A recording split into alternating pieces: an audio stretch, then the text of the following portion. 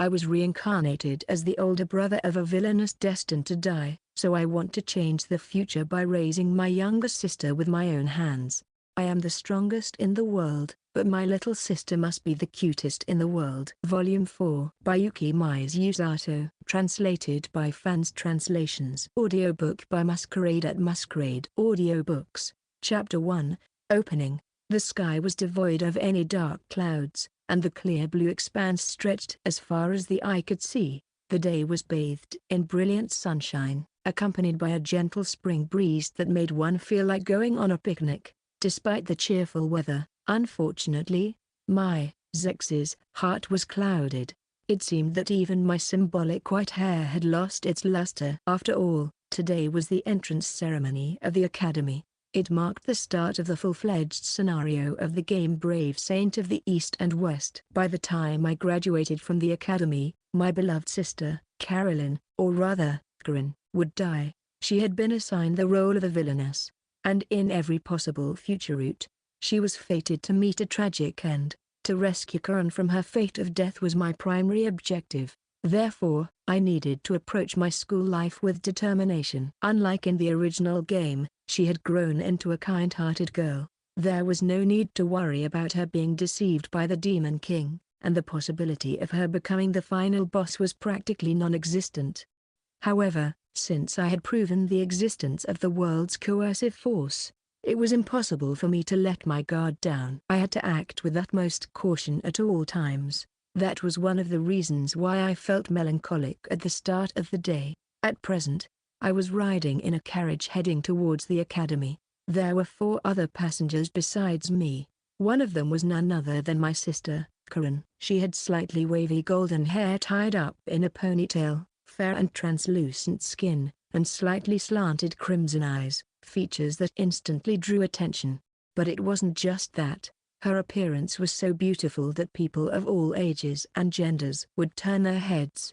Her proportions were on par with those of a gravure idol. Truly, one could say she was the epitome of beauty. Even setting aside my bias as a family member, she was truly stunning. By the way, Corinne's appearance is quite different from the original game. There are 2 major changes: her hairstyle and body shape. Firstly, her hairstyle was changed from the typical drill hair associated with villainous noble daughters. It was deemed unlucky, so she requested to have a ponytail instead, claiming that it matched her brother's taste. I don't recall ever expressing a preference for ponytails, though. Secondly, she became more glamorous than in the original game.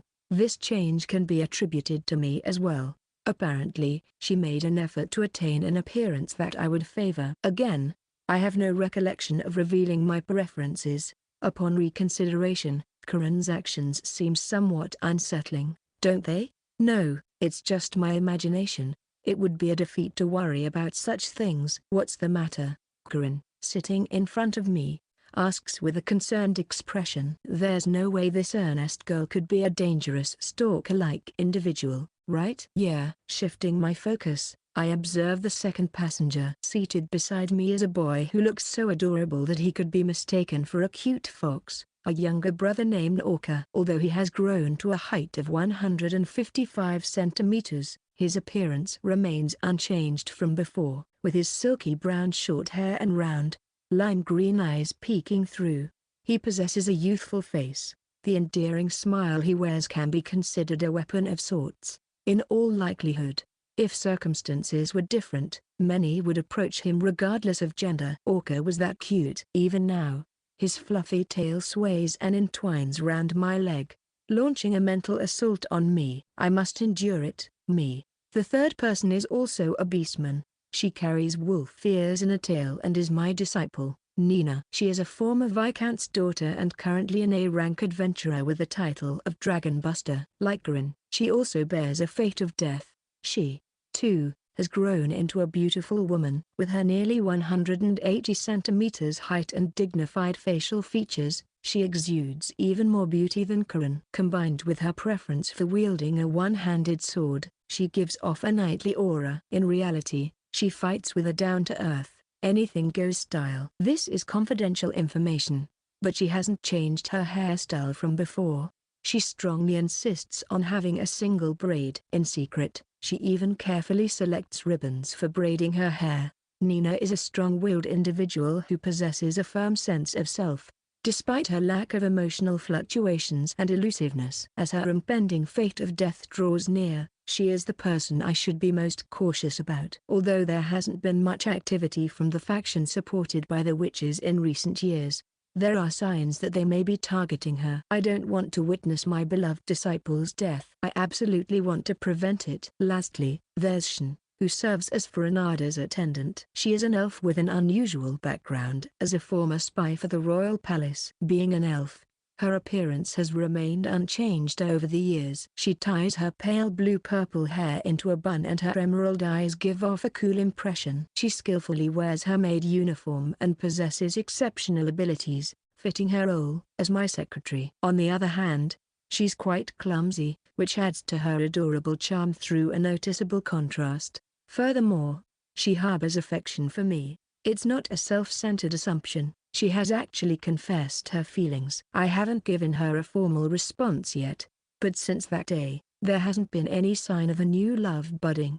It might be time to make a decision. Minerva joined us at the academy, right? Suddenly, Corin speaks up, inquiring about Minerva, my fiancée. Although she has been living in Foranada for the past 6 years, she is now obliged to attend the entrance ceremony alongside her noble family. Therefore, she has been separated from us since yesterday. I nod in agreement. Yes, that's right.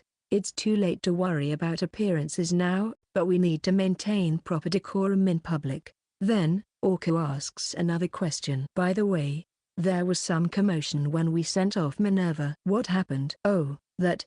I let out a dry sigh in response. It was a reaction to the incident Orko mentioned, which took some time to calm down. The thing is, we can use the phase link gate, which allows us to teleport, but Lord Lolimbel cannot. In other words, in order to escort Minerva, we needed to connect the phase link gate directly to the noble family's mansion in the capital. Since I had already revealed my abilities to Minerva, who was aware of them, I didn't hesitate to demonstrate teleportation magic in front of the esteemed individuals referred to as magic maniacs. I didn't think much about the consequences. It goes without saying what the result was. As I explain the situation, Orko wears a wry smile. Ha ha ha. Well done. Nina thinks Zechs is surprisingly foolish. Suddenly, Nina interjects with a sharp retort. With a serious expression, she cuts through with merciless words. Some people might get really angry at that. Well, the relationship between me and Nina is not something that would be shaken by that level of comment. In these 6 years, especially since she was promoted to rank A, it feels like her frankness has been further amplified.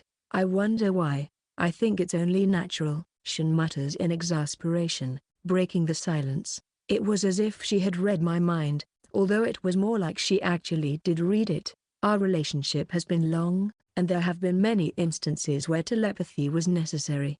So it's expected that this level of thought would be anticipated.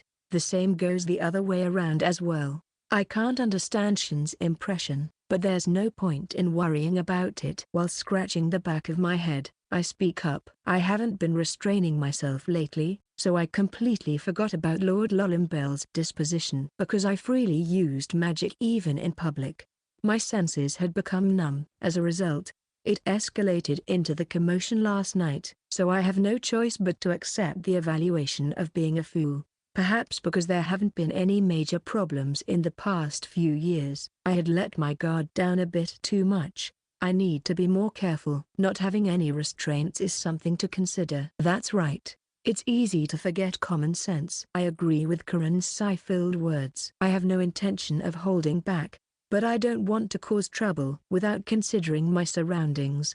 I should be mindful of the balance in that regard. For some reason, everyone is looking at me with narrowed eyes. What's going on? Is there something wrong? As I tilt my head, the other 4 respond one after another. So you did have common sense, Anisama. This might be the biggest shock of the year. A typical example of common sense gone wrong, isn't it? Zechs-sama. Your common sense is not common sense at all. You guys have some nerve, huh? That was a completely disrespectful reaction. My reckless actions are intentional, and it's not like I'm unaware of common sense, although I retorted like that. In the end, I couldn't get them to accept it. Is it because of my usual behavior? I couldn't understand it at all. While exchanging such banter, the carriage finally arrives at the entrance of the academy. The opening of the game is just around the corner. In a previous discussion, I believe we mentioned that the purpose of the academy was to counter the rising empire and to utilize individuals with talent. It was also mentioned that students could secure better positions based on their academic performance, which allowed the Holy Kingdom to gain the strength to compete with the empire. However, one question remains. What is the purpose of attending the academy for those who do not need to pursue prestigious occupations? The significance of the academy, as mentioned before, is primarily from the perspective of the so-called Holy Maiden heroes. This perspective does not provide any benefits to eldest sons of noble families who already have job offers secured. So, what are the advantages of attending the academy for the current head, myself, and the future heads of the family? One advantage is that it provides a platform for communication with other noble families. While close-knit noble families may have good relationships, there are times when families from different factions may not even interact with each other. The academy serves as a convenient opportunity to establish new connections and expand one's network. Another advantage is the ability to recruit promising young talents. Since children from all over the Holy Kingdom gather at the academy, there are undoubtedly hidden talents among them. By spending time at the academy as a student,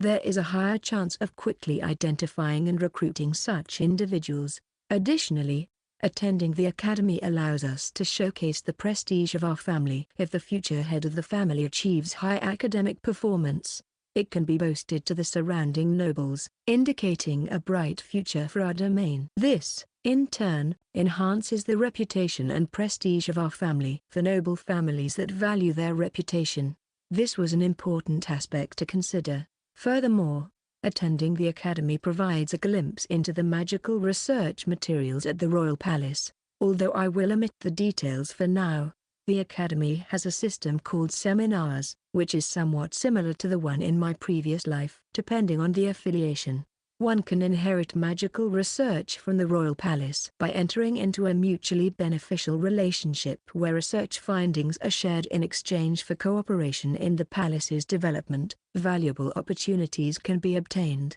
Of course, certain procedures need to be followed, but the effort is worthwhile due to the value it holds. There may be other minor benefits as well, but these 4 points generally encompass the advantages of attending the academy. Each student had their own individual purpose for coming to this place, but they all arrived with a firm determination. "It's enormous," Orca exclaimed in awe. We stood in front of the main gate of the academy, gazing at the magnificent grounds that stretched out before us.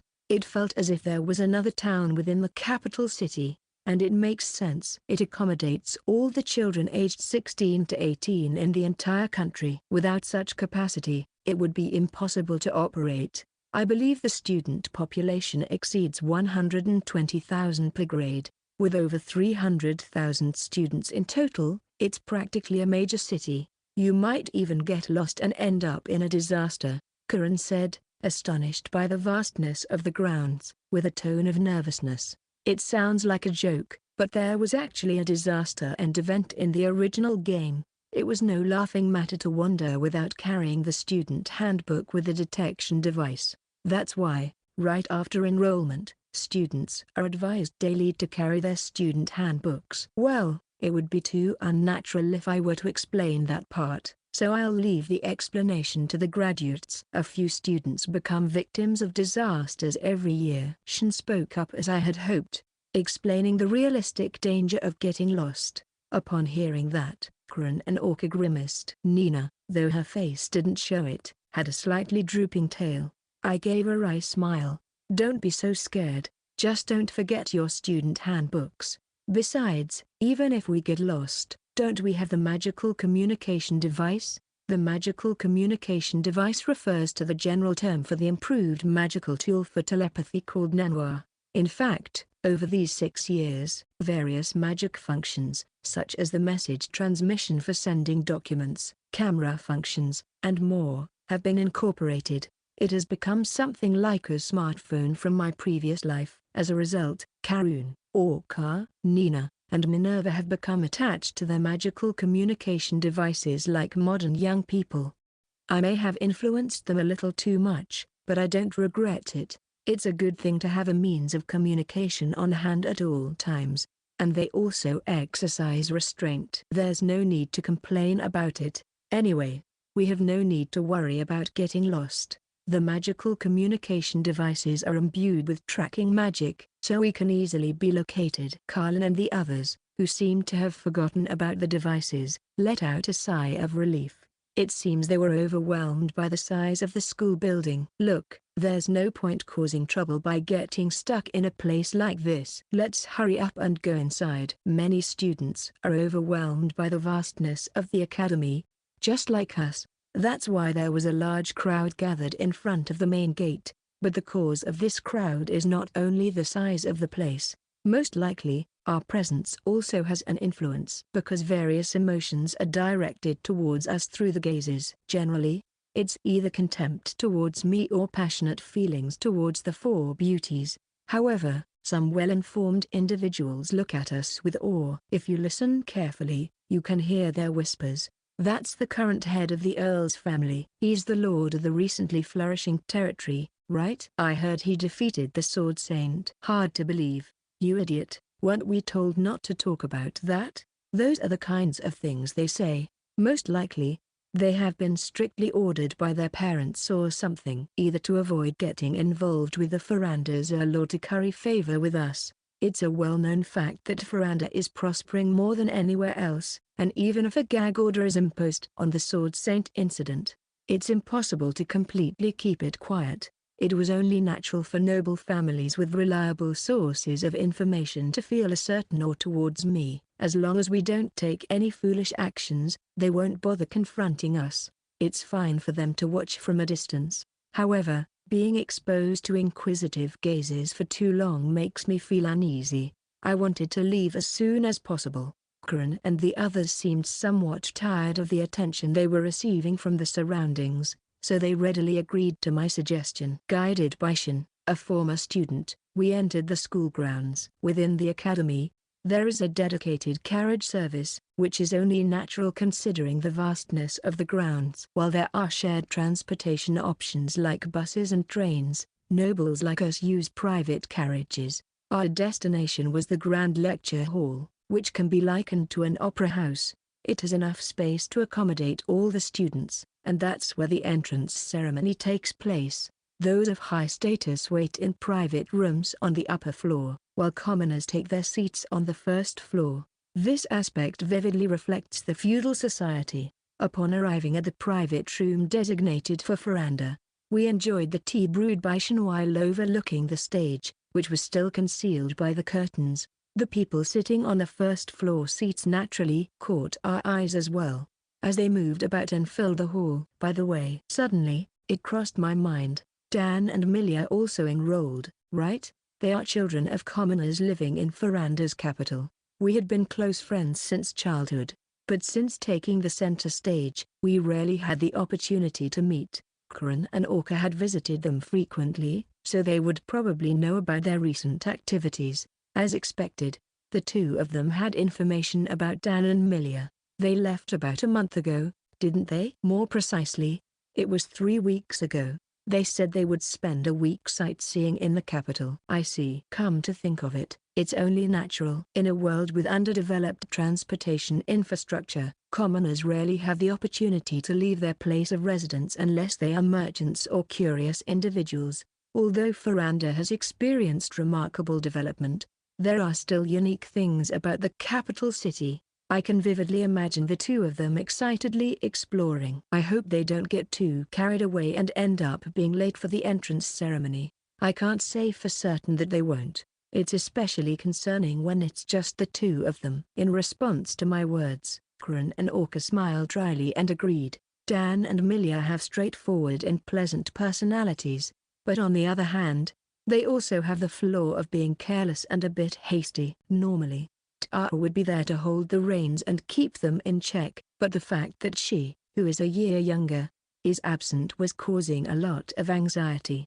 I guess I'll do some detection. Since I couldn't calm down with this worry lingering, I decided to use my detection magic to locate them. The magic itself is always active, but when trying to pinpoint specific individuals, it requires a bit of concentration. Especially in a place where over 100,000 people gather like this. Originally, I intended to confirm the current situation of the protagonist hero, but I might as well do this as well. With a slight focus on my detection magic, I searched for Dan, Milia, and the hero, Udai. I quickly sensed their presence. Dan and Milia were outside the venue, seemingly running in a hurry. Perhaps they overslept. Well, it's not too far, and they should make it in time for the entrance ceremony. On the other hand, Udai was seated near the stage. His best friends, Rot and the heroine Marina, were next to him. I had heard regular reports about him, and he's been growing quite well. His magical power is at a good level. At this rate, the tutorial after this shouldn't be a problem. I felt relieved. However, there was one thing that caught my attention. Marina's magical power is a bit strange. While the total amount is ordinary, the density seems to be unusually high. What's going on here? It's not something urgent to investigate, but it might be worth keeping an eye on. I'll inquire about it later. Oh? Just as I finished searching for the three, right at the last moment, someone interesting appeared. They were within my visual range, so I checked them out as well. Among the crowd below, there was an ordinary-looking girl. She had a charming personality, but her appearance was not as flashy as Karen and the others. She had nightingale-colored eyes and straight, chestnut semi-long hair. Her eye color was somewhat unusual, but there were no particularly striking features. However, this girl was by no means an ordinary human. Inside this venue, or rather, in this world, she could be considered the rarest existence, because that girl is none other than the heroine of the tale of the holy heroes of the East and West and the archenemy of the villainous Destined, the Saintess. The actors have assembled on the stage named the Academy. The opening of the game is about to begin. Section. What comes to mind when you hear entrance ceremony? Many people would think of long speeches by important figures. The school's ceremony was no exception, as it continued with numerous speeches from aristocrats who served as sponsors. In games, it would be over with a few clicks, but it seems reality doesn't work that way. However, we nobles have it easy. We can relax in our private rooms on the upper floor, so we don't have to listen to the speeches at all. We can even chat among ourselves without any problem since they can't see us from the stage. The ones who have it tough are the commoners in the first floor seats. Not only are the speeches boring enough to induce sleepiness, but if they are caught not paying attention by the nobles, it could escalate into a very serious situation. I don't think they would lose their lives over such rudeness, but there is an undeniable fear that comes with dealing with nobility. I don't want my friends to face unfair treatment, so I'll support Dan and Milia with mental magic. They seem weak against this kind of thing. After all, the entrance ceremony proceeded smoothly, and all the speeches from the important figures came to an end. It seems there were no dropouts, which is a relief. And so, the ceremony moved on to its final item, the selection ritual, which marks the beginning of the original game. Let's confirm it once again. Once every 100 years, the Holy Kingdom performs a ritual to reseal the demon lord slumbering in the East and West. The central figures responsible for this are the hero and the saint. Young people form parties around them to reseal the demon lord. The hero and the saint, who are familiar as the protagonists, are actually chosen through divine revelation. The moment of divine revelation is the last part of the entrance ceremony, the selection ritual.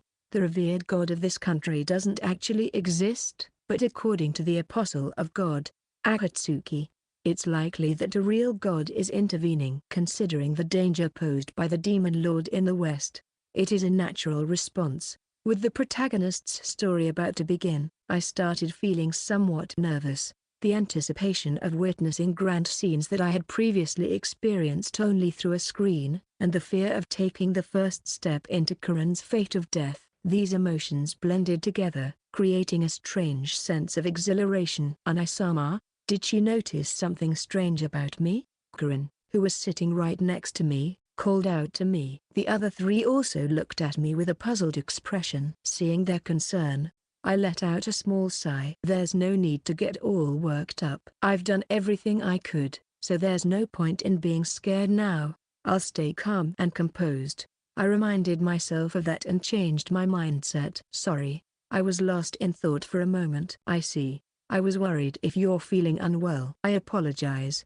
No, as long as Anisama is well, there's no problem. Karen smiled. Her radiant smile was like a gentle sunshine, illuminating my heart. My beloved little sister's smile had a more profound effect than any medicine. Time passed in such a manner, and finally, the selection ritual began. In the solemn and silent venue, a beam of light appeared from nowhere. Even though we were indoors, it resembled a faint ray of sunlight. The first person to be bathed in that light was Udai, the chosen hero. At first, he seemed bewildered by the light, but gradually, he seemed to understand that he had been appointed as the hero, and he proudly stood tall. Perhaps he's thinking carelessly, believing he's just a chosen hero. Unaware of the glares from the surrounding nobles, I could sense his thoughtlessness, not considering the future hardships at all. Well, if he wasn't so dense, that story wouldn't work, I suppose. Personally, I don't like him. But there are heroines who are saved by him, so I don't intend to meddle unnecessarily. My approach to him and his target heroines will remain the same: observe and leave them be. Udai was called by the elderly school headmistress and stood by her side, wearing a confident expression that irritated me. Just as the noisy venue began to regain some calm, the selection of the saint began. However, an unexpected event occurred at this point. For some reason, the light of selection started wandering around the venue. In the original game, it should have illuminated the chosen one instantly, just like it did with the hero. What's going on? The commotion within the castle spread even more. Everyone present in the venue expressed their confusion as they watched the light wandering around. What on earth is happening? Is it a malfunction or something? Is the divine oracle lost? Even Karan and the others looked puzzled. Nina's comment could raise doubts about her faith, but since there are no genuine believers present here, no one paid it any attention. Then, Shen whispered in my ear. Did something happen? Hey, Shen, can you stop blaming me every time something happens? It feels like I should question her perception of me once again. I'm not a troublemaker, you know. Feeling a slight frustration, I observed the flickering light once again. I hope it's just my imagination, but is the light wavering between the protagonist saint and us? It's still unsteady, and it's hard to say for sure. But once you notice it, it's difficult to think of any other possibility.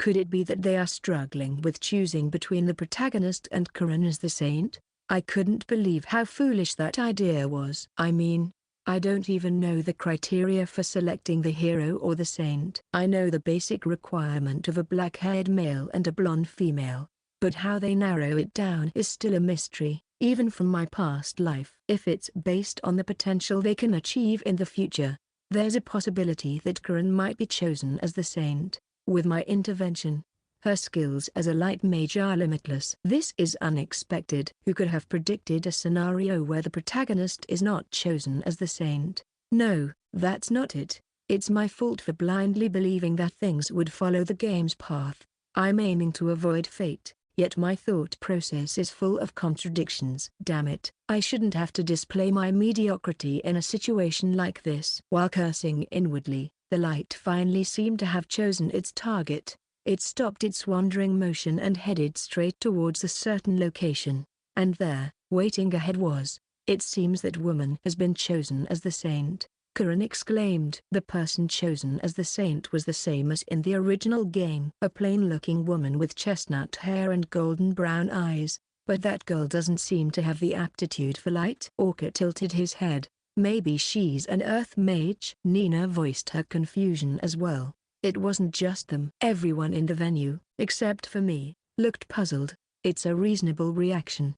The saint is supposed to be a light mage. Those with blonde hair or golden eyes should be chosen. This girl, who seems to be an earth mage, appears unsuitable as the saint. But I know what will happen next. It should happen soon. Yes, Here it comes. As everyone's attention focused on the protagonist, it suddenly began. Her hair and eyes started to shine. Not to the extent of filling the whole area, but enough to dazzle those nearby. A few seconds later, the light subsided, leaving a dramatic change in the protagonist. Her hair.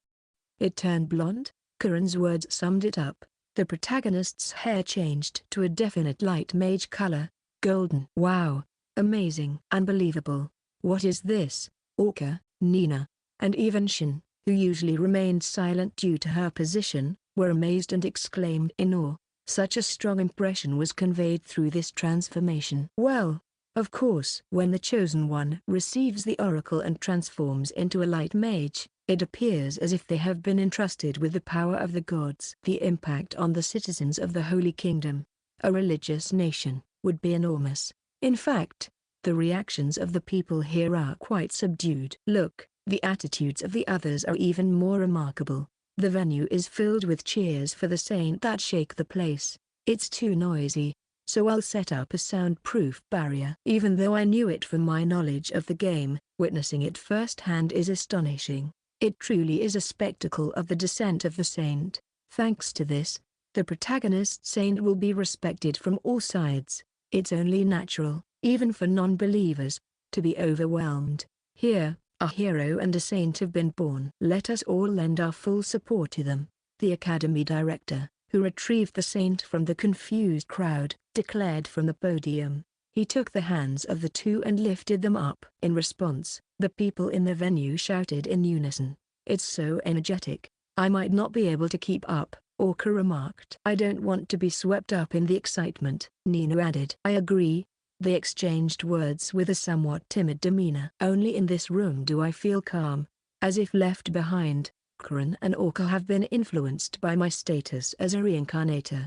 Nina has resigned herself due to her confinement, and Shin has little faith, as part of her spy training. This is the current situation due to their lack of religious devotion. Suddenly, Orca asked, Karen, aren't you disappointed that you weren't chosen as the saint? Why? Karen replied. Well, you're called the Sunlight Saint, so I thought you might feel a bit regretful. Orca explained. Not at all, Karen firmly denied. From her expression, it was clear that she had no regrets. She explained her reasoning. My path is by my brother's side. I don't care about the title of the saint. Besides, I never really liked the nickname Sunlight Saint to begin with. This is the epitome of sibling love.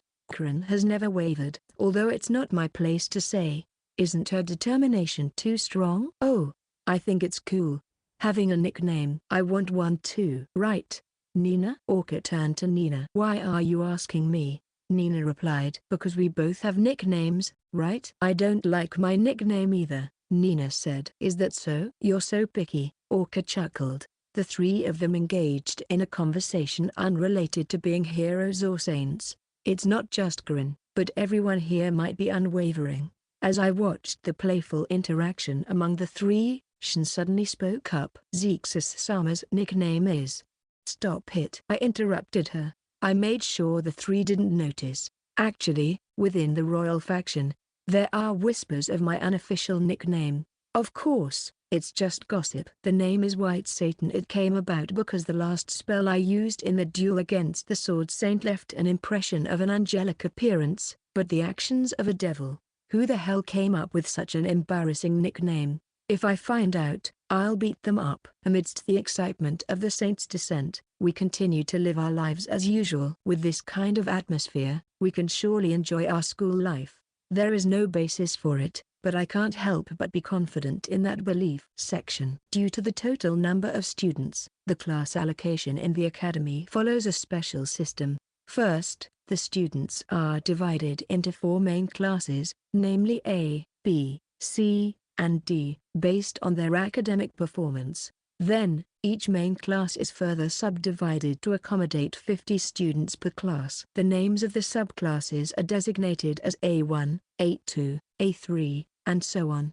However, unlike the main classes, the allocation for classes other than A1 is completely randomized. Additionally, each main class is assigned to a different school building, with the facilities becoming more luxurious as you get closer to Class A.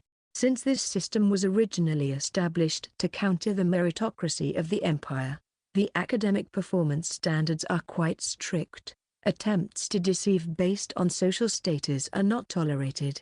Occasionally, foolish nobles who try to intimidate the teachers may appear, but they end up facing disciplinary action. Given this system, it is natural that there is a class rotation system in place.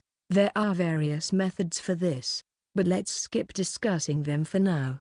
The class allocation immediately after the entrance ceremony is determined by a pre-admission test conducted beforehand. The test consists of a written exam and a practical exam. Roughly speaking, the practical exam, needless to say, involves demonstrating magic. While there is nothing particularly special about it, this aspect carries slightly more weight within the academy. The written exam is quite detailed. It involves taking tests in 7 subjects, 1 from humanities, 2 from natural sciences, 2 from social sciences, and 2 from magical sciences. The total scores from these exams are compared to determine the rankings. Don't underestimate the fantasy world. While physics and geology may be lagging behind compared to the previous world, in other fields, they are on par, if not surpassing them. In fact, there may even be areas where they excel. Magical sciences, in particular, are an uncharted territory, and we had to put considerable effort into studying them. By the way, the scope of the pre-admission exam is equivalent to the entrance exams for universities in the previous world. As for myself, having been a working adult in the previous world, it was manageable, but I wonder if the main characters had a hard time. Those 2, according to the game's settings, were supposed to be high school students. That being said, let's put that aside for now. Karen and I have been studying both theory and practical skills. Since it's a rule to fill A1 class with the top 50 students based on grades, we should all be classmates. But if someone didn't make it, well, we would have to study closely with them. Now, I wonder if Shin will be back soon? The class assignments are announced after the entrance ceremony, and there are 2 ways to check them. Either we can look at the class list posted on the bulletin boards scattered throughout the academy, or we can request the information from the administrative office. For some reason, the academy recommends the former, and most students follow that recommendation. However, we chose the latter. We entrusted the arrangements to Shin, and the rest of us are waiting in the private room we used during the entrance ceremony. There are various minor reasons, like avoiding the crowds, but the most important point is to avoid triggering any events. In the original game, the first event occurs during the class announcement. It involves both the hero and the saint. Actually, the saint's part is particularly significant. It's where she has her first encounter with the second prince, leading to the development of the conflict between the saint and the villainess. Considering the current situation, Karen's relationship with the second prince is non-existent, so I don't think such a development will occur. However, since it's unclear how the story will unfold, it's better to be cautious. By not going to the bulletin boards, we can avoid getting involved. I am curious about the impact the downfall of the second prince has had on the real world, but since I have no interest in stepping on any visible landmines, I have decided to completely ignore it. After all, this event is like a tutorial. While chatting with Karen and the others, there's a knock on the door. I thought it was Shin, but it turned out to be someone else. Minerva, you've arrived, I said. The one who had arrived was Minerva, my fiancée. She had a petite figure, standing around 140 centimeters tall, and her black hair tied up in twin tails complemented her appearance beautifully. Of course, her looks were undeniably cute. In response to my words, Minerva placed her hand on her hip and answered, "Yes, I knew you all wouldn't move unnecessarily." A somewhat arrogant way of speaking was her trademark. Though she may appear strong-willed on the surface, her true nature was quite gentle. She could be described as a tsundere. In other words, everyone, including those other than myself who could read emotions, had grown accustomed to Minerva's words and actions over the past 6 years. Now, everyone in the Foranada castle warmly watches over her. "What about Duke Laramble?" I asked. Curious why she was the only one here, I inquired, and Minerva visibly frowned. It was an unusual attitude for her, as she tended to hide her true feelings. He went off on his own, she replied. Why? Well, you know. Whenever he sees you. I see. I understood. During the incident with the royal faction 6 years ago, I publicly demonstrated my abilities. I showed that I could use magic even without colors. As a result, many people's attitudes towards me changed, but one of the most notable changes was Duke Larambles. Known as the Magic Madman, he sought information about the unfamiliar non-attributed magic that I wielded and approached me in a somewhat eccentric manner. It was like being approached with the excitement of someone who had pulled an all-nighter. As his own daughter, Minerva surely didn't want to witness her father's eccentric behavior. Therefore, it seemed that she had come here to brush him off and prevent an encounter between me and the Duke. If you want to calm down the Duke, wouldn't it be best for you not to come here and for you to be the one to stop him? Karen said, opening her mouth while I praised Minerva with a, well done. Her words contained a venomous tone that was unlike her. But when it came to dealing with Minerva, it became the usual scene. Minerva, being the target of those words, naturally raised an eyebrow. I'm heading to the Foranada villa, so in the end, I'll be separated from my father. Does it really matter when we part ways? If that's the case, then it would be better to hold off until the last moment. How about allowing me to be of assistance at a time like this? Are you implying that I'm usually incompetent? Oh, I didn't mean to say that. Didn't it come across, huh? You have something to say? The two of them closed the distance, exchanging fierce glares at close range. It had turned into a quarrel, a spectacle that had become a signature of Foranada Castle. Whenever Karan and Minerva's faces met, they would always end up in an argument. Yet, their fundamental principles were quite similar. In essence, it seemed to be a form of kin antipathy. To borrow Orca's words, they were close enough to fight. They didn't fundamentally hate each other. They seemed to fight as an extension of their communication. They were what you would call quarrel buddies. It was a feeling I couldn't quite understand. But since they didn't seem to truly despise each other, I had already given up on trying to comprehend it. Well, Shin still hasn't returned. Should we make some tea? Sounds good. I'll help too. Me too. It was already proven that the quarrel would settle without any intervention. So, leaving the two of them alone, we decided to pass the time together until Shin returned. We had become completely used to this situation. Whether to be happy about it or lament it was a question in itself. As time passed amidst the commotion, Shin finally returned. Sorry for the wait, everyone. Welcome back, Shin. We greeted her politely and received the documents she had gone to fetch, although it was just the class roster for our assigned class. So, if it's just one sheet, does that mean we're all classmates? Yes. I made some adjustments in that regard. It seems that Minerva-sama is in the same class as well. Oh, did you take my situation into consideration too? Yes. On the way, I happened to meet the Duke, so I thought Minerva-sama would also be here, Shin replied. HMPH. For a servant. That's a good judgment, Minerva remarked. Thank you, Shin responded. After a brief exchange, I quickly scanned through the class roster. Everything seemed to be in order for Class A1. Unfortunately, both the hero and the saint were also present. There was no helping it in this case. While there were other options besides aiming for Class A1, targeting a mediocre class would be more challenging. It would defeat the purpose if everyone ended up assigned to different classes. As I continued reading, I unexpectedly came across a familiar name. Oh, Gray is here too. He belonged to Class A1 in the original game as well. However, after being eliminated from the race for the next Holy King, he faced neglect within the royal palace. Despite Prince Wymley protecting him, it would still be a difficult environment to improve his grades compared to the game. Nevertheless, it was admirable that he managed to get into Class A1. Perhaps he had exerted his rebellious spirit and worked hard. Well, that doesn't mean that Gray's evaluation has changed now. While I won't do anything to him out of consideration for Wymley's face, I won't show him any mercy if he comes at me again.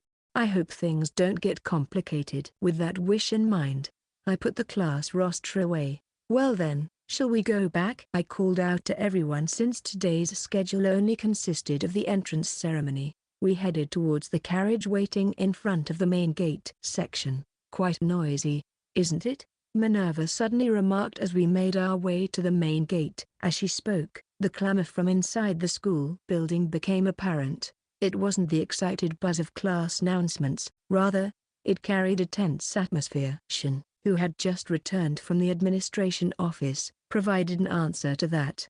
It seems the hero lord has challenged the Viscount's son to a duel. Apparently, it's in defense of a commoner girl who was being harassed, Shin replied. Well, that explains the strange tension in the air.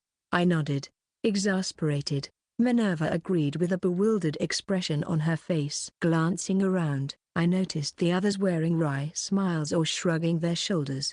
They probably thought it was overly reckless to cause trouble immediately after the entrance ceremony. That's what I assume, and their lack of support for the hero Yudai in this situation made me realize that everyone here is immersed in the nobility society. If they possess the thought processes of modern-day Japan from my past life, some might associate Shin's story with nobles trying to take advantage of a common girl. However, based on the noble's common sense, that would be absolutely impossible. Those associated with the nobility always carry the potential to be targeted by other factions. Naturally, they are cautious about romantic relationships. Background checks are always conducted on their partners, and if they visit brothels or similar establishments, thorough examinations are required. It is out of the question to choose a casual partner. So, I believe this harassment was meant literally. Perhaps the Viscount's son intended to use her as a pawn or something similar. Such behavior, where nobles delegate trivial matters to commoners, is occasionally observed. Most likely, the Viscount's son and his friends surrounded the girl. If that's the case, the hero might have misunderstood, Shin added. I see, I responded, contemplating the situation. Come to think of it, that person had a female friend, right? They were next to each other during the entrance ceremony. Could it be that the harassed female student was that friend? I pondered. If that's the case, it makes sense. If your friend is surrounded by a group of nobles, even I would be surprised. Karen chimed in. Karen and Orca speculated and exchanged their thoughts until they finally arrived at a satisfactory answer. Their reasoning was based on multiple assumptions and possibilities, but it was mostly accurate. Why can I be so certain? Because this is the hero's tutorial. It's the first event where I'm supposed to rescue my childhood friend Marina, who is being threatened by a noble's son. This duel is meant to teach me the combat mechanics of the original game. Since it's a tutorial, defeat is out of the question. Yudai's abilities were already confirmed before the entrance ceremony, so there's no chance of failure. Plus, I don't really want to get involved, so I can just ignore it this time. By the way, even if I correct the misunderstanding about taking advantage, Yudai won't stop carrying over the values from my past life. He would get angry even at the idea of treating commoners as tools. However, it was a good decision not to go to the bulletin board. If I had been present at the scene, I might have been caught up in it. The probability is low, but that's the gut feeling I had. Ignoring the commotion paid off, and we safely reached the carriage. Then, we all tried to get inside. At that moment, my eyes caught sight of certain individuals. Is that, a short distance away, the Saint and the second Prince, Grey, were engaged in a discussion. We had received reports rather than actively monitoring them, but it seemed that the initial event had still occurred despite the changing circumstances. I couldn't help but have mixed feelings, considering the potential influence of the world's compelling force. However, when I thought about the Demon Lord in the West, it was a positive trend to have more allies for the Saint. As long as Karen doesn't get involved, I'll observe quietly. What's the matter? Shin, who had been waiting for everyone to get on board, asked curiously. I shook my head and replied, "It's nothing," cutting off my gaze from the Saint and her companions. Once I got inside, the carriage soon set off. And so, the first day at school ended without being entangled in any events. The reality had already diverged from the original game's path. I hope that these differences will lead to the best possible outcome. I heard that someone from the church faction has left the Foranada territory. The information was relayed to us immediately after our return from the academy. We were taking a short break in one of the rooms of Foranada's mansion. It must have been a report from the subordinates who remained in the Earl's domain. Shin proceeded to state the facts in a steady stream. Yes, just a moment ago, they suddenly took action. The church branch and the medical facility have become like empty shells. Shin explained. Have they been pursued? I asked. Our intelligence operatives are coordinating efforts. So far, they seem to be prioritizing the escape from the Foranada territory, and no suspicious movements have been observed, Shin reported.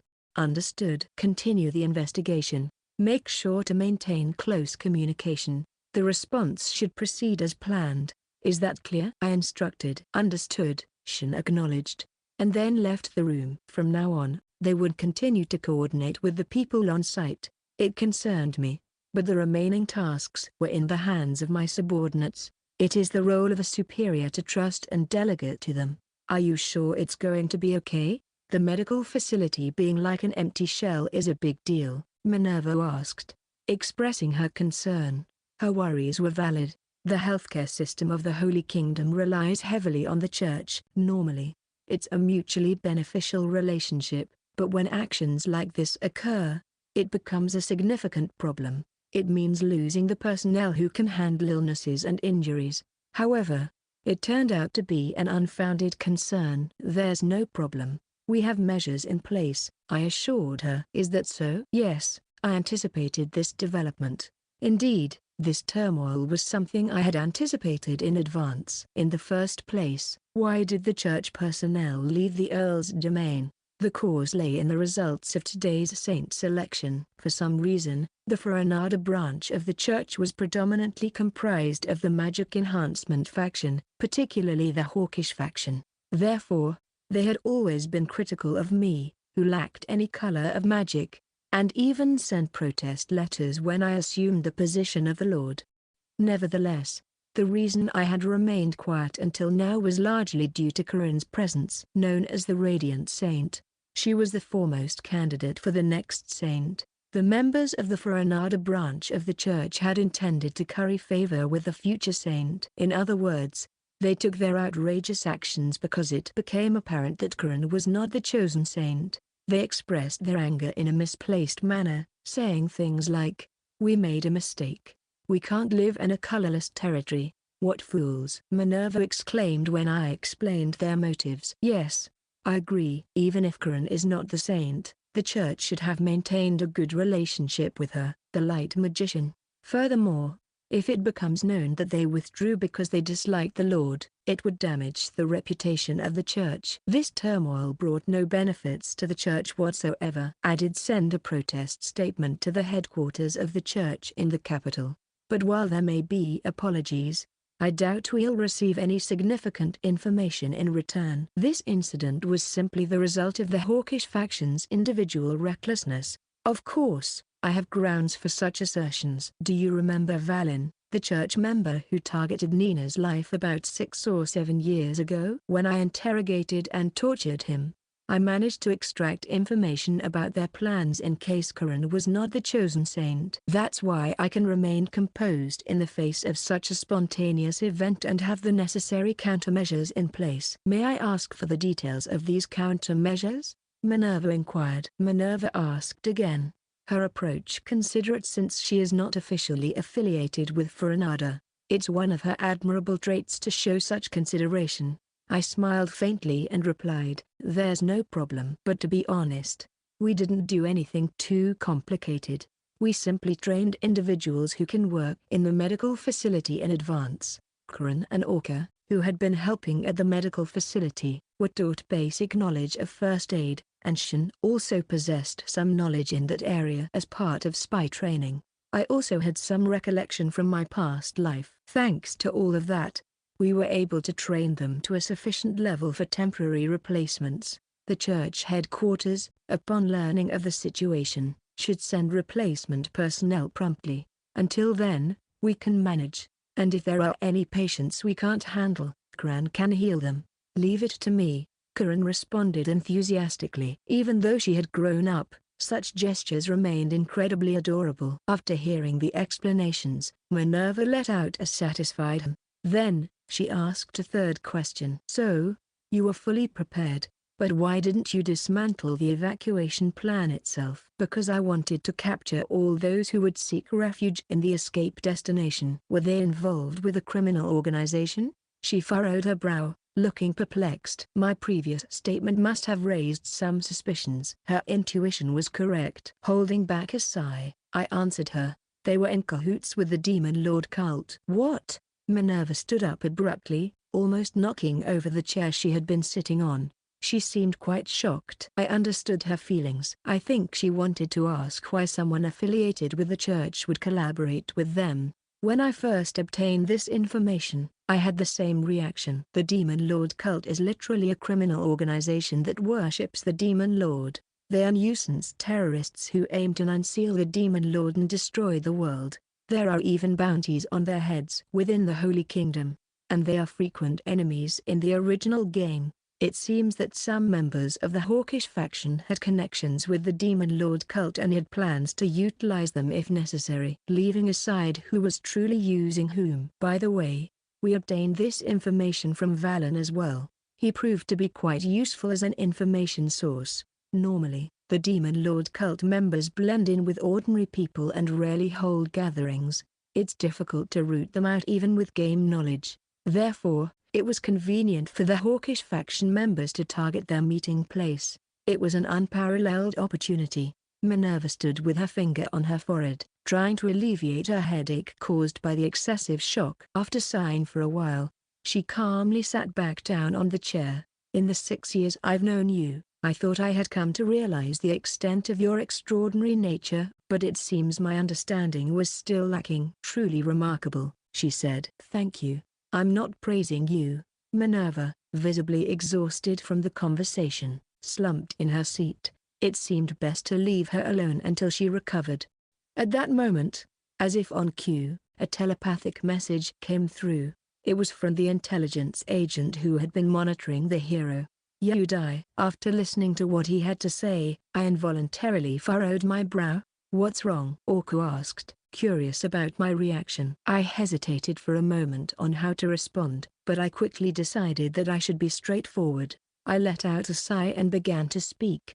It seems the hero's childhood friend has been targeted by an assassin arranged by a noble. What? The expressions of everyone present betrayed their astonishment. It appeared that today was going to be a night filled with turmoil. Section. The incident began with a duel between Udai and the son of Viscount Toria. They fought just as in the original game, and the outcome was the same. Udai emerged victorious, boosting the reputation of the hero among those present. However, there was one deviation from the game's storyline that sparked the assassination turmoil. It involved the reward for winning the duel.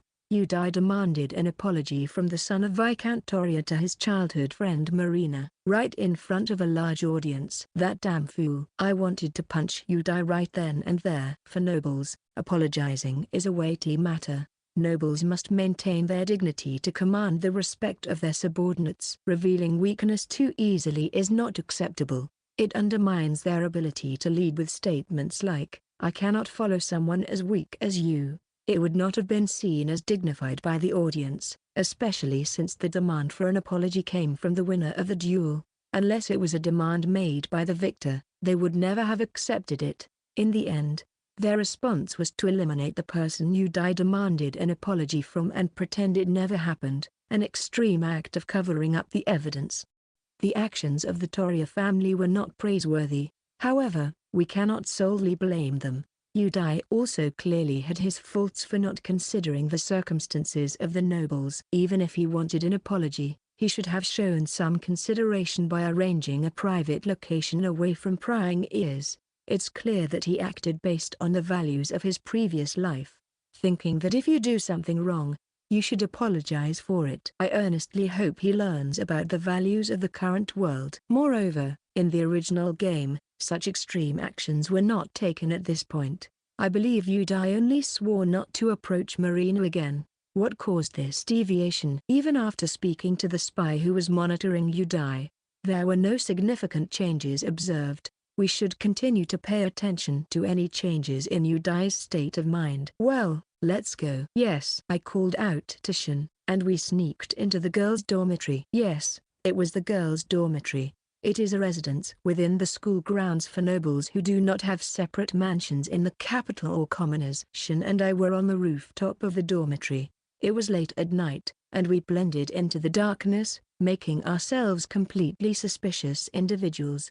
However, there was a reason why it had to be done this way. The situation where Marina's life is threatened may continue in the future. She will likely be at risk for the rest of her life. Although the assassins dispatched today were eliminated by our subordinates, there is a high possibility that it won't end there. As the Toria family seeks to restore their honor, they won't stop. Therefore, we needed to discuss with Marina about our future course of action. We had to remain bidden to avoid contact, depending on how we handle the situation. Technically, we have no obligation to help Marina. She may be a commoner, but she doesn't hold enough value to justify saving her from conflicts with the nobles.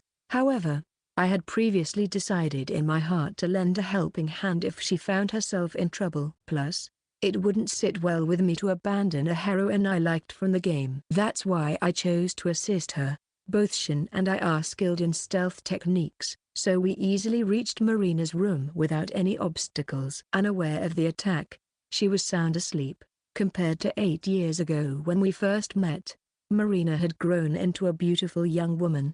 Her facial features were gentle and well-balanced, combined with a soft-looking figure, giving off a serene aura. If I recall correctly, her game profile showed measurements of 88, 58, 90. Why am I thinking such unnecessary things?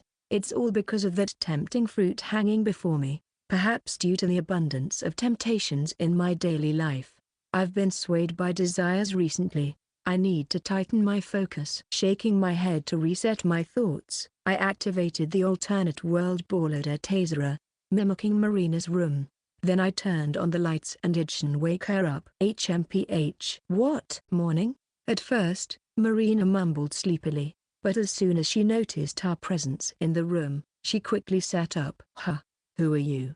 Her crisis management instincts seemed intact. She shook her aqua-colored hair and tried to distance herself from the two of us. However, since Shin and I surrounded her, there was no way for her to get out of bed. Realizing that there was no escape, Marina's faintly purplish blue eyes filled with fear, and she froze in place. Trembling slightly, she spoke. What brings you here? Judging from her lack of screaming, it seemed that Marina had excellent situational judgment. Come to think of it, although she had little combat ability and had fewer opportunities to shine in the original game, I recall that she often voiced accurate opinions. First of all, let me assure you that we have no intention of causing you harm. As previously decided, Shin, who is of the same gender, took on the role of negotiator. I, being a male, might have heightened her fear if I spoke. Someone might interject, saying, if you don't want to be seen as an intruder, then don't intrude illegally. However, this matter was urgent, and we wanted to have a discreet discussion. Shin and Marina exchanged a few words, gradually calming the atmosphere. Marina's trembling voice settled down, likely influenced by the subtle mental magic I had been employing. Having determined that Marina was now okay, Cyan got straight to the point. The truth is, your life is being targeted by a certain noble. Huh? Caught off guard, Marina reacted with surprise. Shin then explained the sequence of events in detail. How the incident during the day had caused poor reactions from Udai, that she would be targeted for the rest of her life if things were left as they were. Shin made sure to explain it in a way that Marina, a commoner, could easily understand. Upon hearing this, Marina, who had regained her composure earlier, began trembling once again. It was understandable. While expressing concern for her, Shin continued the conversation. However, rest assured, someone is willing to lend you a hand. They'll help me. In her desperate situation, it was natural for her to cling to any hope available. Marina leaned forward in a jump. Keeping his composure, Shin responded. Yes, our lord here is willing to assist you. They will. Eh? Engrossed in her conversation with Shin, Marina seemed to have forgotten about my presence. She hastily looked in my direction. However, her gaze changed in the middle. Initially, it contained a sense of gratitude. No, it still carried that but it transformed into something even more intense. A feeling mixed with burning passion seemed to emanate from her eyes. It felt as though I might get burned. Startled, I involuntarily flinched. The emotions conveyed were undoubtedly affection. Of course, it could be romantic affection, potentially even on par with coronation. It didn't make sense. Marina and I were essentially meeting for the first time. We had encountered each other before when I rescued her from the accident, but she was unconscious at the time. Moreover, back then, I was disguising myself as Zechs, so there was no way she would recognize me. Amidst my inner confusion, Marina's eyes sparkled with anticipation as she asked, "Why, you are the white-haired prince, right?" White-haired prince? Shin and I exchanged puzzled looks, silently sharing the thought. What is this girl talking about? Marina seemed to notice our raised eyebrows and continued speaking while fidgeting with her hands. "I am sorry. I've always called you that in my mind, so it just slipped out of my mouth." "Always? But we should be meeting for the first time, shouldn't we?" Slight unease crept into the conversation, raising an unpleasant premonition. No, that's not it. When I got stranded in the local mountains, you helped me." "Oh, and thank you very much for that." I had planned to express my gratitude first, but I got ahead of myself. "Hold on. Wait a minute." In response to Marina's torrent of confession, my eyes widened. Could it be that she was conscious when I rescued her from the mountains? If that were the case, it would complicate matters. "I have no recollection of rescuing you." I uttered words of denial, knowing it was futile. However, Marina firmly and confidently replied, as if she was certain. No, that's not true." "You, your little friend, helped me. I remember it clearly." Damn it." Upon hearing her words, I muttered a curse under my breath. There was no escaping it anymore. Marina knowing about the spirit Noma meant that she had been conscious during the accident. Well, I should clarify at the beginning that her consciousness was vague. During that time, there was a moment when I dispelled my disguise to correct Noma's misunderstanding. At that moment, her consciousness must have briefly resurfaced. It wasn't strange for her to recognize me, considering the small palm-sized spirit and the white-haired human would have stood out, even within her faint consciousness. Once again, my knowledge from the original game had become a hindrance.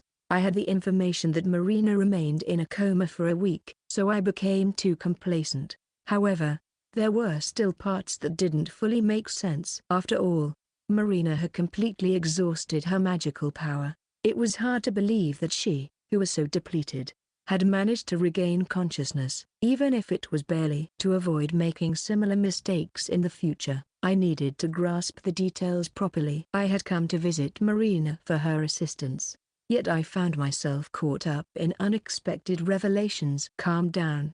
Let's think positively." Judging from her attitude, if tonight's incident hadn't occurred, she would likely have barged into our class during the day. It was better than being called the white-haired prince in public. "Yes, I'll convince myself of that, Zechs-sama.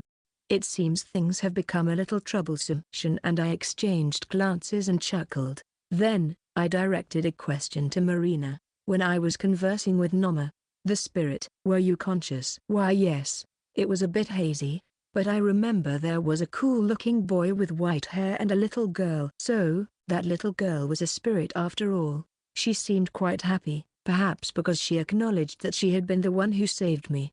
She also made several mentions about the spirit, Noma. It appeared that she could indeed see Noma. Normally, humans without the ability of magic sight wouldn't be able to visually perceive spirits. But somehow, the rules seemed to be twisted in this case. I spent some time listening to Marina's account. Surprisingly, not only did she regain consciousness for a brief moment in the mountains, but she also recovered from her coma in just 3 days. Afterward, she had been hoping to reunite with me and made various efforts. The story had deviated significantly from the original game. Not just the events leading up to this point, but the crucial issue was that her romantic feelings, which should have been directed toward the protagonist hero, had turned toward me instead. It was far from a typical route for a capture target heroine. If it were permissible, I would have wanted to bury my head in my hands right then and there. For some reason, Half of the heroine I was supposed to avoid getting involved with had ended up being drawn to me instead. Why was that? For now, let's investigate the mystery surrounding Marina's consciousness. Since I currently lacked sufficient knowledge, I decided to call upon someone who seemed to have relevant information. In this case, it was Noma, the central figure of this situation. I opened the phase concealment cover texture and pulled out Noma, who was resting inside. I had already called out to her using telepathy, so there was no need to worry about preparations. Ah, it's the spirit. Oh, it's the girl from back then. We both recognized each other's presence and showed smiles. Without dwelling too much on the emotional reunion, I asked Noma, "What do you think is the cause? Are you referring to what we discussed through telepathy?"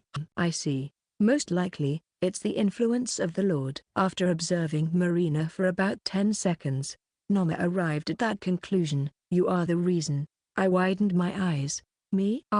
Yes. The magical density of the girl, Marina, has risen to the level of the Lord's former self. It's probably because she was influenced when the two of you met. Is that even possible? If simply meeting someone caused a synchronization of magical density, then the members of Foranada would have high-density magic by now. Of course, that wasn't the case. At that time, the girl's magic was depleted. Remember, she was absorbing the Lord's surplus magic. I think that's the cause. Oh, come to think of it. Indeed, it was a mysterious phenomenon. Huh? Absorbing my magic. Ah, I see. Did she wake up earlier because she absorbed my surplus magic? That seems to be the case. In retrospect, it was a simple explanation. The magic that was barely a fragment to me became a large amount of magic for Marina, whose limit was low. Especially if it was high-density magic. Why can she see Noma? She originally had the talent of a spirit mage. It's just a guess, but perhaps the Lord's magic acted as a catalyst to awaken her talent. In other words, all the changes surrounding Marina were caused by me. Damn it. I had underestimated the influence of my own magic. I scratched my head while pondering. Well, there wasn't much to think about. It was impossible to return her to the original storyline after deviating this much from the original game. If that was the case, I had no choice but to accept things as they were. I turned to Marina, who had been observing us with a smile. "I will present you with two choices." "Why yes," she responded nervously, surprised by the sudden question. First, I raised a finger. "1. With the help of Noma here, you can gain the power to become an independent spirit mage." Even Noma, who has a different aptitude, acknowledges your talent. "If you train, you can become a user on a level where no one in the country can match you. That way, you won't have to fear the Trias family's assassins." It came to the conclusion that since she was a low-profile commoner, it would be better to dispose of her. A spirit mage, particularly a powerful one, would attract attention in the Holy Kingdom. The Trias family would hesitate to act against her with their status. For me to become a spirit mage, Marina showed a keen interest. Her natural talent for magic was below average, even with the increased magical density. In fact, the increased density might have made it more difficult for her to manipulate magic, potentially making her even clumsier with spells. Perhaps that's why she was receptive to this proposal. However, I was certain that she would lean towards the second option, given her current state. I had no doubt about it. Although I was reluctant, I couldn't accept an unfairness that didn't acknowledge my own shortcomings, which led to this situation. The second option is to let it be known that you are under my protection. Huh? Marina looked bewildered, while Shen wore a reluctant expression. I probably had a similar look. Honestly, the latter option was the most rational one. Even if she achieved success as a spirit mage, it wouldn't eliminate the threat to her life.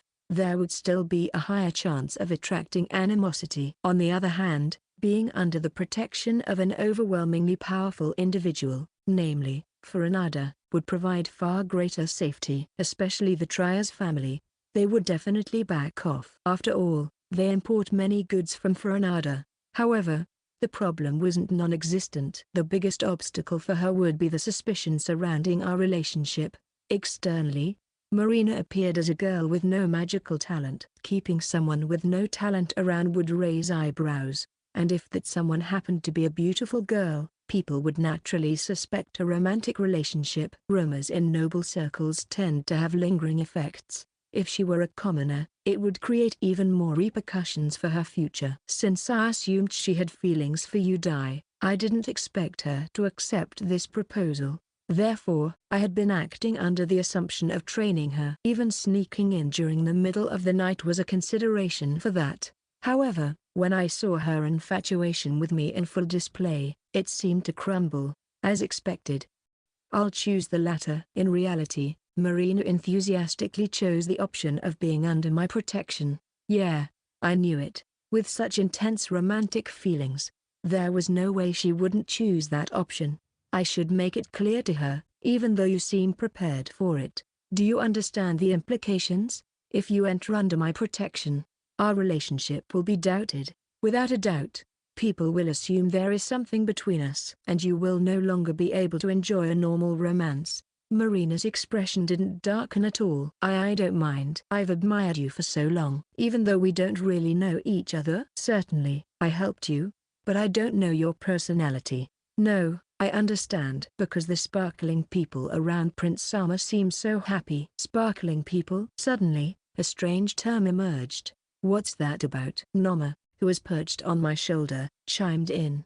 It's probably referring to pseudo-spirits. Although they're not quite spirits, there are traces of magic with faint emotions in the atmosphere. Those who are compatible with spirits or have a connection with them can perceive it. So when the pseudo-spirits see me, they think I'm having a good time. Pseudo-spirits are honest beings. They're likely influenced by the gentle magic of the Lord. I see. In other words, based on the reaction of the pseudo-spirits, she determined that I wasn't a bad person.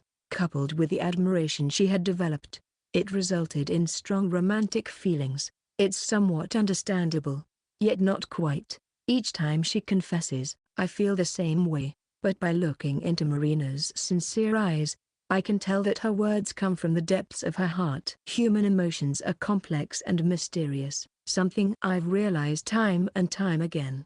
However, I have to put another nail in the coffin, even though it pains me to do so. Let me make this clear now. Even if you're under my protection, we won't become romantically involved in the current situation. Huh? As expected, Marina's expression froze, but I couldn't be considerate in this situation.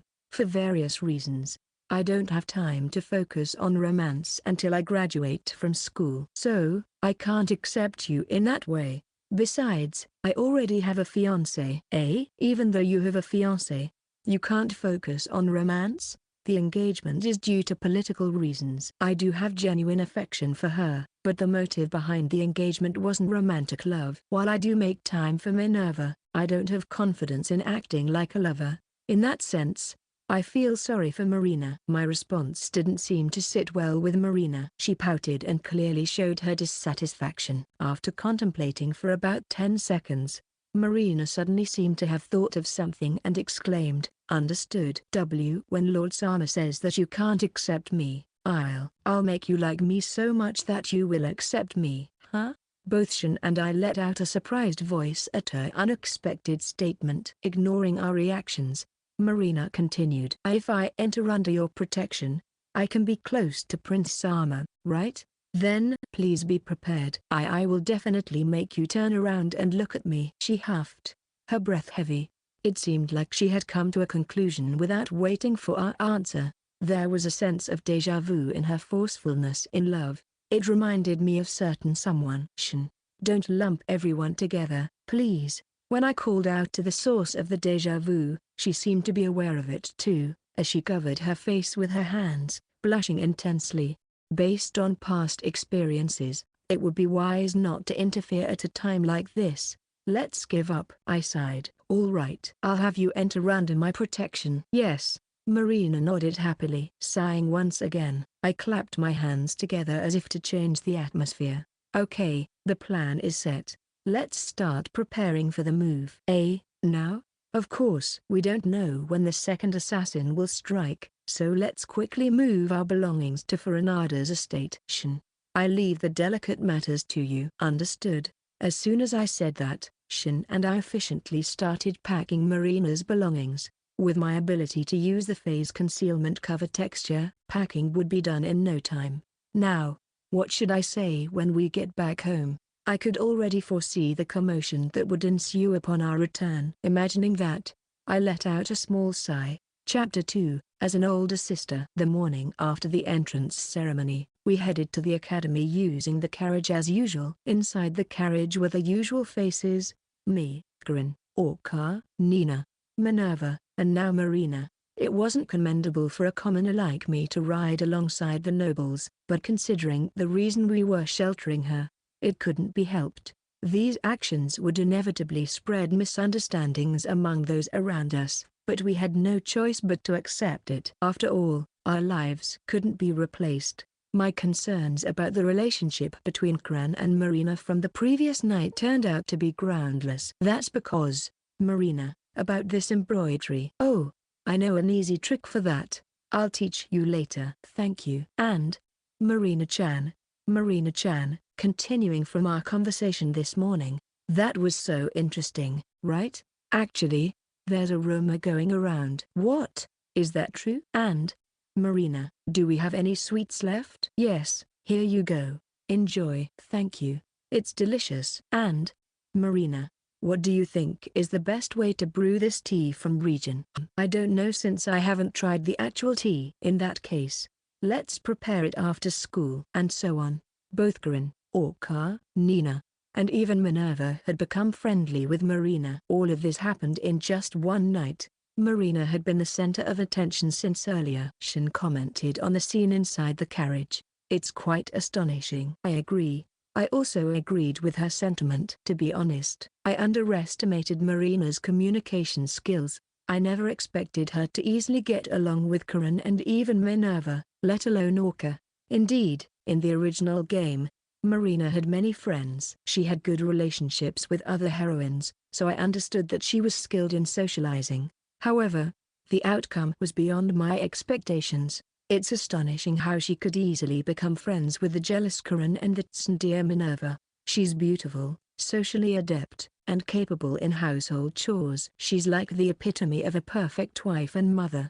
And now, with her plan to compensate for her only weakness, which was her lack of combat strength, with spirit magic, she seems flawless. Well, she does have some flaws. Whenever she talks to me, her excellent communication skills seem to vanish. It's like being in front of an otaku meeting their favorite idol. Suddenly, she becomes a disappointingly beautiful woman.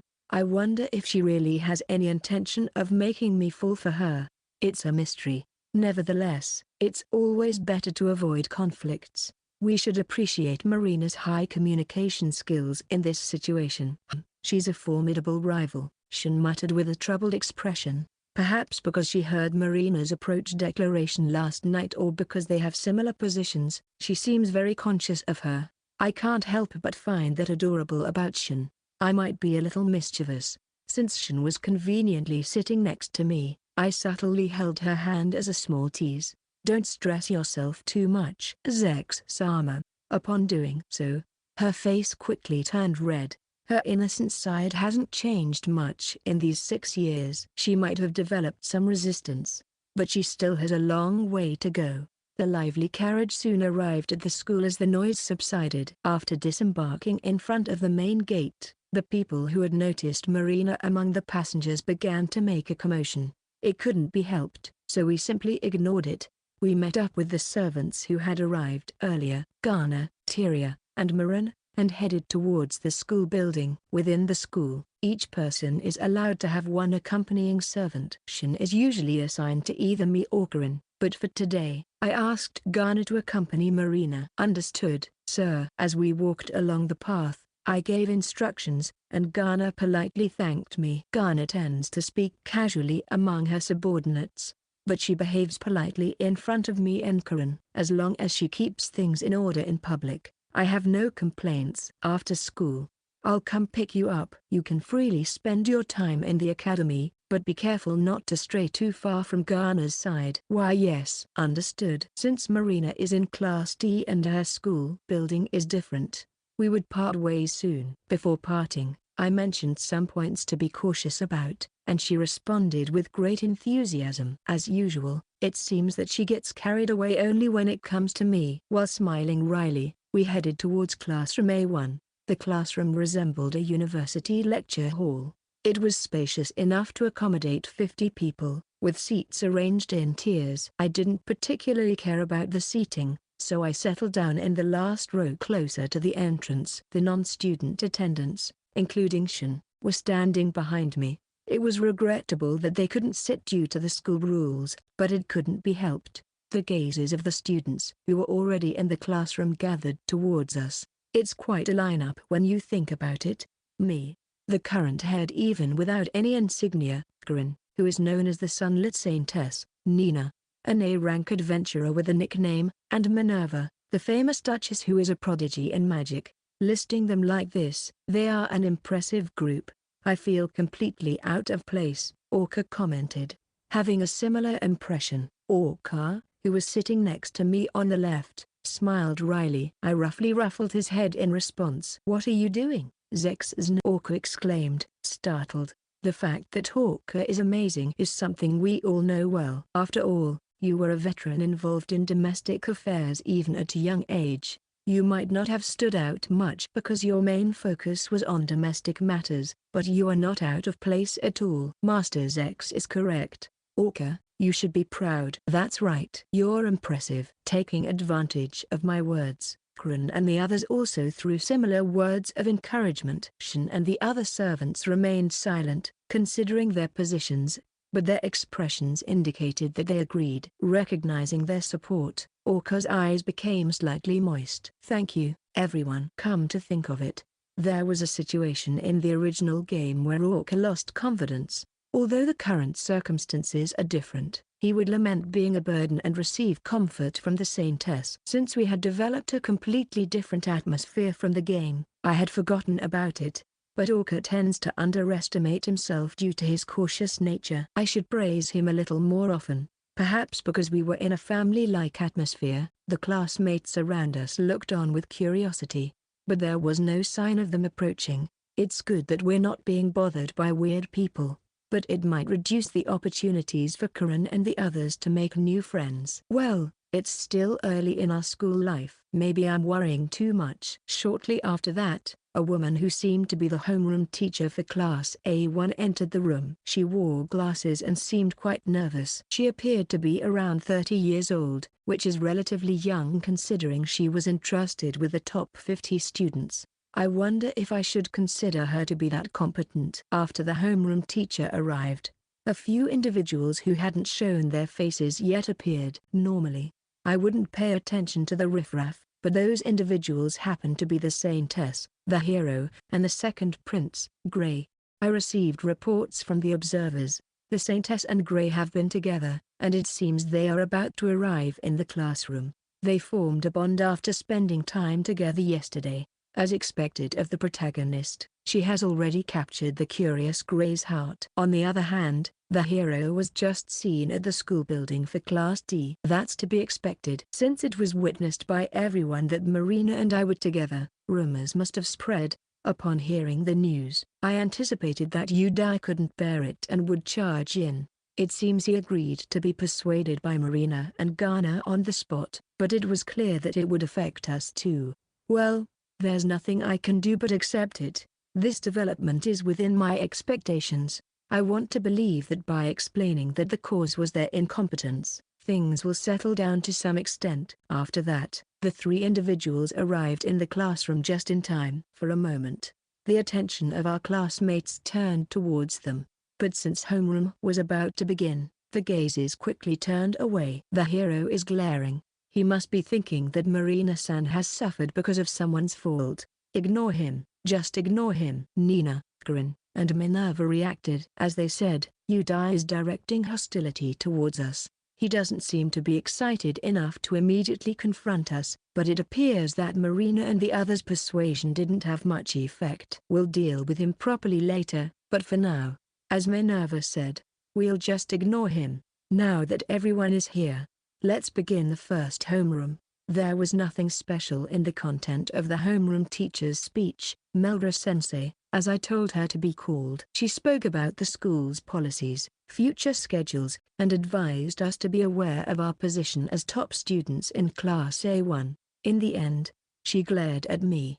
Perhaps she considers me a colorless individual. It seems she doesn't know the details about me. Or maybe she's the type that needs to see it with her own eyes before acknowledging it. Either way, it's troublesome to have such a person as the homeroom teacher. While inwardly sighing at the successive difficulties, I tried to calm Karan and the others. I'm not bothered, so stop directing hostility towards me. If you guys were to emit even a slight killing intent at your level, it could induce cardiac arrest. I already knew the details of the academy from my game knowledge. There was nothing significant to confirm again. After finishing the explanations, Melra-sensei made the final announcement. There will be a welcome party for new students scheduled for today's after-school activities. It will also serve as a dinner party, so please keep that in mind. As part of a school event, the dress code is limited to uniforms. May I ask a question?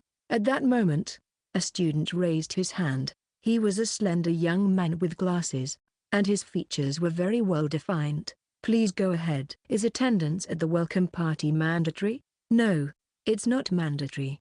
However, since it is organized by the student council, it would be better to attend. I see. Thank you. Based on his attitude, it seems he won't participate. It aligns with the original game. Actually, that male student is one of the romanceable heroes for the Saintess. He serves as the brains and long-range magic user of the Saintess party. He's a bookworm who spends most of his time in the library. Perhaps he thinks it's better to read books than to participate in the welcome party. In the original game, he ranked second in the written exam for the entrance exam, but since the top 6 spots were taken by us, he must have been 7th. I don't know if it's because of that, but he constantly emits an unhappy aura. After that, there were no more questions, and the homeroom ended. Melra-sensei left the classroom, and a relaxed atmosphere filled the room. However, it didn't last long. The reason being, I have something to ask you. Yudai directed angry words at me. Heroes and the Saintess are granted privileges, so even when speaking to nobles, they shouldn't be disrespectful. But to address the local lord with such an attitude, I must say, it's impressive in its own way. While feeling exasperated, I tried to respond calmly. We can talk, but let's change the location first. Fine. I wonder if he will be satisfied before the next class starts. Pondering such carefree thoughts, Yudai and I left the classroom section. Yudai and I entered an empty classroom nearby. I didn't bring the others along because it would have made the situation even more complicated. Those girls tend to become uncontrollable when I get involved, you know. Yudai had a displeased look on his face, whether he genuinely disliked being alone with me or not. I wanted to frown too, but I put on a smile because I didn't want to make things worse. So, what do you want, Hero Dono? It's about Marina. You understand, right? I just asked a simple question out of habit, but even that seemed to bother him. Yudai flared up with anger. It seems like he really can't accept the relationship between me and Marina. In the original game, there were scenes where I said I thought of her like a little sister, so I could understand his feelings, but he's the one who created this situation. Whether you understand or not, I put Marina under my protection. That's all. Suppressing a sigh, I calmly replied. However, Yudai's anger didn't subside. On the contrary, it burned even hotter. Rumors are spreading that Marina has become your mistress. It's defamation against her honor. What are you going to do about it? What can I do? I can only leave it be. It's spaceless, but I anticipated this development, and Marina herself agreed to it. What agreement? I'm sure you used some noble's threat or something. Otherwise, there's no way Marina would become your mistress. Are you even listening? I said it's spaceless. I didn't make her my mistress.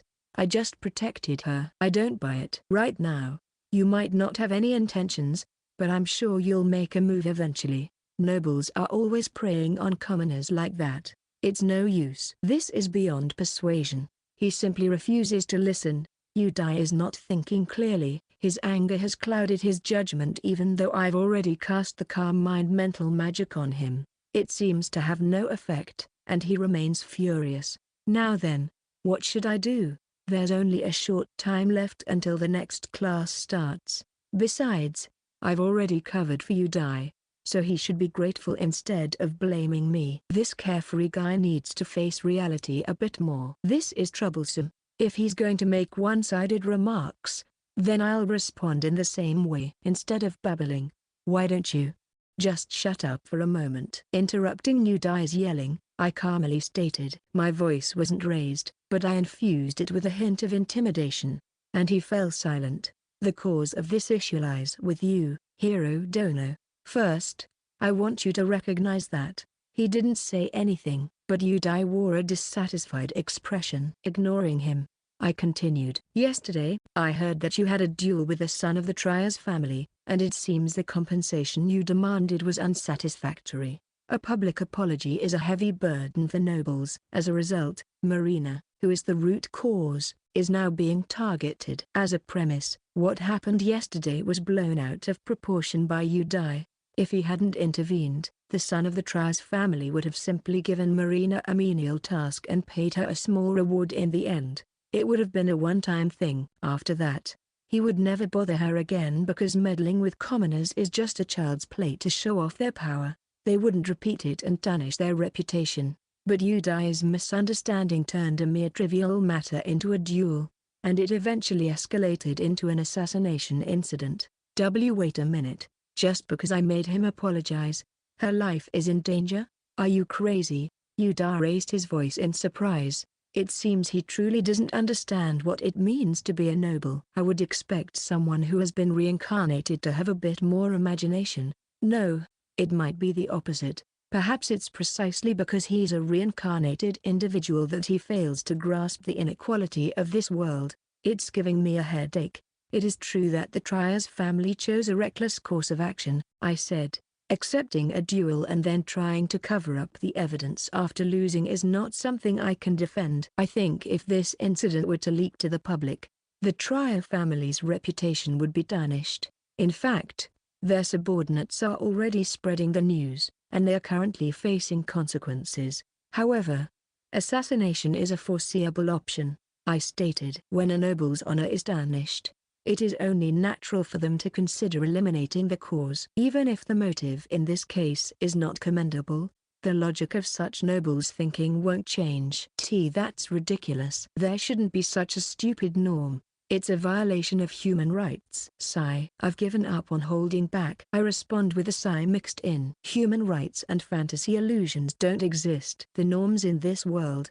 Well, that's not important. It is important. It's not.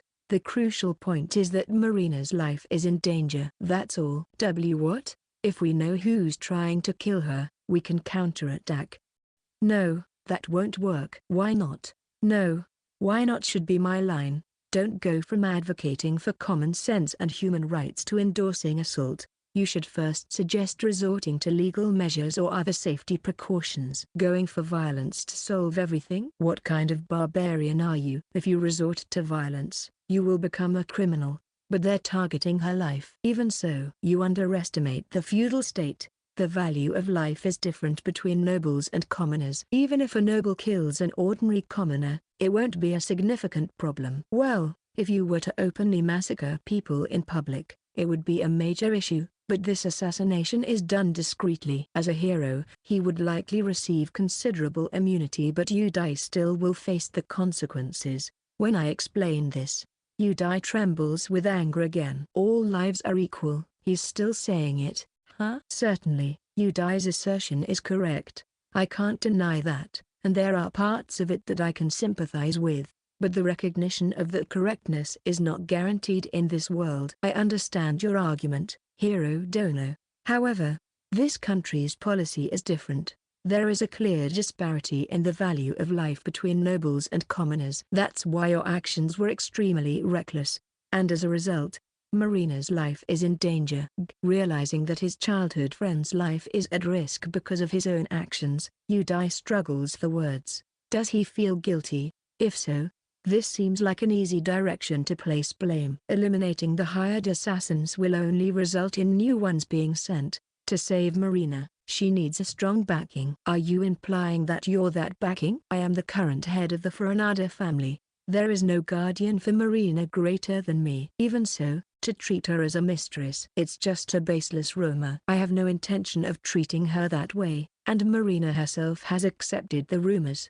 But still, you're persistent. I covered for you, and you have no right to complain. If you want to change the current situation, then strive to become someone greater. With no words to respond, Yudai fell silent. He hit his head down, making it impossible to gauge his expression. From the leaking magic, it's clear that he's feeling quite down.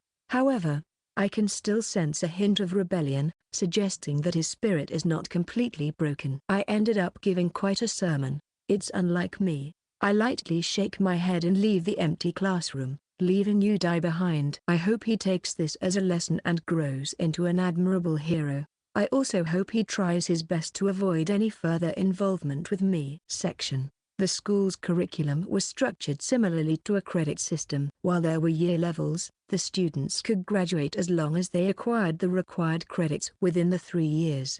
Therefore, in the first semester, classes were organized by entire class units. Today's schedule consisted of all lecture-based classes. Due to various reasons, practical classes were not scheduled until next week.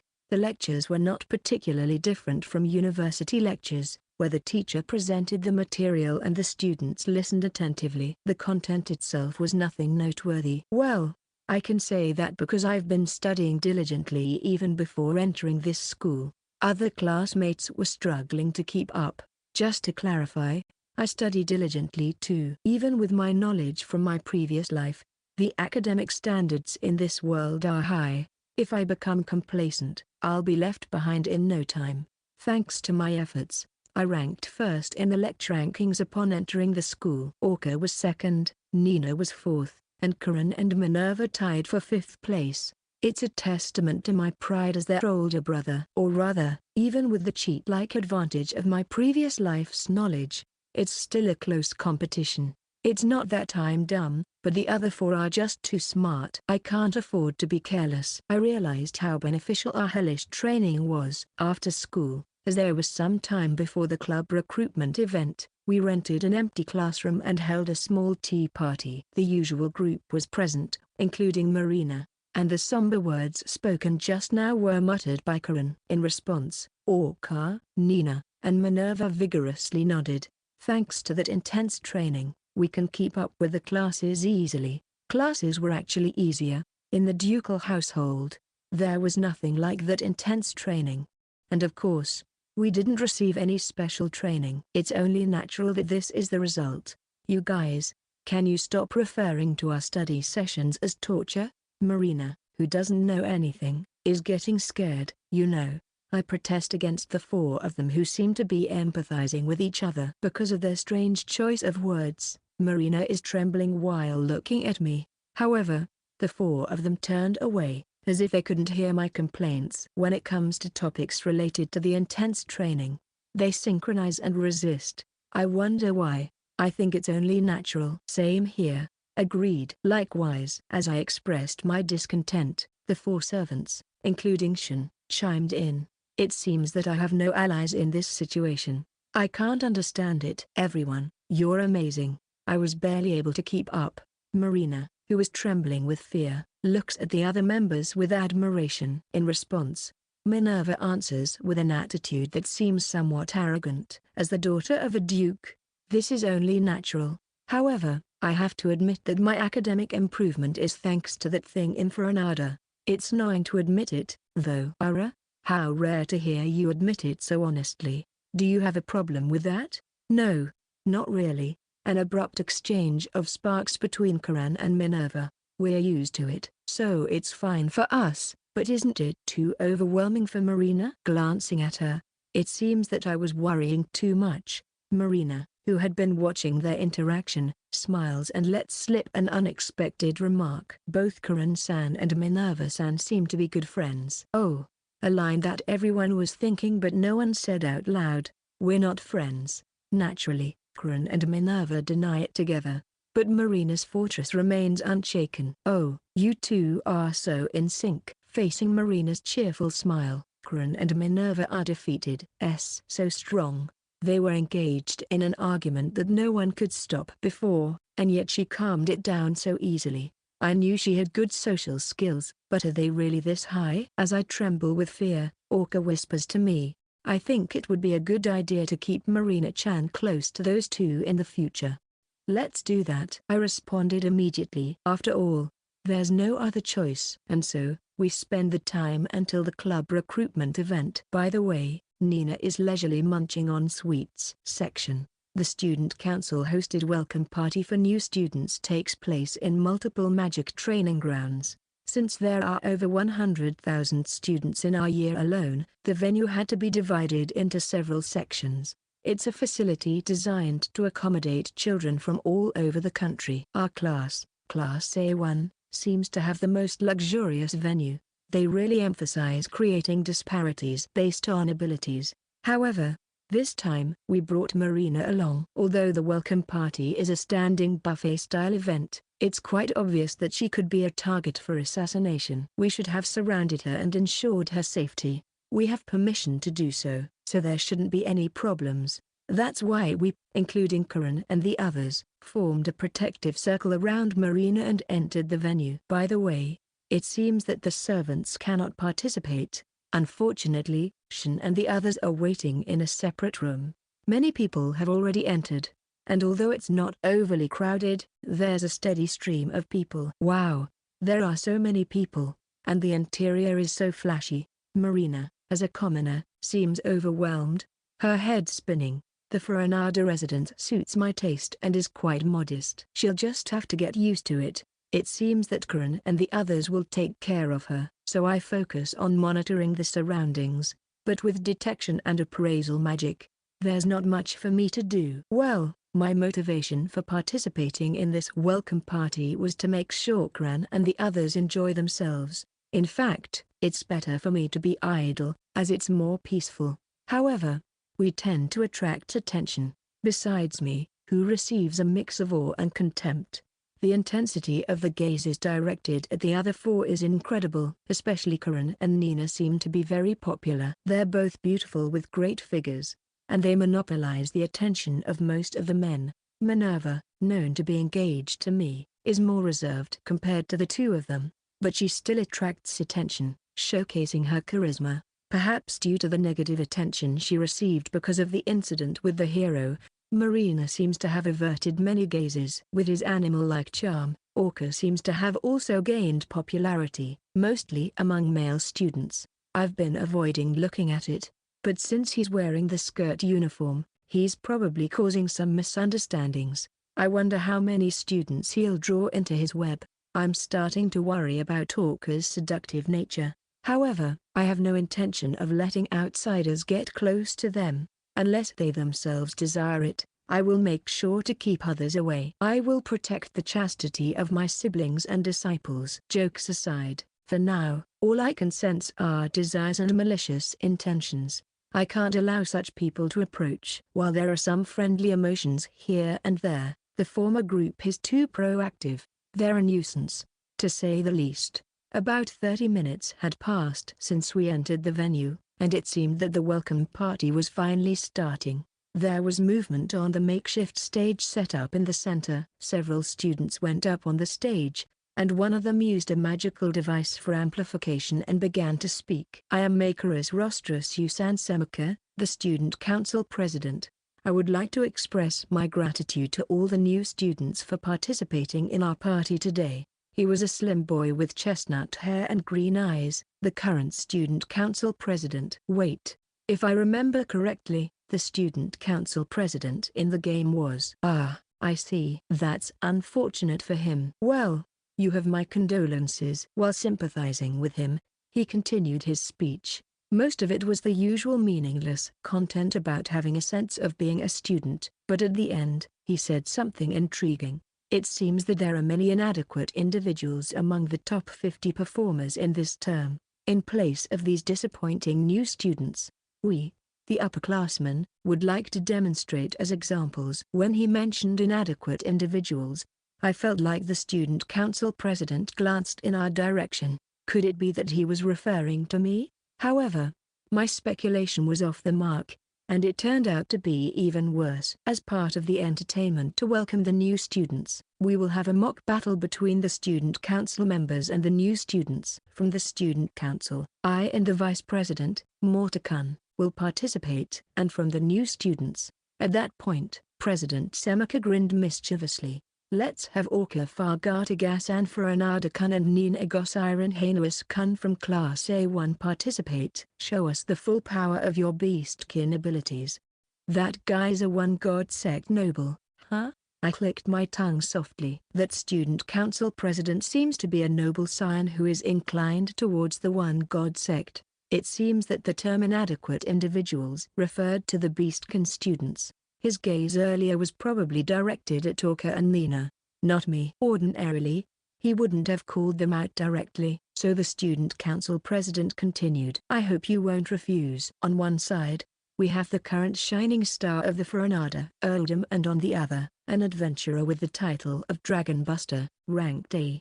I believe you two won't be like cowards who run away from fights with students. Such a cheap provocation, but it's a noble-like choice of words, considering their concern for appearances. However, it's not easy to damage the reputation of Foranada and someone with a title. Both Orca and Nina understand that they're the target. As a result, they wore expressions of confusion rather than emotional reactions. Especially Orca, who tends to underestimate himself, seemed to have never expected to be targeted. He blinked his eyes. Nina looked at Orca, then turned her gaze to me. She was probably asking how we should respond. I shrugged my shoulders, indicating that they could do as they pleased. As I mentioned earlier, it wouldn't be a problem if they didn't accept. On the contrary, it wouldn't hurt to accept and demonstrate their abilities. There are no longer any constraints like in the past when I was working behind the scenes. After a moment of hesitation, they looked at each other and nodded firmly. We'll accept. The benefits may be few, but the drawbacks of not accepting are greater. It was a typical decision coming from them, considering their long experience in politics. You won't survive if you underestimate your opponents. Nina's response was also very her. She consistently advocates survival. I respect their decision. Then go all out, but don't overdo it. If you both go all out, your opponents will be reduced to dust. Big brother, they won't even leave a speck behind. My light-hearted joke was joined by Karan and Minerva. Thanks to them, Orca and Nina seemed to relax a little. Good luck. Good luck. Good luck. Good luck. We sent them off towards the stage. The outcome is already obvious. Therefore, what I need to be cautious about is unnecessary interference. I won't let anyone ruin the spotlight for my brother and disciple. Section. The simulated battle was originally planned as part of the welcome party entertainment. The central stage was prepared with enough space for 2 versus 2 battles, and as soon as Orca and the others stepped onto the stage, a fairly solid barrier was deployed. However, it seemed that the selection of opponents was solely at the discretion of the student council president, causing some confusion among the student council members other than the vice president. It was possible that they were used to being manipulated by the student council president's one-man show. Judging by their slight bewilderment, I sympathized with them. To get a closer view of Orca and Nina's gallant figures, we approached the vicinity of the stage. With a slight display of intimidation, people would naturally avoid us, saving us the trouble of pushing through the crowd. The 4 participants in the simulated battle were already prepared. They wore weapons with dulled blades and simple armor, each loosening up their bodies. On the right side were Orca and the others. Judging by their combat style, it seemed that Nina took the vanguard while Orca served as the rear guard. On the left side were the student council president and the vice president. The vice president took the vanguard while the president assumed the rear guard. A student council member who seemed to be the referee ascended to the edge of the stage and raised their voice. I will now explain the rules for the special simulated battle. There are 6 rules. First, killing is prohibited. Second, highly lethal attacks are prohibited. Third, bringing and using weapons other than those provided by the organizers is prohibited. Fourth, you must comply with the referee's instructions. Fifth, attacking after declaring surrender is prohibited. Sixth, The winner will be determined by the referee's judgment or by the declaration of surrender. That concludes the rules. Violation of the rules will result in immediate disqualification, and depending on the severity of the violation, it may be reported to the school, so please be careful. Considering that magic was allowed, the rules seemed to prioritize safety. The mention of reporting to the school implied a warning that severe punishments would be imposed for causing serious injuries. While it was a natural consideration for combat between students, if that was the case, they should have prepared stricter security measures and medical facilities. Perhaps because it was organized by the students themselves, the crisis management aspect was lacking. As a precaution, I sent a telepathic message to Orca and the others, saying, "Don't overdo it." And while I was at it, I asked Karen to be prepared for emergencies. While doing so, it seemed that the simulated battle was finally about to begin. The referee raised both arms overhead with force. "Now, we will begin the special simulated battle between the student council and the new students." Start. As soon as the signal was given, the student council side quickly began to move. Semika started gathering magical power to deliver a powerful blow, while Morta, who was probably intending to buy time, readied her spear and charged. On the other hand, Orca and the others remained motionless. They were not setting any traps or anything like that. They were truly just standing still. They probably thought that if they made any subtle moves, they would be accused of cheating. So, while measuring the opponent's strength, they had made arrangements to settle the battle with appropriate restraint. Nina wouldn't come up with such a clever strategy, so it must have been Orca's idea. Being members of the student council, Morta, the vice president, displayed movements that were excellent for a student. Whether it was the shifting of her center of gravity, the amount of force she put into her steps, or her handling of the spear, she could be considered outstanding in all aspects. However, she had a tough opponent. If Morta was considered one of the best in the school, Nina was considered one of the best in the world. To her, Morta's spear techniques were nothing more than child's play. Morta mercilessly thrust her spear at the motionless Nina. At the very last moment before the spear tip made contact, Nina swung her simulated sword while remaining motionless. No, it would be more accurate to say that she swung it away. Most of the people present would have been unable to perceive her movements, as they were too fast for them to register. The sword, swung with a speed approaching the speed of sound, deflected Morta's spear. Despite the fact that the blade was supposed to be dulled, she demonstrated a technique that could cut off the tip of the spear. It was the result of a combination of my own body enhancement and her advanced skill. Impressive. Even if I were to attempt the same thing, I think I would end up shattering the entire shaft of the spear. Nina's swordsmanship was truly outstanding. Huh? Morta let out a bewildered voice as she looked at her vanished spear tip. Since Nina had already returned to her original motionless state, from Morta's point of view, it probably seemed as if the spear tip had disappeared in an instant. Even from an objective standpoint outside the stage, her movements were difficult to perceive. Done already? Having measured her opponent's strength with that last strike, Nina tilted her head slightly. I think it was a genuine question for her, but Morta didn't perceive it that way.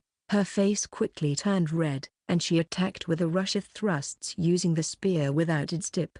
Nina was not someone who would be hit by such an attack driven by emotions. With each thrust, she sliced through the shaft of the spear, ultimately obliterating it, leaving only the handle. Realizing that she no longer had her weapon, Morta opened and closed her mouth in astonishment. Then, she dropped the remaining handle and took a step back. She must have realized that there was nothing left. Nina stopped being on the defensive and took a step forward. In an instant, she slipped into his guard and struck him with a powerful punch to his solar plexus. There was no way Morta could withstand Nina's blow, and he slumped on the spot. It seemed that she had shown enough restraint to only knock him unconscious. That was a relief. The gallery fell silent in the blink of an eye due to the swift conclusion. Nina's movements were too advanced for anyone to keep up with. The vanguard's outcome had been decided. Now, only Semika, the student council president, remained. Take this. It seemed that he had finished his preparations, as magic was released at a well-timed moment. Blades, each only a centimeter or two in length, formed a swarm and headed towards Orca and Nina. At first glance, it appeared to be the multiple incantations of a novice-level wind magic, Breeze Edge. Its power was only enough to cause superficial wounds. The referee and spectators seemed to think so too, getting excited by the higher difficulty of the multiple incantations. However, we saw it differently. Watching the president's attack, the girl next to me, Minerva, frowned. That's not Cyclone Razor. It's intermediate level, but if used in a certain way, it's worse in quality than advanced level magic. Not to mention it's a clear violation of the rules. That's right. What Semikan unleashed was a dangerous spell. It was a magic that produced multiple razor-sharp blades to slice and dice, and if wielded skillfully, it could target an enemy's vital points. In other words, it fell under the category of highly lethal magic.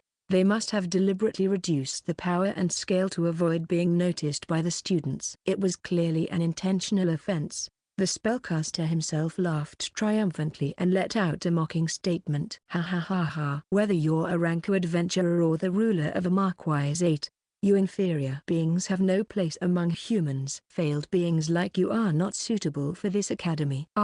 Rest assured, I am kind enough to have prepared the latest healing environment. You may suffer severe injuries, but you won't die. Due to the distance and the background noise, his monologue didn't reach the others present.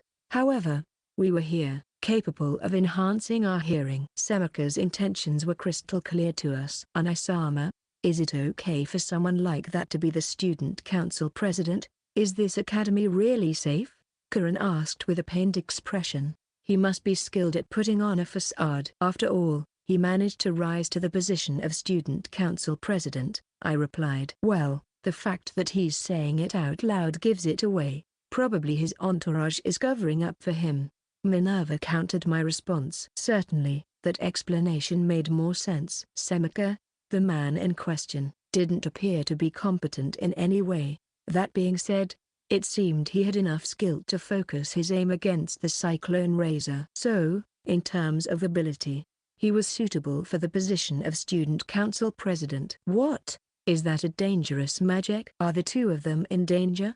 Marina, who had overheard fragments of the conversation, started to panic. Despite her reaction, we remained unwavering. Don't worry, we haven't gone through such soft training that we'll be taken down by something like that, I assured her. Yes, you're right. They haven't gone through soft training at all, Karan said. Yes, truly. Yeah, Minerva added. Is it really going to be okay? Marina questioned. Hey, I had just confidently responded, but now the two of them were acting suspiciously, fueling Marina's anxiety. Is there any way to stop you two from feeling dejected every time I talk about training? I asked. Impossible, they replied in perfect unison. Well, never mind. Instead, let's focus on watching the battle. You'll see if you watch, I told Marina, and turned my attention to Orca and the others. Orca was just in the process of dealing with Semika's magic. Cyclone Razor covered the entire stage, leaving no escape route for the two of them. However, that didn't mean they didn't have a means of breaking through. Load Spike. Orca placed both hands on the ground and uttered the name of an intermediate-level magic. Suddenly, multiple spikes made of earth emerged right in front of them. They accurately crushed the wind blades from the Cyclone Razor. The original Load Spike was not a magic that could target precisely. It was a spell that roughly designated a path and generated numerous earth spikes within that area.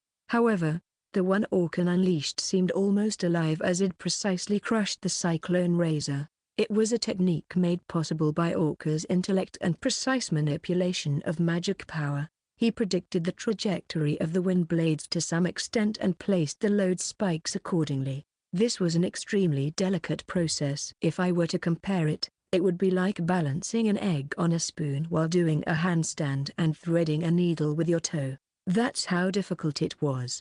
As always, you use magic in an incredible way, Minerva remarked. I cannot possibly imitate such a feat. Indeed, Mew, it bothers me that you agree with me. What's wrong? You're just stating the truth. I don't like being called out by you, huh? HMPH. While Karen and Minerva were engaged in their usual quarrel, the swarm of wind blades was completely annihilated. Everyone was astonished by Orca's incredible display, and the entire venue fell into silence. Semika also seemed to finally comprehend what he was up against. He began trembling and dropped to his knees. Then, he raised his hands and, "I surrender, Gah."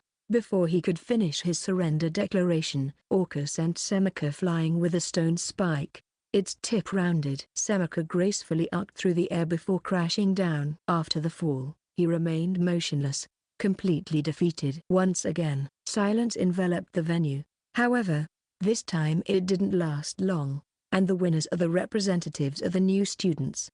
With the announcement of the referee, the entire venue erupted with excitement.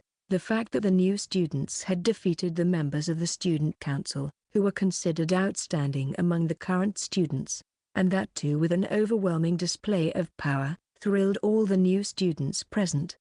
Those two are amazing. That magic earlier was unbelievably impressive. Harness-San's swordsmanship was insane. Both of you are just too strong. The spectators praised Orca and Nina in unison. Overwhelmed by the cheers of the large audience, Orca appeared flustered. He had never experienced being praised by so many people before, so he wasn't sure how to react. However, he didn't seem to dislike it.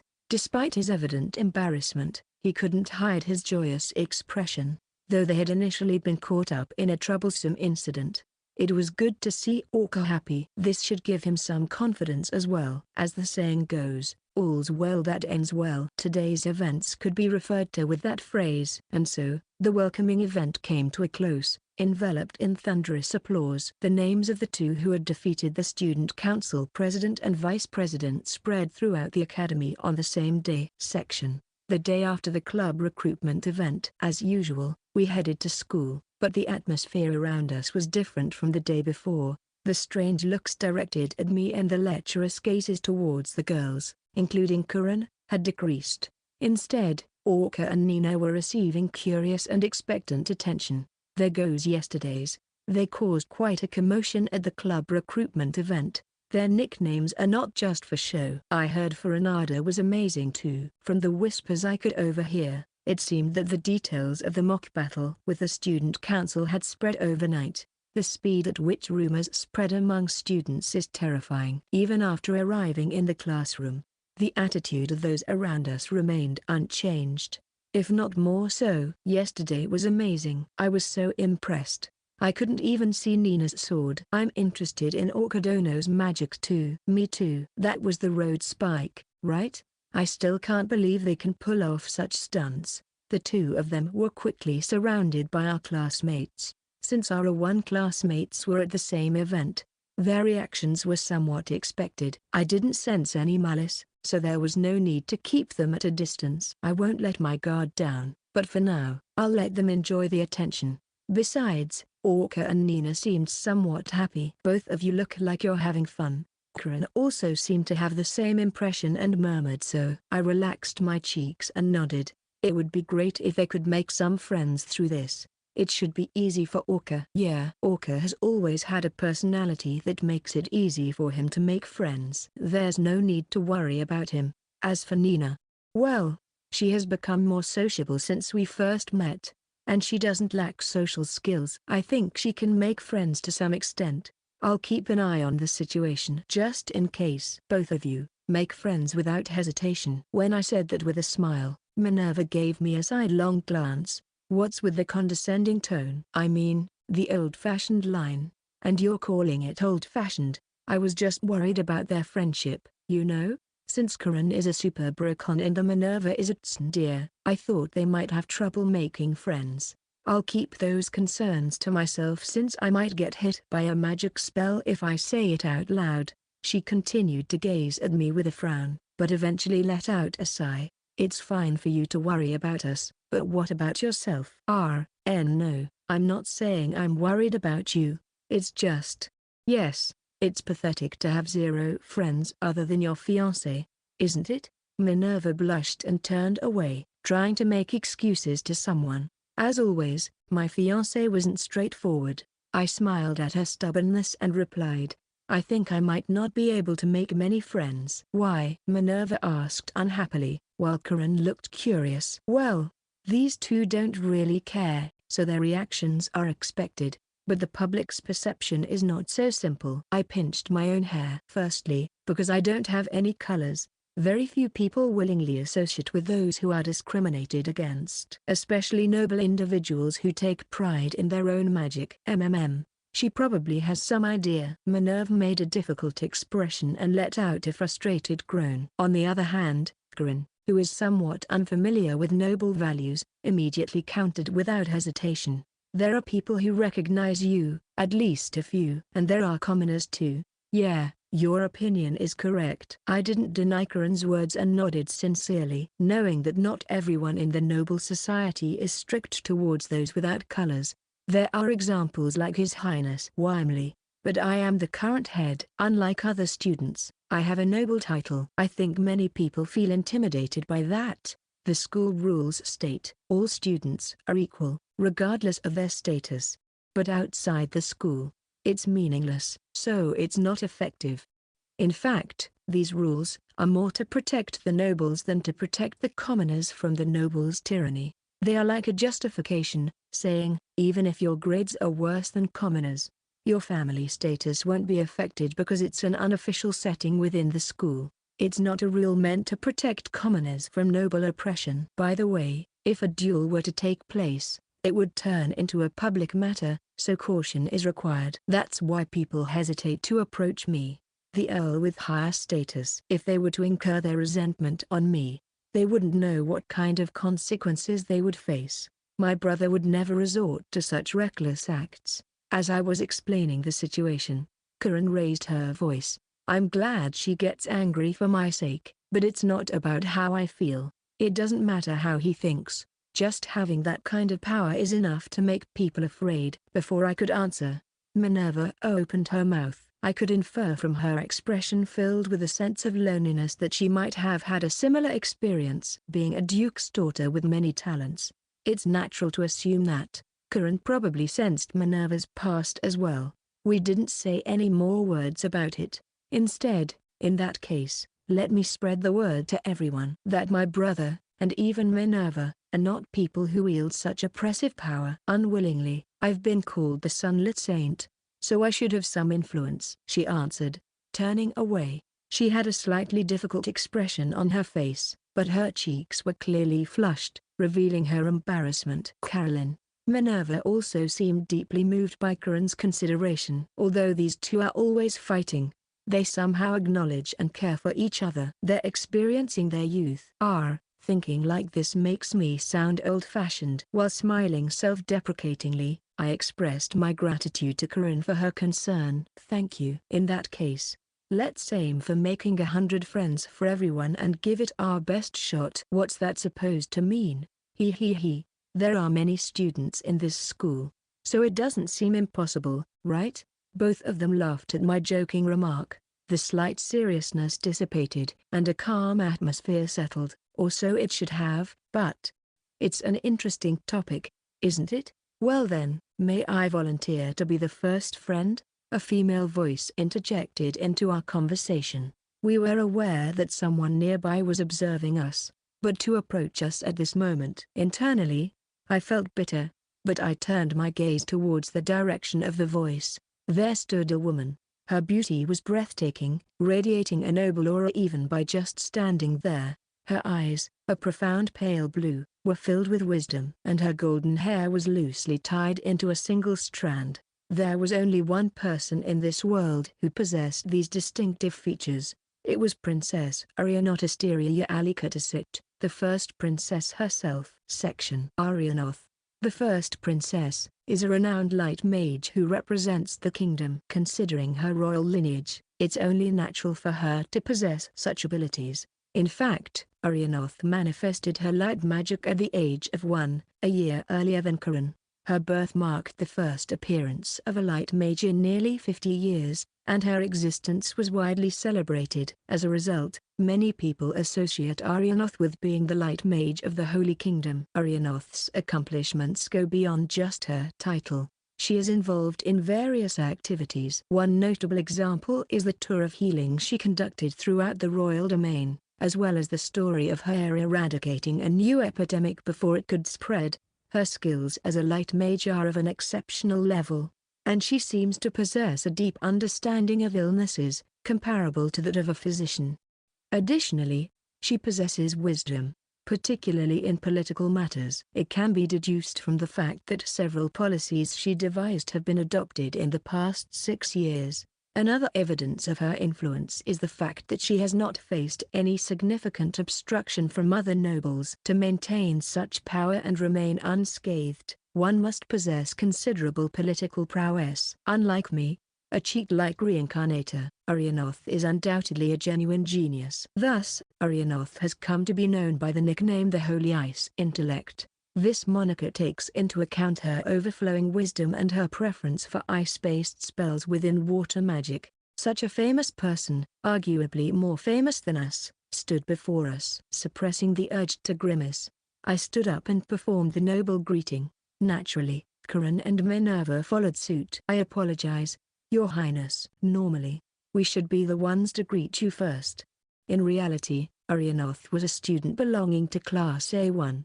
As mentioned before, it was customary to greet the royal family members who became classmates, but there were circumstances that prevented us from doing so. She seemed to understand that and interrupted our apology. No, it's fine. You belong to my brother's faction. If you were to approach me, it might cause unnecessary misunderstandings among others. Your judgment is very much correct. Indeed, we, the Foranada, support Prince Wimri as the next Holy King. If we were to become friendly with Arianoth under such circumstances, it would needlessly provoke other factions. Intensifying the conflict between factions was inevitable. If she were just an ordinary princess, we wouldn't have to worry to that extent. However, she possesses both positive and negative influences. On the other hand, I am treated as an outlier within the palace faction. It was expected that even a slight exchange of words between the two of us would disrupt the power balance. That's why I had refrained from getting involved with her until now. Well, there were other reasons as well, but the main one was to avoid unnecessary conflicts. Thank you for understanding. However, since you do understand, may I ask why you decided to approach us? Yesterday, I was talking to Judai and other classmates, so what prompted this sudden change? I have finished the necessary arrangements in that regard. I have already made the necessary negotiations. Seriously? She managed to persuade the inflexible members of the palace faction. Truly befitting of the Holy Ice Intellect. Her political influence is unparalleled. Why did you go to such lengths? It must have required a considerable amount of effort. It's a shame that we finally became classmates but haven't had any interaction. Besides, I've been interested in the Foranada house for quite some time, Arianoth said with a bright smile. When she, usually as cold as ice, suddenly smiled like that, it made a stronger impression. Arianoth's sparkling smile seemed to convey her genuine desire to become our friend. In fact, Karan and Minerva seemed completely convinced. They expressed their gratitude to Arianoth with an appreciative demeanor. It's nice to meet you, Your Highness. I am Caroline Flamelgasser Foranada. I am truly delighted that you have shown interest in us, Karan said. Pleased to meet you, Caroline. Let's get along well as individuals who bear titles including Sunlight Maiden, Arianoth replied. Long time no see, Your Highness, Minerva added. Minerva-san, it has been a while indeed. It must have been around 10 years. Due to the factional relationships, there was no helping it. But I would be happy if we could get along during our school life, Arianoth said. I would be delighted to, Minerva responded. They exchanged greetings and smiles with each other. It was a moment when new friend was made for my sister. It should have been a scene where I genuinely felt joy, but I couldn't bring myself to be sincerely happy. It was partly because Arianoth's character was as rational and calculated as described earlier, but fundamentally, it was different. So this is the charm of the #1 in the popularity poll. I mumbled to myself. As you may have inferred from my impression just now, Arianoth is one of the heroines in the original game and ranked first in the popularity poll exclusively for the heroines from the hero's side. If I remember correctly, She had a considerable lead over the second place. As I have mentioned multiple times before, Arianoth is a logical thinker. It was depicted in the original game that she coldly discarded others for the sake of protecting the country. However, as she interacted more with Udai, her inner thoughts were revealed. While it was true that she sacrificed others for the sake of the country, she didn't do it without regrets. It was revealed that she lamented the circumstances that forced her to impose sacrifices on others. Her personal route focuses on supporting each other and growing stronger together through the struggles caused by her internal conflicts. Gradually, Arianoth's attitude softened, and combined with the voice actress's compelling performance, she became incredibly adorable. The true end, called Thawing of the Snow, was a moving finale and a highly well-crafted story. It can be said that her first place in the popularity poll was well-deserved. However, since playing the original game, Arianoth has always felt uncanny to me. After all, her story was far too perfect. One of the first things that comes to mind is the fact that the enemy's levels increase gradually in her route. It requires less effort for leveling up. Additionally, while other routes have events where the protagonist loses due to the appearance of powerful enemies, Arianoth's route lacks such events. It's even recommended to choose her route for the first playthrough on some strategy guides because it's relatively easier. This alone might be a nitpicking level of criticism. It could be seen as a coincidence that her route happened to be set as relatively easy in game design. In fact, I don't recall seeing any other players who were bothered by this sensation, except for myself. However, there are other discomforts as well. Arianoth's lines in crucial moments of the story feel unsettling, as if she knows what will happen next and provides advice. Following her instructions, the story progresses swiftly. Her route truly lacks any wasteful elements. Once you start doubting something, you begin to question everything. Even the charming character who captured the hearts of many players and gradually thaws out seems to make you wonder, is it all a meticulously calculated performance? The lack of depiction of Arianoth's internal struggles from her perspective only added to the sense of unease. It's not that I dislike her. I didn't dislike her, but I couldn't deny feeling an indescribable fear towards her existence. That's why I couldn't be happy about Karan and the others getting along with Arianoth. Anisama. Sorry. I was lost in thought. Because I was lost in my own thoughts.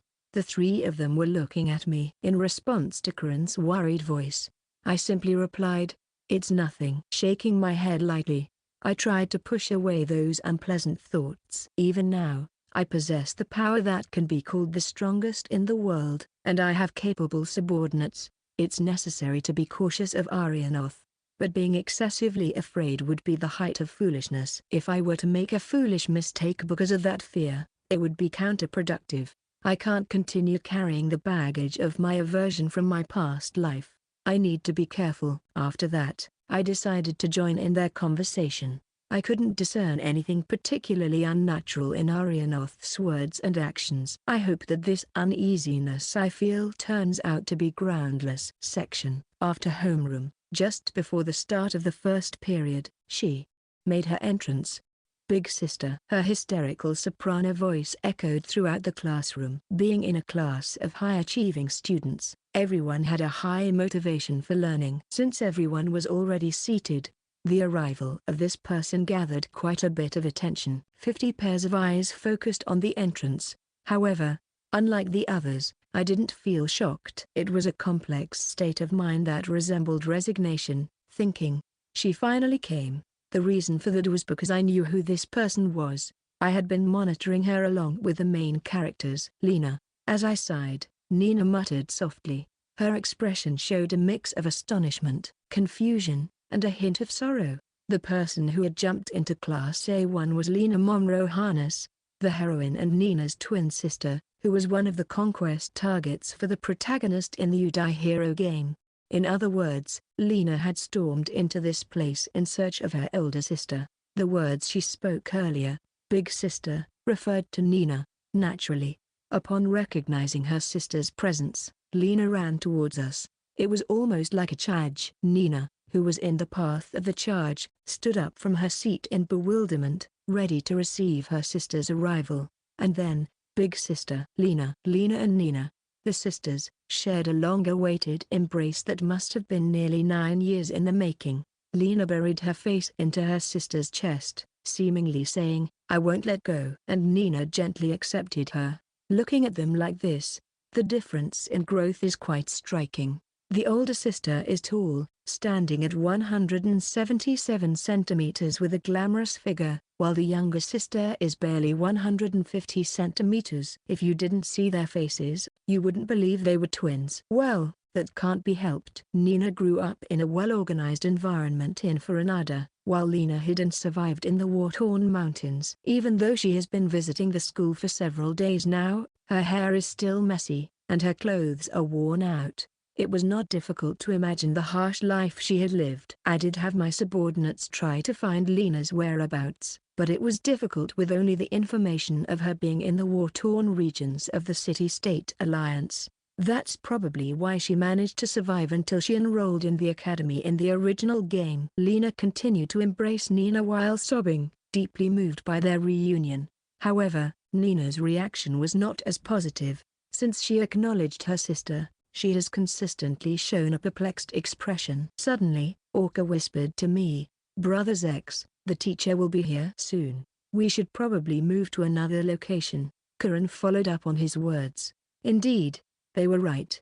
If this situation continued, it would undoubtedly disrupt the progress of the class. The curious cases of our classmates were still focused on us, so it would be better to move to a more calm location. Nina, let's move. You hold on to her. Understood. Nina responded with a somewhat dejected tone. As someone who knows her true feelings, I want to offer words of encouragement, but time is precious right now. Shin and the others will wait with Karan. And, sorry, but I'll explain to the teacher. Just go already. If you waste time here and make a clumsy mistake, I won't forgive you. Before I could give them all the instructions before leaving the classroom, Minerva interrupted. She waved her hand dismissively. Although her attitude seemed angry, her concern for Nina overflowed. She's still not very straightforward. I chuckled wryly and followed Minerva, quickly leaving the classroom. Nina, who was still clinging to her sister from behind, followed me. I wonder which direction this problem will take. The place we headed to was an empty classroom that we had used for discussions with Udai. Here, we didn't have to worry about others overhearing our conversation. Just to be safe, I set up a barrier for counter-surveillance. Now then, since there were no prying eyes, I wanted the sisters to talk things out. Big sister, sob. The crucial point, Lena, was still crying. She continued to hold Nina tightly, making it impossible to move her even an inch.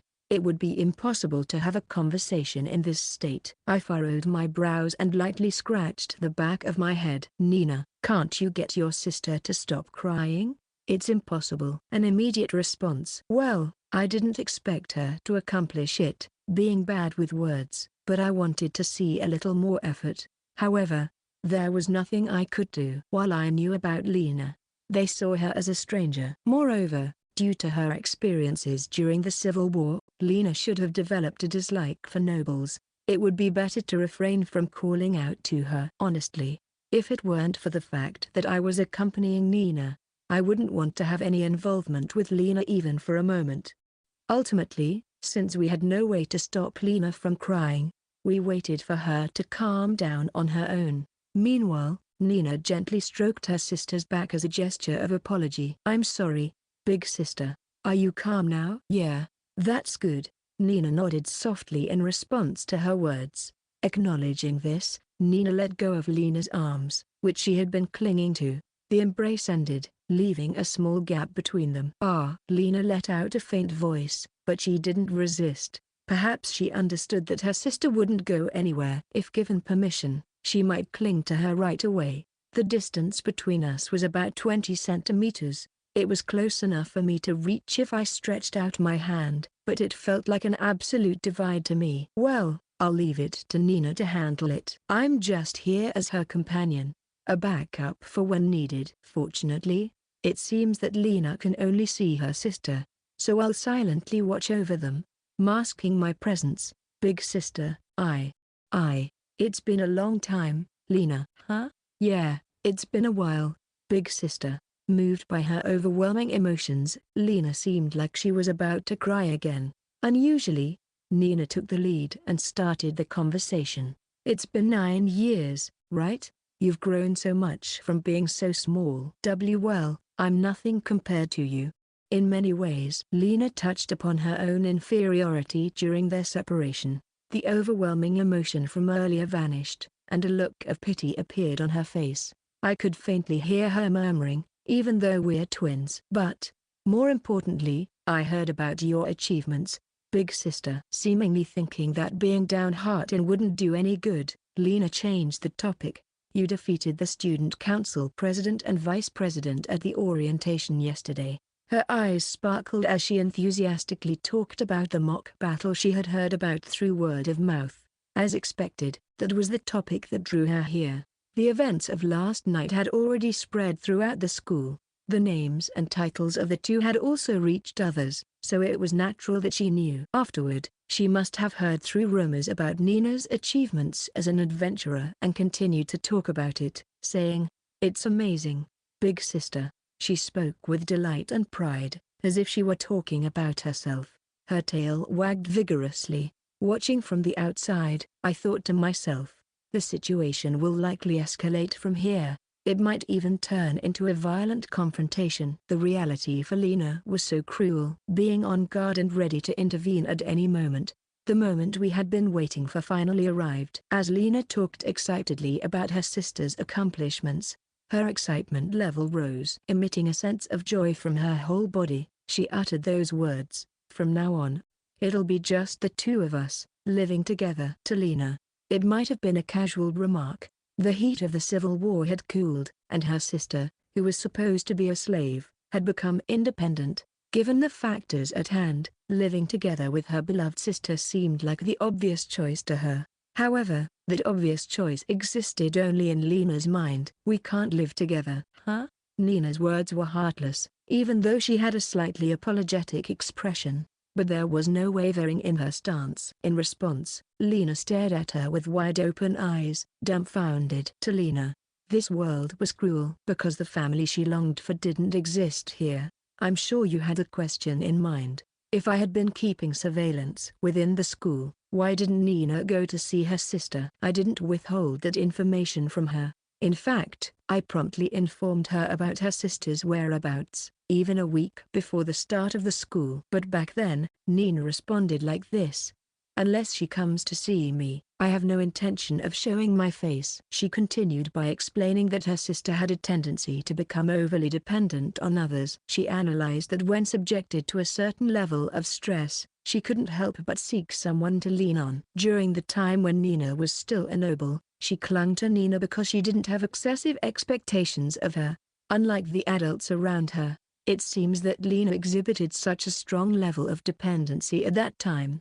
I strangely found myself accepting Nina's explanation. After all, Lena's behavior in the original game was a prime example of high dependency. The ending blood purge, where she annihilated the nobles, could be considered as such. If the cause of her vengeful madness was her dependency on her older sister, then it would make sense why she displayed such intense anger. She also heavily relied on her second source of dependency, her lover. "You die. It wouldn't be good for both me and Lena to meet. Since I'm overwhelmingly stronger, Lena will probably rely on me completely. I can't just dismiss my long-lost sister. It's evident that our lives would fall into chaos." Nina was right. In the game, both Udai and Lena had similar levels of strength, so they spurred each other on and grew together. However, the Haynes sisters are an exception to that. Due to my guidance, the older sister has become overwhelmingly stronger. If Lena truly possesses the dependency tendencies that I've heard, it would undoubtedly lead to her relying completely on her sister. "What if you were to meet? Most likely, she would want to live together," I asked. Nina fell into a brief silence in response to my question. Then, she spoke up right away. "I refuse. The paths of Lena and I have already diverged. They will never intersect. I may help her when she's in trouble, but I have no intention of getting involved more than necessary." Her words were unwavering, and there was no hint of hesitation in her gaze. I expressed my concern and asked again, "Are you sure?" Nina readily affirmed, Yes, I'm sure. My place is in Foranada. I can't leave now, and I don't want to leave. Can you accept Lena into your life? I didn't want to invite a potential landmine of a heroine, but if it was Nina's wish, I was willing to make arrangements. If it was a family member's desire, I wanted to fulfill it. However, as I expected, Nina shook her head. Lena would definitely cause trouble for you and the others. I can't stand that. She firmly asserted her position.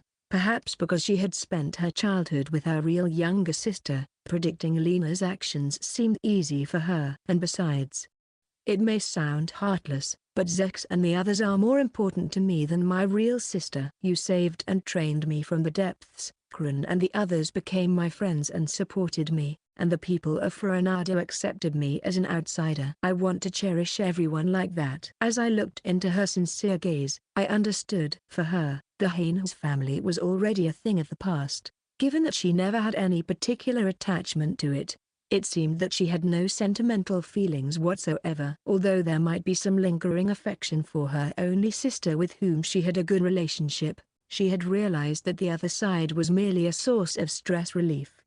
It may sound complicated, but she valued the present more than the past. She wanted to prioritize the warm and meaningful time we shared together. It was as simple as that. And now, the feared situation has finally arrived. After meeting her long-lost sister Lena, she expressed her desire to live together as they used to. Well, I was surprised that Nina had already severed ties with the past. It was an immediate response. I think I could have shown a bit more hesitation, considering Lena's position. At first, Lena was in a state of shock, but gradually she began to understand the implications of her sister's words. Her eyes widened to the point where it seemed like her eyeballs might pop out, and she started trembling as if exhibiting withdrawal symptoms. What are you talking about, big sister? I said we can't live together. Lena couldn't accept the truth and asked again, but Nina showed no mercy. Once again, she responded immediately. Undeterred, Lena shouted, "Why?" After finally being able to live together as a family, if big sister is safe, maybe we can find mom and dad too. This could finally fulfill our dream of being a happy family. Why are you denying it, big sister? She shouted somewhat hysterically. It may be insensitive, but seeing Lena like this reassured me, thinking, she's a heroine from a game. Her emotionally unstable nature left quite an impression. Even in the face of her younger sister's anguished words, Nina remained unfazed.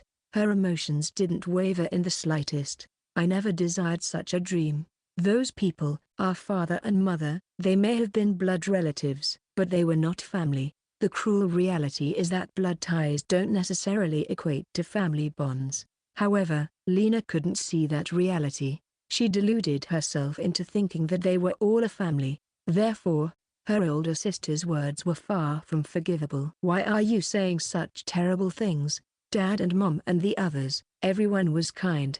It was an insensitive remark from a blind girl. From Nina's perspective, someone who had been treated poorly, it must have been an unforgivable statement. Indeed, Nina, who is usually expressionless, visibly furrowed her brows. She slightly bit her lip, and her emotions seemed to sway ever so slightly, but Nina held her composure. She knows, acting on temporary emotions often doesn't yield favorable results. She lowered her head slightly and let out a slow breath. Say something, big sister. Impatient with Nina's silence, Lena forcefully demanded an answer. Being denied her dream by her own sister was clearly something she couldn't accept. Her demeanor was on the verge of striking out. Nina raises her gaze, her eyes fixed on Lena, causing Lena to be slightly unsettled. Lena's overly innocent eyes seem to intimidate her younger sister. While looking at Lena, Nina speaks. I have another important family. That's why I can't live with you,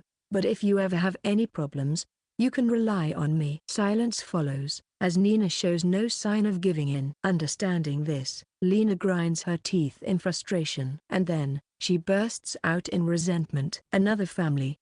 You mean that noble family? Yes, the people of Foranada. I can't trust nobles. Lena shouts vehemently at Nina's confirmation. Anger, envy, and hatred are all present in her voice. Nobles betray others without hesitation. They easily kill those they were shaking hands with just yesterday. They kill defenseless people like insects. They don't care about other circumstances. They're parasites who exploit someone else's happiness just to survive. It seems that Lena has accumulated considerable hatred over the past 9 years. Her eyes, as she spews out her words, are clouded and filled with a sticky substance like muddy brown. Open your eyes, big sister. They only want to use you, the rank adventurer. I promised I won't let them use me. Nobles won't keep their promises, will they? The people of Foranada are different. How can you be so sure? Because they're my family. What? Nina remains completely unfazed. Not only that, but by cutting off Lena's arguments with her decisive words, she stifles any further rebuttals. Lena's mouth opens and closes in bewilderment, but she doesn't utter another word. Eventually, she falls silent, her face turning bright red as she trembles. After a while, she murmurs softly, "I can't forgive it." Huh? It was too quiet for Nina and me to fully grasp. Unconcerned with our presence, Lena continues muttering to herself, "I can't forgive it. I can't forgive it. I can't forgive it. I can't forgive it. I can't forgive it. I can't forgive it.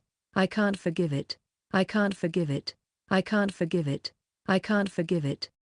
It was no longer a curse. It didn't escalate to the level of a curse, but it was more than enough to induce fear. Even Nina was visibly repulsed. Lena. Nina tries to call out to her in a concerned tone, but she doesn't manage to finish her sentence. Before that, Lena runs out of the classroom. Leaving, the two of us left behind can only stare in astonishment at her retreating figure. "I'm sorry." Looks like things are going to be troublesome. After a while, Nina lowers her head and approaches me. I let out a wry smile and lightly stroke her bowed head. "Don't worry about it. You deliberately denied it strongly in order to get rid of the dependence that was being directed at you, right?" I understood that Nina was deliberately adopting a cold attitude. Those were actions taken with the future of her sister in mind. Continuing to depend on her beyond this point would only lead to a bleak future. Although, ultimately, it made the situation more complicated. It seems Nina understands that too, as she is hanging her head in acknowledgement. It's meaningless if I fail. Well, judging from her behavior, it seems she might launch an attack on us.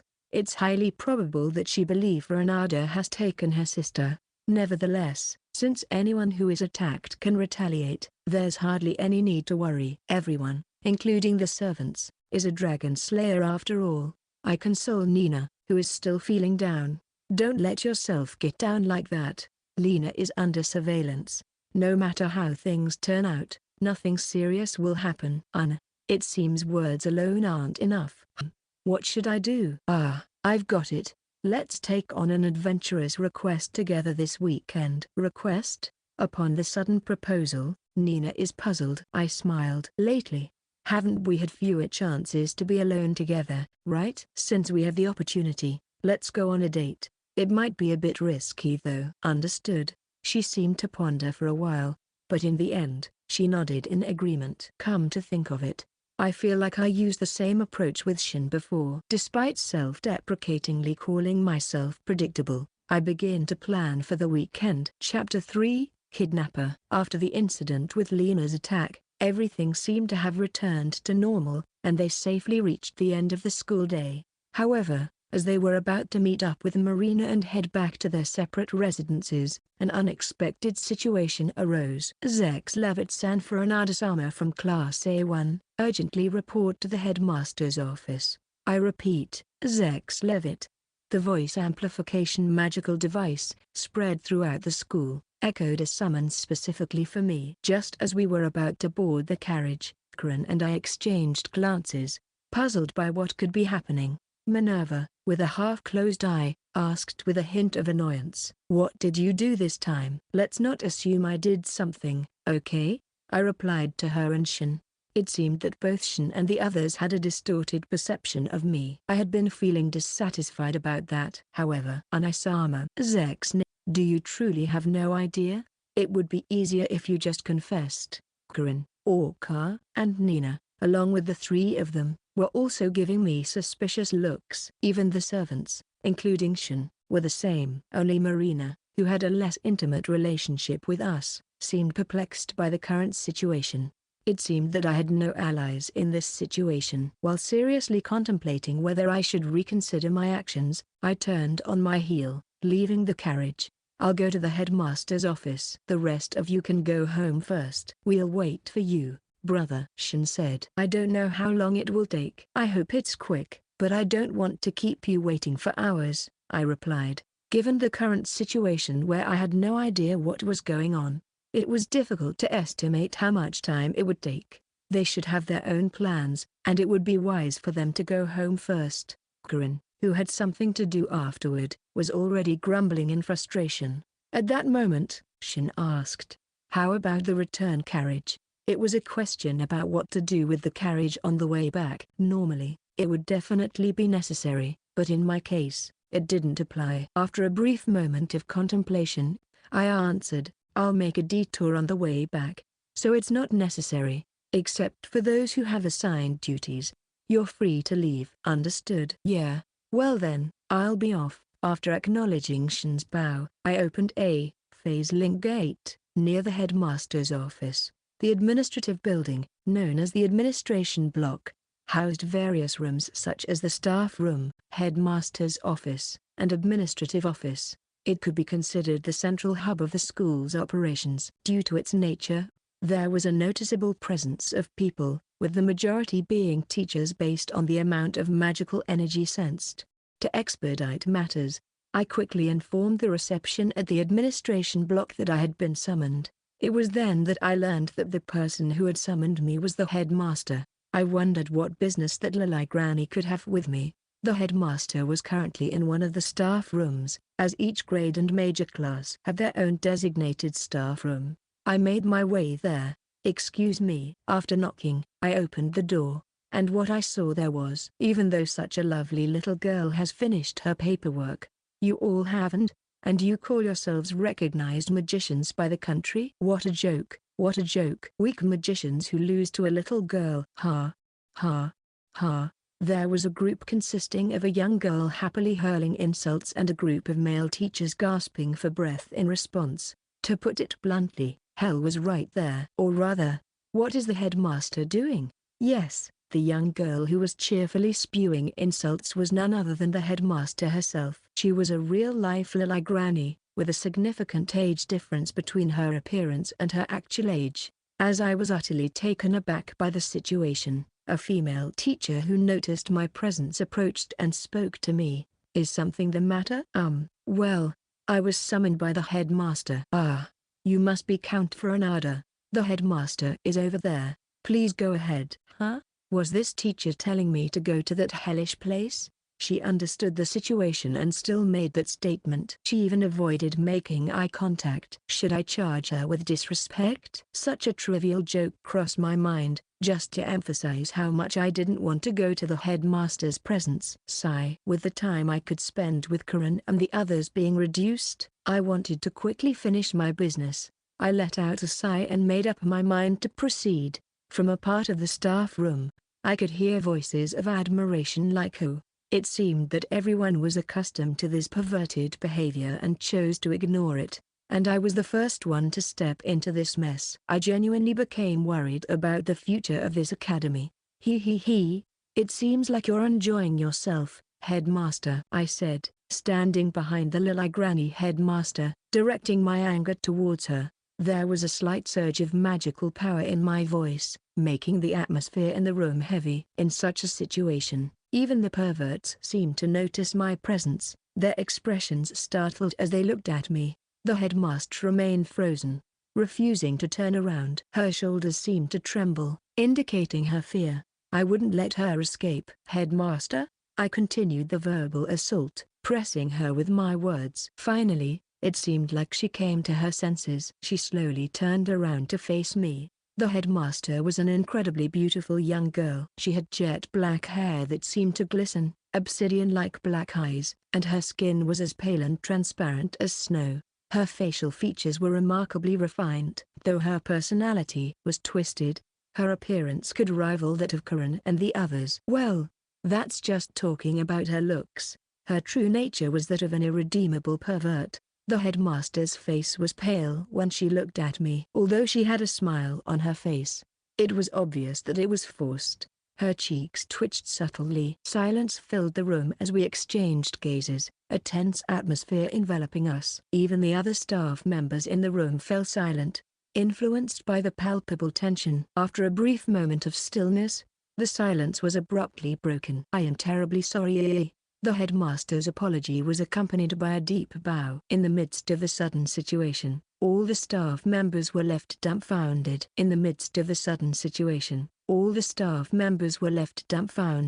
I gently spoke to the headmaster as she prostrated herself on the floor. "Shall we go to your office, headmaster?" "Yes." "Why yes," she replied with a pathetic voice, quickly starting to move. As she left the staff room, I followed closely behind. Just before leaving the room, I caught a faint remark from one of the perverts. "The headmaster has been enlightened." I inwardly sighed, wishing they would stop with that kind of talk. Headmaster's office. It is probably the most prestigious room I've seen within the academy. The furnishings and furniture are all top-notch, exuding a dignified atmosphere. However, it's not filled with flashy aristocratic preferences. Instead, there's a predominance of antique wood finishes. Presumably, it reflects the headmaster's personal taste. I'm seated facing the headmaster on a leather-upholstered sofa. It's a fine sofa. I'll have to ask where it's from later. "Now then, the reason I summoned you," the headmaster begins solemnly. It's futile to try and act dignified at this point. I cut in. Interrupting the headmaster, who starts to speak seriously, I make it clear that I've seen enough of her pitiful behavior, including her inappropriate actions from before. There's no point in her trying to act tough now. In response, the headmaster furrows her brows and her eyes seem slightly moist. "Is it so wrong to show a little respect for your elders?" she says, her voice slightly quivering. "I'll consider it when you become stronger than me," I retort. "Isn't that impossible?" The headmaster lets out a dejected sigh. "From our recent exchange, it's evident that the young girl in front of me knows of my true strength, not through mere rumors but from personal experience. In essence, the headmaster and I fought each other. It was a real battle to the death, though I wasn't using my full power. If I had, she would have been dead before the fight even began. The reason it came to such a situation was that she is known as the Witch of Life. No ordinary human can defeat you, the Witch of Life," I comment. "Well, there's no one among humanity who can defeat you either," she responds. "The headmaster is indeed a witch." A witch refers to a magic user who has violated taboos, and these taboos can cover a wide range of actions, often focusing on violations against humanity. As a result, the equation of a witch being an enemy of humanity was well established. Knowing that the forces targeting Nina had the support of a witch, I took immediate action upon learning that the headmaster was a witch. To be specific, I conducted an intense questioning session. I used intimidation to make it clear that I knew her true identity and asked about her intentions. When she attempted to attack me, I fought back and defeated her. Her attitude, which changed drastically from arrogance to humility, reminded me of a certain comic strip, making me feel a bit sorry for her. I spared her life because her goal was genuinely to educate the next generation. Her attempt to fight me stemmed from panic over her identity being exposed, so I decided to show some leniency. Of course, I gathered some insurance just in case. "Now, what do you, the headmaster who engaged in inappropriate behavior, want from me?" I asked. "Well, they said they would get fired up if I received insults, so I reluctantly did it." "I actually prefer being the one blamed," she stammered. "Enough of that, can you get to the point?" I interrupted, adding a bit of intimidation to my tone. Thanks to that, she refocused the conversation. "I called you here because I wanted to make a request," she said. "A request?" "Yes, I want you to take on the role of student council president." "I refuse," I replied promptly. In fact, I had already guessed that Semika was dismissed. In the original game, it was the first princess who held that position, so I assumed she would be removed quickly. With her connections, she should have been able to manage something like that. However, I couldn't understand why she was offering the position to me. It made no sense. There are more suitable candidates out there.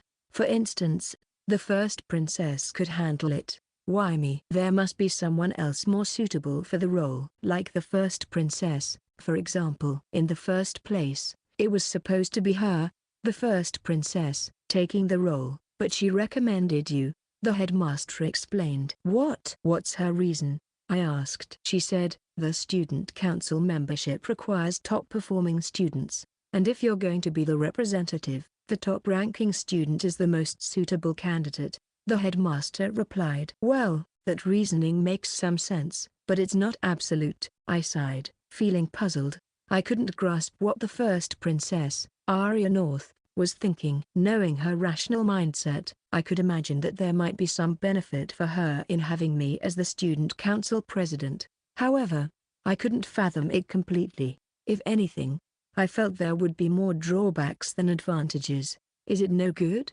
The headmaster asked. Yeah, it's impossible. Even if I demonstrate my abilities, there will always be people who resent me just because I'm colorless. I don't want to deal with those complainers, I explained. Even if I showcased my capabilities, there would always be those who would oppose me simply because I'm colorless. As a count, overt actions against me might not happen, but the possibility of behind-the-scenes actions couldn't be ruled out. Discrimination like this runs deep, rooted in emotions rather than reason, making it difficult to resolve.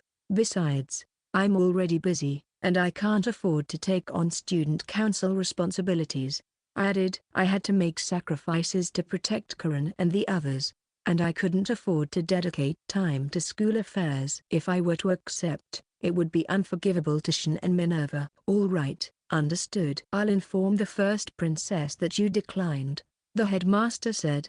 It seems my rejection was within her expectations, and she readily backed off. I furrowed my eyebrows. Could it be that there's something else more important you wanted to discuss? If she had anticipated my refusal, it didn't make sense to call me here specifically. If it was just to convey a message, there were other means to do so. Her response confirmed my suspicion. As she nodded. Yes, there's actually something I wanted to tell you directly, the headmaster said with a serious expression, indicating that it was a rather complicated matter. I listened attentively, realizing that what she was about to say was more troublesome than I had anticipated. In the past few years, it has been revealed that several academy students, particularly beastmen, have been kidnapped and gone missing. Yet, until recently, this fact had not come to light. The reason for the delayed revelation was understandable. Apparently, all the missing students were orphans with few friends. So, when they suddenly disappeared, no one worried about them. The low number of victims each year also contributed to the delayed discovery. In my previous world, such a failure would be unacceptable, but in this world, I couldn't strongly criticize it. There are casualties in practical magic classes every year, nobles' children disappear due to political struggles, and commoners vanish in disputes between nobles. Missing persons are quite common in this world. Furthermore, the total number of students in the academy is just over 300,000. One or two missing students might be considered within the margin of error. While it is a significant matter for the individuals involved, life is rather cheap in this world. This event wasn't present in the original game, or perhaps, the protagonists were not informed about it. This incident weighed heavily on the two newcomers who had just enrolled. How did it come to light then? I asked. Based on the story so far, it seemed like a difficult case for the academy to detect. The headmaster lowered her gaze and let out a sigh. I discovered a former student being sold as a slave, she confessed. I see. There were no words to express my thoughts. While she might be eccentric, she was also devoted to education. The shock she must have felt when she found one of her former students reduced to slavery must have been immense. Trying to dispel the heavy atmosphere, the headmaster continued her words forcefully. In addition, the number of incidents has been increasing over the past few years. Sooner or later, it was bound to come to light, perhaps, because they never got caught. The kidnappers became bolder, she explained. I see. So, what do you want me to do? I asked.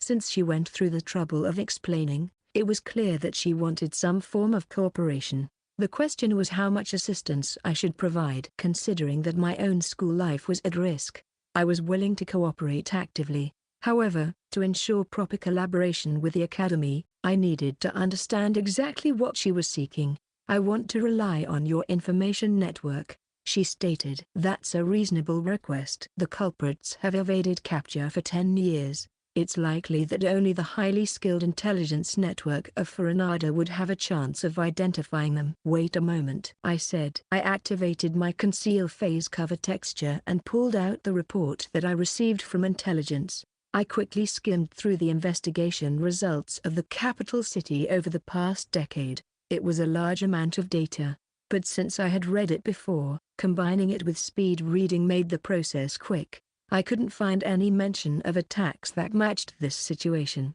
Of course, it's natural. If there had been any such reports, I would have remembered seeing them when I first read through the information. Even the tiniest hint would be fortunate, but unfortunately, there was nothing of that sort. In the end, I couldn't find any information that could serve as a lead. We didn't find anything suspicious in our information network either. "If that's all you need, we'll conduct our own separate investigation," I said. "Is that all right?" "Yeah. Kidnappings can't be ignored, after all." "Thank you. We will continue our investigation here, and if we find anything, we'll exchange information," the headmaster suggested. "Understood." After finalizing the details, I left the headmaster's office. "So, students from the Beastman race are being kidnapped and enslaved." The thought crossed my mind of Nina back in the original game. She died around the same time as these incidents came to light, so I couldn't help but feel it was closely related. I need to prioritize resolving this case. I mentally placed the search for the kidnappers at the forefront of my priority list. Section. After concluding the discussion with the school principal, they proceeded with their planned detour using the phase connector for quick transportation. And so, the destination of their detour was as planned. "Huh? I've been waiting," said Prince Wymley. "I'm intruding, Your Highness," I replied. It was Prince Wymley's private chamber, which meant it was within the royal palace. Upon my greeting, he raised an eyebrow slightly. "Didn't I tell you to stop with the formalities? We're friends, no need to hold back." "I understand." "All right, got it," I said, trying to refuse but ended up changing my mind due to Wymley's intense glare. From the exchange, it was evident that Wymley and I had become close enough to be called friends. It was only natural after spending 6 years together, united against rival factions. In my case, I didn't even have friends my age. I'm getting sad just saying that. "What brings you here today?" "Knowing you didn't come here just to hang out, did you?" Wymley cut to the chase after some casual banter. As expected of my friend, he understood my personality well. I nodded in agreement. "Well, there have been some reports of trouble at the academy." Hey, hasn't it only been 3 days since you enrolled? You never change. Trouble seems to love you." Wymley laughed heartily. "Unfortunately," I sighed in response, "it's not a laughing matter for me." Gathering myself, I proceeded to explain the events of the past 3 days, primarily focusing on the incident involving the hero of Udai. Additionally, I shared the details of my conversation with the school principal. "It seems the current hero has quite a unique personality," I said, trying to sugarcoat my words, but Wymley's cheek twitched slightly. He, who advocated for equality among humans, was essentially an enemy of the royal family. Since they couldn't eliminate heroes as a country's tradition, dealing with them was undoubtedly troublesome. "So, are you going to protect this girl named Marina?" "My friend seems to have been afflicted with a disease that causes brain damage. The future of this country looks grim." How did he arrive at such a conclusion? I explained the situation properly. Given the circumstances, there was no choice but to put her under protection. Wymley shrugged his shoulders. "You have a harsh way of putting it. It's the only reasonable response. But even so, you have a history with Shen, don't you? In the end, she still harbors feelings for you, and you don't seem indifferent either." When he pointed that out, I had nothing to say. As he mentioned, it could be said that I had come to accept Shen's feelings over these 6 years, with unwavering affection directed towards me, Even an insensitive person would be moved because of the situation with Corinne. I couldn't confess to her until that matter was resolved, but I intend to give her an answer eventually. Seeing me fall silent, Wimley grinned with a somewhat irritating smile. I'd love to show Shin how embarrassed you get. Why don't you just give her an answer already? Enough of that. Until my objective is achieved, I can't afford to focus on anything else. I hear that response from you every time, but is it really necessary to ignore both your own and her feelings in order to protect something? That's the one thing I can't yield on, I answered immediately. Reversing Corinne's fate was my long-standing aspiration for the past 16 years. Even if it meant temporarily hurting Shin's heart, my conviction couldn't be swayed. If there were a clear answer, something like by doing this, she'll be saved, then maybe I'd have the luxury to focus on romance, but there's no point in wishing for the impossible, I replied. Shin understands that too. For now, it's fine the way it is. I added, well, if you two are both content with that, then I have no complaints, but more importantly, the current issue is this girl, Marina. Wimley said. Going back to that, of course, unlike Shin, you haven't gained an understanding of this girl, right? Yeah, despite declaring that she'll make me fall in love with her, the truth is she's more like a hopeless otaku in front of her favorite idol. In that case, it's best to sit down and talk things through at least once. It should be the best approach for both of you, Wimley advised. Maybe you're right. I reluctantly agreed, surprised by the unexpectedly serious advice. Indeed, we haven't properly talked since I took her out of the girls' dormitory. It was sudden back then, but now I wonder if it's time to have a serious conversation with her. Haha, Zechs is always popular with the ladies. I envy you, Wimley chuckled. Yours is even more enviable. I've heard you were quite popular in the academy, I retorted. The frail image Wimley had once was now a thing of the past. After being freed from the curse and thanks to the plan devised by me and Shin, he gradually regained his health. While not overly muscular, he now possessed an average physique. Coupled with his naturally good looks, he was quite the heartthrob during his school days. Some were attracted to the title of my royal lineage. Besides, as long as my betrothed loves me, that's enough for me. You're still as passionate as ever. Just don't cause any conflicts with your second wife and onwards due to your ardor, alright? Loving one woman is admirable, but for royal and noble families, one wife is not enough. I'd rather not get involved in the messy struggles. I understand. When the time comes for the second and onwards, I'll make sure to devote my love properly, Wimley replied. In that case, that's fine. At that moment, the conversation lapsed for a few beats. After a short pause, Wimley spoke up again. Going back to the topic. There was talk of a student being kidnapped at the academy. That's right. We have no leads whatsoever. It's horrifying, especially since similar incidents occurred during my time at the academy. I'd like to help, but unfortunately, I don't have any useful information either. I'm sorry. Don't worry about it. I just wanted to keep you informed as a precaution, I replied. As much as I hate to say it, there's no way the royal family's intelligence agency could obtain information that Foranada's spies couldn't. The difference in their capabilities was obvious. Suddenly, Wimley muttered, come to think of it, I heard a certain rumor. A rumor? It may or may not be related to the academy incident, but it seems the price of beastkin slaves is on the rise. Oh, that was indeed true. I had received a report about it too. Apparently, beastkin within the capital were being bought up one after another. As a result, the market for beastkin slaves was experiencing scarcity, leading to inflated prices. The purchases were being made by businesses outside the capital, and there didn't seem to be any particularly problematic stores involved. Wait, hold on. I didn't pay much attention to it when I read the report, but buying slaves at higher prices within the expensive capital is unnatural. Why didn't I find this suspicious earlier? Could it be that my perception was being manipulated? A disturbing hypothesis formed in my mind, sending a chilling sensation down my spine. I decided to re-examine the slavery situation. For now, I instructed my subordinates through telepathy and waited for updates. I couldn't do much more at this moment, despite my growing restlessness. No major problems occurred until the weekend. Weekend. The first holiday since starting school had arrived. As promised before, today is a date with Nina.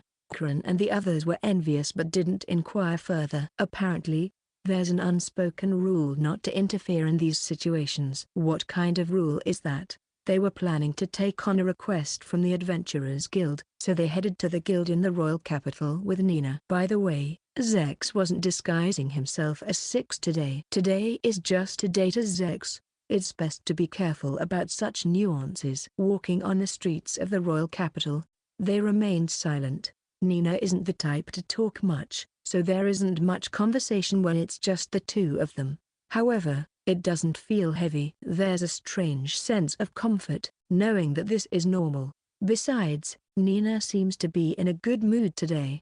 Her expression is still as blank as ever, but he could sense a slight excitement.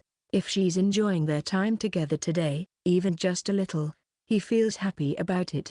Before long, they arrived at the Adventurers Guild's branch in the royal capital. The overall design is similar to the Foranada branch. There's the entrance with the Western-style doors, the bulletin board with requests posted, and the adjacent tavern. A typical Adventurers Guild setup. It's only natural since they're all operated by the same organization. However, being in the royal capital, the scale is significantly larger. The building is about 10 floors high, and the area seems to be around 10 times bigger by rough estimation. The number of people inside is also quite substantial. Wow, it's quite a hassle to take a request here. Annoying. They tried to avoid the rush hour, but the crowd still hadn't dispersed. There were plenty of adventurers gathered around the bulletin board, as expected. Shall we wait a bit? Agreed. Although there might not be any good requests left, the purpose of today was to do things together, so they decided without much hesitation to avoid the crowd and take a seat at a two-person table in the tavern, which happened to be relatively empty. They ordered non-alcoholic drinks and passed the time. However, such peaceful time wasting was tragically cut short. Because, hey, you there, you're adventurers, right? How about taking on a request with us? Three rough-looking guys called out to us, or rather, to Nina. Nina is stunningly beautiful, even without considering the fact that she's my student. On top of that, she has a figure that could rival that of a gravure idol. Her aura leans more towards cool than cute. But that doesn't mean she's not appealing to men. It's no surprise that she attracts attention like this. What's with these guys? Nina muttered, showing her displeasure as the men sent lewd glances her way. Seemingly not quite grasping the situation, she turned to me seeking an explanation. They're trying to hit on you. Hit on me? When I shrugged my shoulders, Nina looked dumbfounded. It seems she never expected to be targeted like this. Come to think of it, this might be the first time she's ever been hit on. In Foranada, she was too famous, and no reckless idiots would try to approach her like this. Sure, she was surrounded by squealing female fans, but nobody dared to make a bold move. Moreover, she's always been surrounded by beauties like Karen, Minerva, and Shin. So her sense of beauty might be a bit off. She might not even realize that she's beautiful herself. You're beautiful after all, so men would naturally be attracted to you. Beautiful? Me? Haven't I complimented you many times before? I thought it was just flattery because I am your student. Come on now. As expected, my assumption was correct. She even mistook my praise as flattery. How sad. As we had such a laid-back conversation, the men, unable to bear it any longer, shouted at us. How dare you ignore us? You're getting cocky just because you're pretty.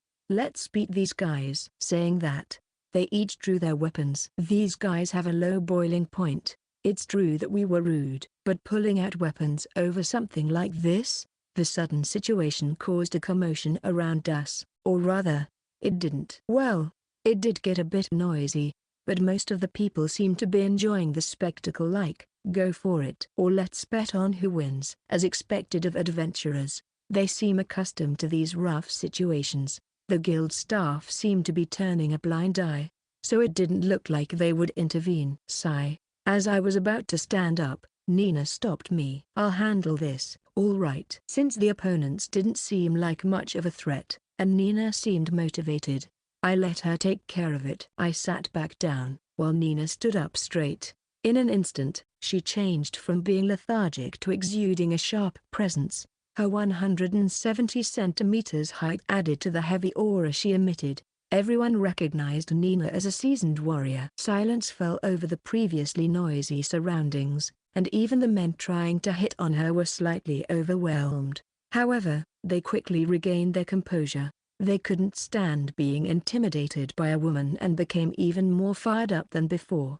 "You seem pretty good, but don't act all big." "That's right. Let me teach you about a frog in a well. We're rumored to be close to rank A, you know." "Come at us already. Don't waste our time, you damn amateurs." Seeing Nina's exasperated response, the three men hastily moved away from the spot.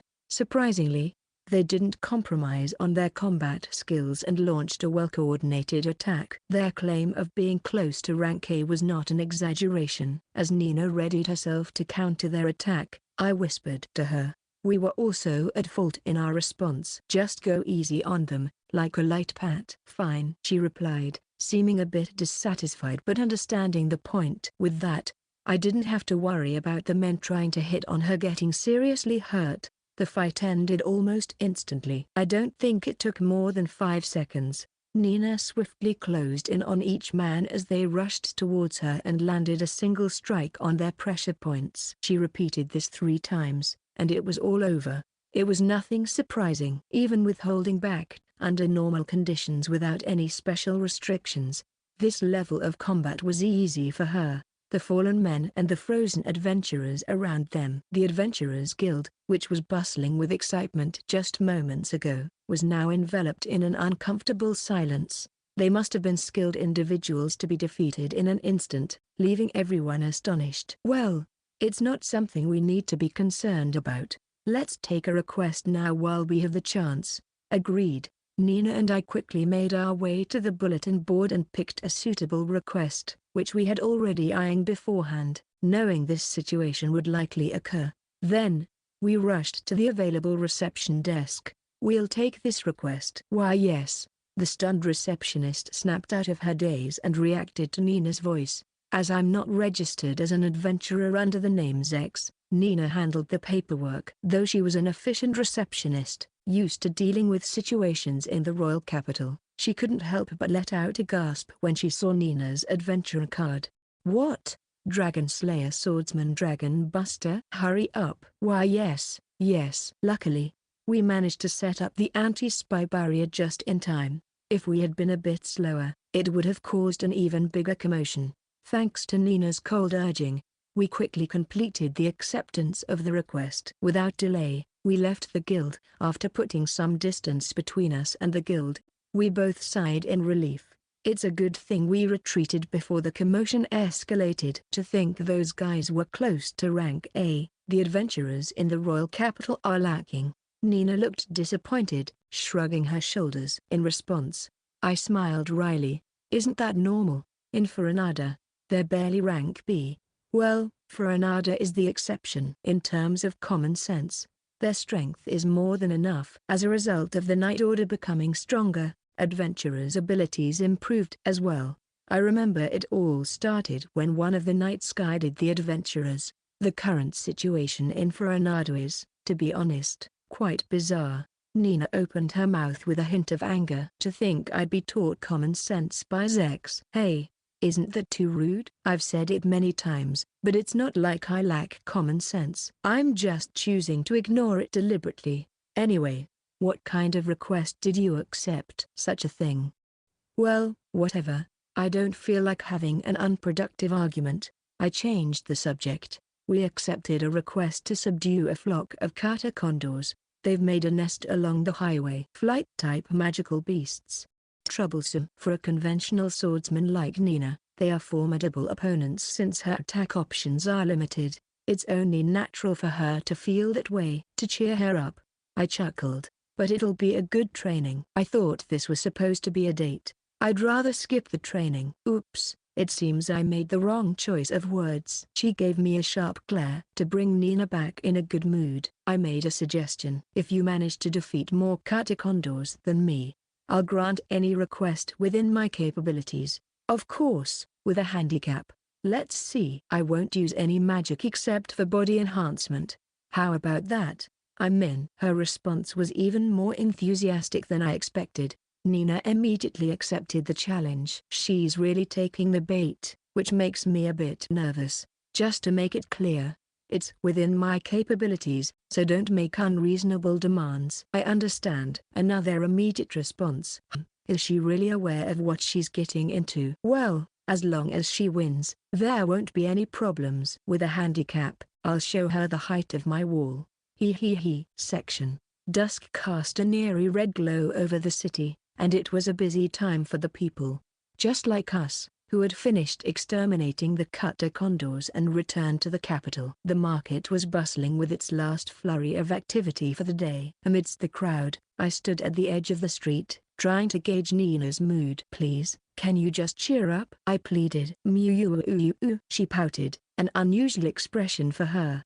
With cheeks puffed out, her stubbornness seemed unyielding, and I was at a loss, unable to change her mood. The reason behind Nina's bad mood was related to how we handled the cutter condor extermination. We had agreed to compete in taking down the creatures, and in the end, I won with an approach that she apparently disapproved of. Now that I think about it, maybe what I did was unfair. Just because it falls under the category of body enhancement, it doesn't justify it as acceptable. I was wrong, I admitted. It was no use. She wasn't budging. What should I do? You see, what I did during the competition was use one of my secret techniques. It's an evolved version of body enhancement, called body enhancement, divine overflow. Its effect is to bring the body closer to that of a god's apostle. I had developed this magic by analyzing Akatsuki's physical structure during our combat training sessions. Without this technique, I wouldn't have been able to stand a chance against my opponents. I thought it would be okay to use it against someone as strong as Nina, but in hindsight, it was immature of me. This approach didn't make me any different from Akatsuki.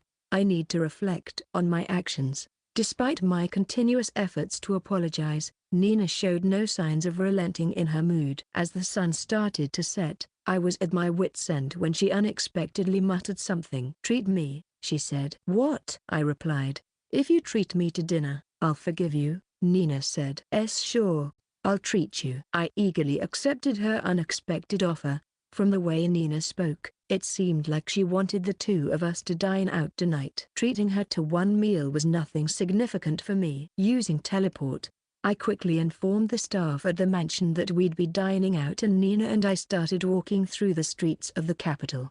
I thought it might inconvenience the cooks at this time, but apparently, Dan and Milia had come to visit, and they insisted on treating us. Even though they were friends, I wondered if their hearts were made of steel to come to the residence of a local lord for a visit. By the way, Dan and his friend's class at the academy was 8-2. You might wonder why they weren't placed in A1 after learning magic from Corinne, but apparently, their academic performance was disastrous. I have no idea what they were up to. Putting that aside, I followed Nina to the restaurant she had in mind. She had returned to her usual self and was speaking normally to me. "What kind of restaurant is it?" I asked out of curiosity as we turned off the main street and into a small alley. Nina replied, "My sisters said it's the best restaurant in the capital." Sisters? Ah, the Crimson Rose Red Roses, I exclaimed. They were an adventurer team based in Foranada, consisting entirely of rank B female adventurers.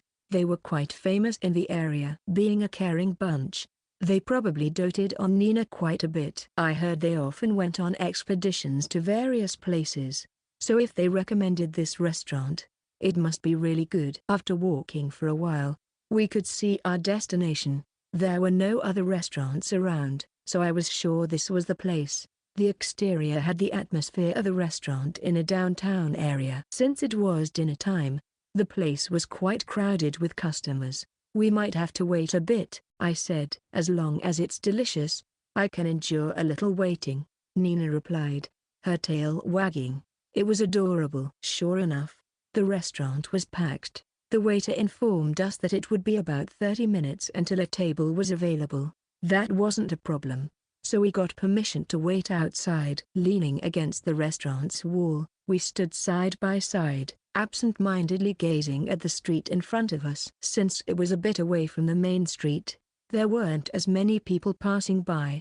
However, there was a residential area nearby, making it feel closer to everyday life. Housewives and young children passed by frequently. Though we didn't talk, the atmosphere between Nina and me wasn't uncomfortable. We peacefully immersed ourselves in the tranquil scenery of daily life.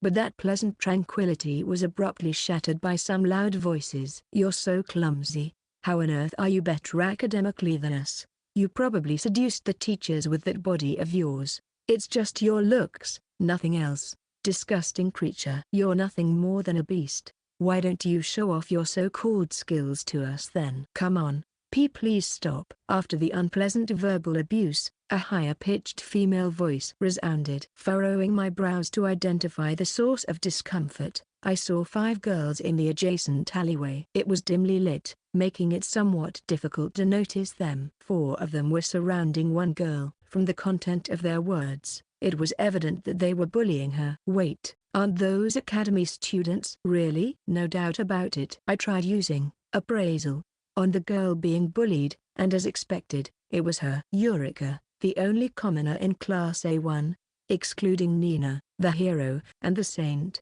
That's how she was noted. Merit students were given money by the country. It was a system where the top 10 commoners in grades received financial support. As long as their grades didn't drop, they would receive monthly payments, totaling around 7.2 million over 3 years. There was generally no obligation to repay the money, making it quite an exceptional treatment. Even so, the top-performing students were usually dominated by higher-class nobles who received advanced education, so the merit system was rarely applied to commoners. Therefore, Eureka must be exceptionally talented. On the side of the bullies, there was 1 countess and 3 viscountesses. I didn't recognize them, so they were probably students from a different class. After observing the situation for about 10 seconds, I understood. One god faction, huh? Those countesses seemed to belong to the One God faction. Eureka became the target of bullying due to her being a white rabbit beastkin.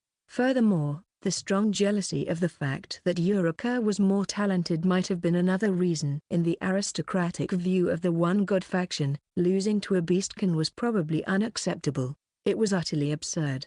Instead of wasting time like this, they should work on improving themselves. That's why they couldn't even rank in the top 50, let alone the top 10. Then, Nina looked at me. Zechs. She must be worried and didn't want to leave me alone. I felt the same way, so she didn't need to worry. I'll help her. But Nina, please wait here. Since the other side belonged to the One God faction, it would be unwise for her to get involved. As a higher-ranked noble, it would be better for me to handle this situation. Okay. Nina seemed to understand that too. Although she had a regretful expression, she obediently stepped back. Having confirmed her response, I distanced myself from the restaurant's wall and walked toward the scene of bullying. Along the way, the group noticed me approaching and responded with clicking tongues and intimidating glares. They hadn't figured out my true identity yet. What do you want? We're not here for your entertainment. We're nobles. If you don't want to get hurt, you better leave now. Or do you want to become a target of our magic? As I got closer, the 3 viscountesses started hurling insults at me. Though the countess didn't speak, her hostile expression was clear as day. Not wanting to drag things on unnecessarily, I was about to speak when an unexpected voice came from somewhere. Eureka will be fine, so you should, run away. This person here is a noble Sama. The trembling voice belonged to Eureka, who had been the target of bullying. From her timid demeanor earlier, I had assumed she was a shy and timid girl, but I was mistaken. She seemed to muster courage and concern for others in times of crisis, displaying a kind-hearted nature. This only fueled my determination not to leave her alone. I smiled reassuringly at her and then glared at the bullies. I am Zechs Levit and Foranada. Your actions are intolerable. Disperse quickly. Foranada. Whether they recognized my face or felt the slight intimidation, they didn't doubt my identity. They were immediately frightened and scattered like frightened spiders. It seemed they had enough intelligence to pick their battles. I'm glad it didn't escalate into a pointless fight. Eureka stared blankly at the whole scene with a dumbfounded expression. It seemed she would remain in shock for a while, so I called Nina during that time. Are you okay, huh? Why yes. As a man, I thought it wouldn't be appropriate for me to touch her, so I had Nina check on her well-being. It appeared she hadn't been physically harmed since she didn't seem to have any injuries. Attention, everyone. A table is available now. As we finished checking on Eureka, we were notified that a table was now available in the restaurant. Whether it was good or bad timing, Nina and I exchanged wry smiles. Then, Nina gave a small nod. Our understanding had been built up over the past 6 years. Having received Nina's approval, I made a suggestion to Eureka. If you'd like, would you join us for dinner? A section. Her full name was Eureka Wylef-Puss. With her iris the color of bellflowers and long straight hair, one could predict her affinity for water. Her facial features were well proportioned, and she had an attractive figure with a captivating charm, especially her legs, which hinted at their strength with just a glance. With such exquisite beauty, she would undoubtedly have become the most popular person in Class A1, if not for the prevalence of nobles. She seemed to hail from a remote settlement composed solely of white rabbit beastmen, carrying the expectations of her clan as she came to the capital. She possessed enough talent to rank among the top 10, and one could understand the feelings of the adults in her hometown. After exchanging introductions, Nina and I listened to Eureka's story while having a meal in the dining hall. Due to her shyness, she often stammered, but with our support, she gradually became more comfortable talking. Once again, thank you so much for helping me earlier. Don't worry about it, we just happened to be there. It's a mutual thing, helping each other. Oh, your kindness truly touches my heart. It might be the first time I've been treated so kindly since coming to the capital. Eureka seemed to have had quite a streak of bad luck. Well, her aura did give off a somewhat unfortunate vibe. I shrugged my shoulders. Feel free to rely on us if you run into any trouble. Oh, I couldn't possibly burden a noble Sama. A shrinking and apologetic Eureka. Admittedly, it was considered inappropriate for commoners to use nobles conveniently. However, it was also the duty of nobles to protect the lives of commoners. No need to worry. I just don't want to see talented individuals crushed by idiots. So, there's no need to be so formal. Of course, I wouldn't mind having her join Foranada, but I shouldn't let unnecessary desires show right now. She mentioned having bad encounters so far, and revealing any ulterior motives would put her on guard. While thinking that in my mind, Nina unexpectedly sighed. Even if he speaks in a fake way, Zechs is just too kind-hearted. He just has an extraordinary sense of values. You can relax. Hey, calling me extraordinary is rude. I'm actually complimenting you. You're not complimenting me. Hey, I'm praising you. He. While we were arguing, Eureka suddenly started laughing. It seemed like a genuine laughter coming from the depths of her heart. Seeing us exchanging puzzled glances, she hurriedly opened her mouth to explain. Sorry, it's not like I'm laughing at you. I just, calm down. We know it wasn't intentional laughter. Deep breath. Eureka took a few slow breaths to compose herself. Then she began explaining again. I just felt happy seeing how close you two are. Even someone as talented as Nina-san can become close with noble Sama, who I thought would be living in a completely different world. It seemed she genuinely felt joy at the possibility of getting along well with many people. She must have felt that way because she hadn't been able to have good interactions with others since coming to the capital. In a sense, her observation was correct. However, our situation was different. Zechs and I are different. Nina shared the same sentiment and firmly denied her statement. Different? How so? Yeah. Zechs and I have been close even before I became strong. So, it's different from what Eureka was saying. Is that so? Indeed. I met Nina when I was just an ordinary adventurer. Eureka turned her gaze toward me, and I supported Nina's words. Actually, I've known her since the time she was a beaten-down slave, but externally, we pretend that Zechs and I are different people, so I kept that part to myself. After receiving our response, Eureka seemed lost in thought for a moment. Then, She put on a slightly forced smile. I envy you both. I hope to find someone I can trust someday. I could sense that she was carrying some worries. However, now wasn't the time to probe further. We had only met her recently, so it would be impolite to pry into her personal matters. Afterward, we engaged in safe small talk and walked Eureka to the front of the girls' dormitory. Although she was initially overwhelmed by being escorted by the noble Sama, she seemed less nervous as we neared the end. I'd like to think that we had become somewhat close during our conversation section. After bidding farewell to Eureka, Nina and I walked side by side under the starry sky. We had already finished dinner, so all that was left was to return to our separate residence. Suddenly, Nina spoke up, her thoughts overflowing. Eureka is a nice girl. Yeah, I think so too. I want to become friends with her. I think that's a good idea. It was rare for Nina to initiate such a statement. The last time she did something like this was when she became friends with Karin. It seemed that she had taken a liking to Eureka. I also thought that Eureka, though timid, had a strong core. We continued exchanging words at our own pace, pausing here and there during our walk. Although we could have used the phase link gate to return instantly, we chose to walk on purpose. Both Nina and I wanted to savor the last lingering moments of the day. However, the peaceful atmosphere was soon interrupted. Zechs Sama, it's an emergency. I received a telepathic message from one of the intelligence agents who was leading a unit deployed in the capital. Feeling the unfortunate timing, I excused myself to Nina before responding. What happened? The monitoring team for the hero and Lady Lena has gone offline. What do you mean? I squinted my eyes, sensing that the situation was far from tranquil. To be precise, they are not detected by our surveillance anymore. Moreover, they are not responding to telepathy either. Their safety is still unknown. Where was the last location they were seen? The coordinates are.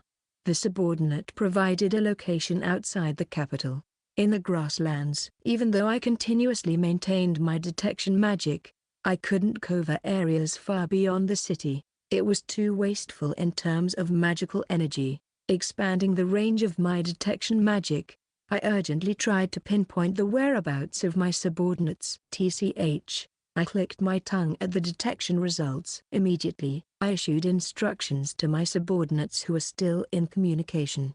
Emergency message. Those heading to confirm the safety of the monitoring team of the heroes, stop your actions immediately. Approaching them is strictly forbidden. I repeat. I cancelled the dispatch of reinforcements. Of course, I had a reason for doing so. In the detected area, there was a region of magical void where magic didn't work. In other words, it was the only place where magic didn't have an effect. Most likely, Udai and the monitoring team were within that area. Their reactions ceased because they were in a location where magic didn't function, and they couldn't respond to communications. If magic didn't work, then sending reinforcements would be futile. It would only add more victims. And then, I remembered a similar phenomenon. It was the unknown magical device that Count Putit possessed in the past, which severely inhibited the manipulation of magical energy. The current situation bore a striking resemblance to it. This might be a chance to expose the mastermind targeting Nina. I wasn't one to let such an opportunity slip away. While I couldn't send my subordinates, I could handle the situation myself. I opened the phase link gate just before the magical void area. As I turned round to call out to Nina, she met my gaze with determined eyes. I'm going to. It's dangerous. Lena is there, right? Then I'm going. She shouldn't have received my telepathic message earlier, but she seemed to have a keen intuition in strange moments. With her firm resolve, it seemed challenging to change her mind easily. Time was of the essence, and there was no other choice. With her abilities, she shouldn't be a burden. All right.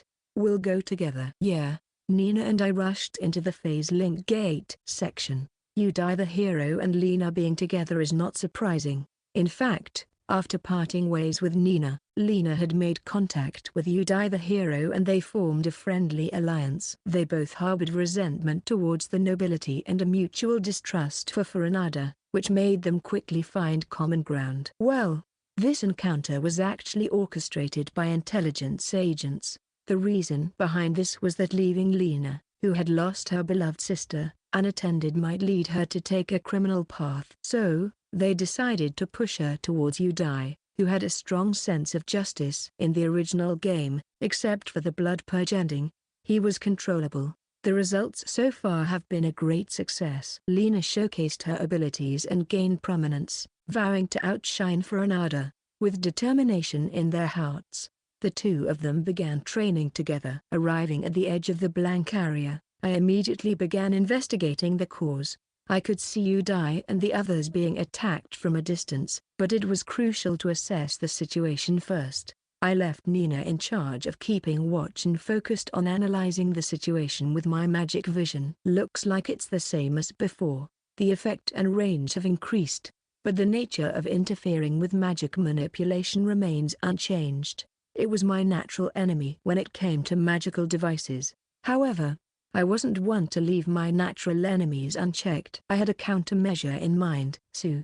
Taking a deep breath, I released my magic with a burst of energy. I hadn't manipulated anything, it was just an unfiltered torrent of magic that spread throughout the area. This was my countermeasure against magic manipulation interference. The interference in question was caused by extremely small curses dispersed into the air, which then interfered with the magic within their range. Specifically, the curse inclined heavily towards Chaos Black, meaning it could be described as unbalanced magic. When regular magic comes into contact with it, the imbalance cascades and increases the burden of magic manipulation. So, the solution was simple: wash away the bothersome curse. It was a blunt force method that only someone with my level of magical power could execute, but it was highly effective. The blank area vanished completely. Let's go. Okay. Nina and I dashed forward. Using physical enhancement, we closed the distance between us and Udai in a single step. Udai and Lena were in bad shape. It was natural since they were exhausted from training and then ambushed. However, they had held on remarkably well. They were both magic users who could handle a sword, but the main reason for their survival was probably different. From what I observed from afar, the enemy's target seemed to be Lena. Their intentions were clear, which made it easier for Udai and the others to handle the situation. And the enemy, the one dressed in a black robe with a black mask, remained an enigma. From the way they wielded the sword, it was clear they were highly skilled, but I couldn't appraise them. The curse attached to their robe and mask nullified our attempts at appraisal and magic vision. There is a method to see through curses, but it still takes time to activate. For now, it's quicker to charge in. The magic manipulation interference magical device is just one of the cursed items. It's unclear if this man is the witch herself, but he's undoubtedly an important witness. Both of you, step back. We'll handle this. You guys, sister? Since the two were just standing there dumbfounded and in the way, I used magic to blow them away from the battlefield. Nina took care of their landing with earth magic, so they were fine. All right.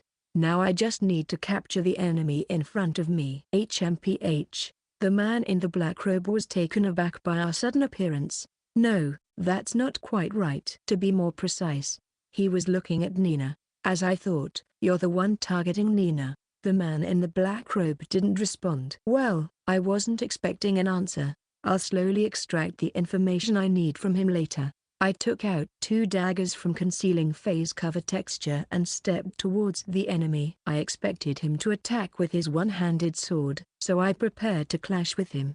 Or so I thought. What? I passed through the man in the black robe as if he wasn't there. I felt no resistance at all. Nina swung her sword right after, but the result was the same. We just passed through him, unable to cause any harm. Even if we tried to figure out his tricks, the curse on his robe was too disruptive. Since it was a magical device itself, I couldn't blow it away with my magic either. Looks like I have no choice but to use that after all. Immediately, I made a decision and focused my magic on my eyes.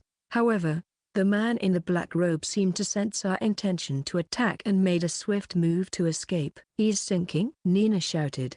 Indeed, the enemy began sinking into the ground, or more precisely, he disappeared into the shadows. He vanished at an incredibly fast speed, with only his head remaining visible for an instant. What was that? I've never seen such magic before, not in my game knowledge or the knowledge I gained from Akatsuki.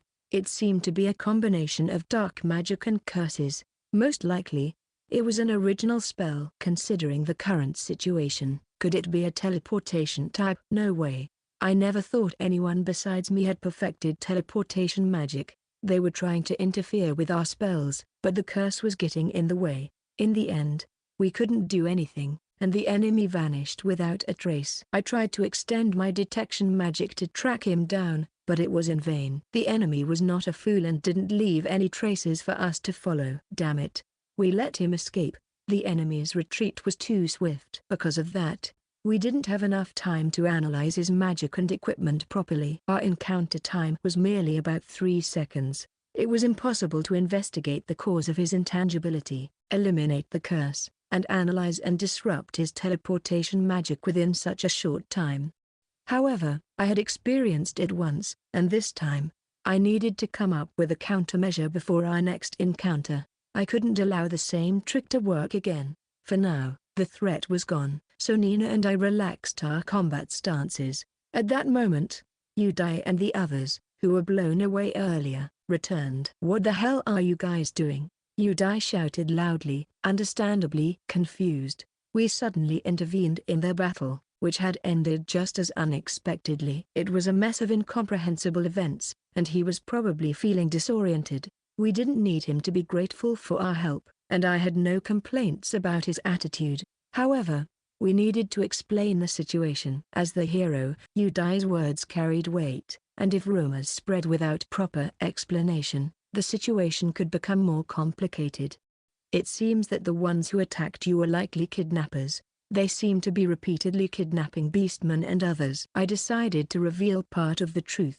I couldn't disclose everything, as it might cause trouble for the academy. On the other hand, if I didn't tell them about the attacker's identity, they would certainly cause a commotion. "What? We have to catch them quickly. We don't know who they are or where they come from. We are currently investigating. For now, we need to focus on self-defense." "You're taking your time," Yudai remarked. "I know we don't have time to spare, but without evidence, we can't do much," I replied. As expected, Yudai, with his strong sense of justice, stepped forward to search for the culprits. I had no complaints about him taking action. While I doubted he would find anything without an information network, the fact that the hero was getting involved might put some pressure on the enemies.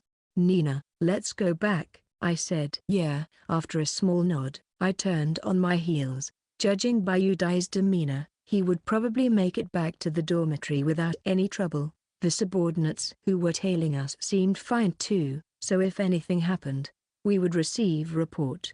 Ignoring Yudai, who was still shouting loudly, we left the scene. "Sorry." Nina apologized on our way back. "What do you mean?" I played dumb, but she shook her head. "I mean, sorry about my sister." In truth, Lena, who was present earlier, had been glaring at me the whole time. She had shown open hostility, baring her teeth. I chuckled.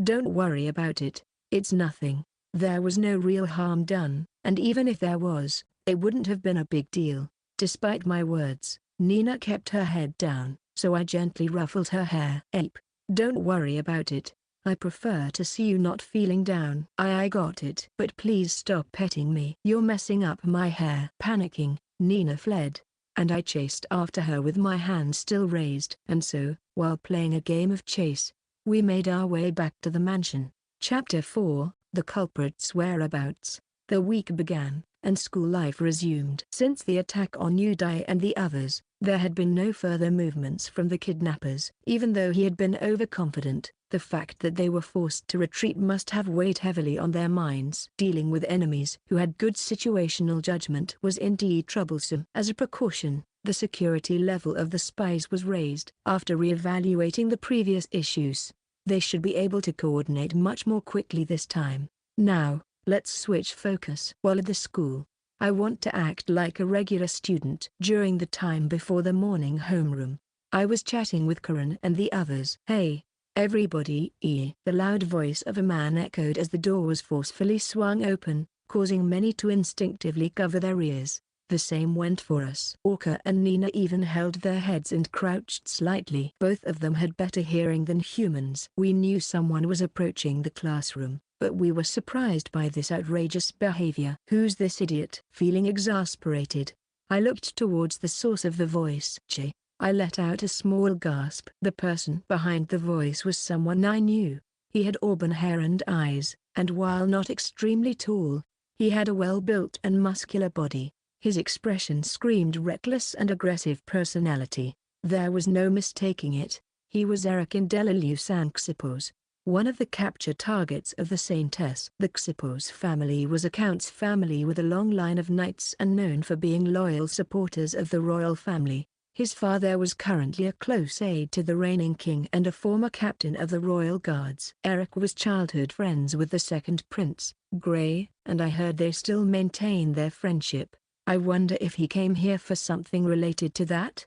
It seemed like I was mistaken about his purpose. Although he briefly greeted Grey, his attention was directed elsewhere. What could his purpose be? Oh, without a doubt, it's the real deal. I've been wanting to see you, Lady Nina. To my surprise, it was Nina. He stood in front of her, full of excitement. Wait, Nina and Eric know each other? Neither my knowledge of the game nor the intelligence gathered by Foranada's spies had any information about their connection, but Eric's expression of joy felt as though he had reunited with a long-lost brother. He couldn't possibly be a complete stranger to Nina. Who are you? However, Nina remained composed. She just tilted her head with a blank expression. Seems like Nina doesn't know Eric. Their reactions were polar opposites. Just to be sure, I asked through telepathy.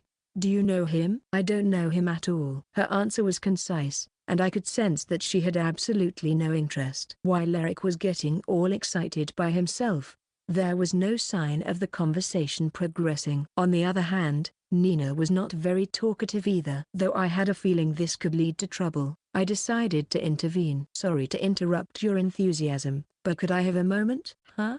As I spoke, Eric's mood instantly turned sour. He shot to look at me as if I were his mortal enemy. I don't have time for Foranada. Get lost and keep quiet. Wow, what an intense animosity. Well, it's not surprising. Eric is Grey's best friend. From his perspective, Foranada is the enemy who humiliated and abandoned his best friend. He's a straightforward guy, and I suppose that's better than someone who changes sides so easily. Still, I couldn't just stay silent and follow him. That's impossible. Nina is like family to me. I can't overlook her being in trouble, I firmly replied. In response, Eric wore an expression of I seriously don't understand.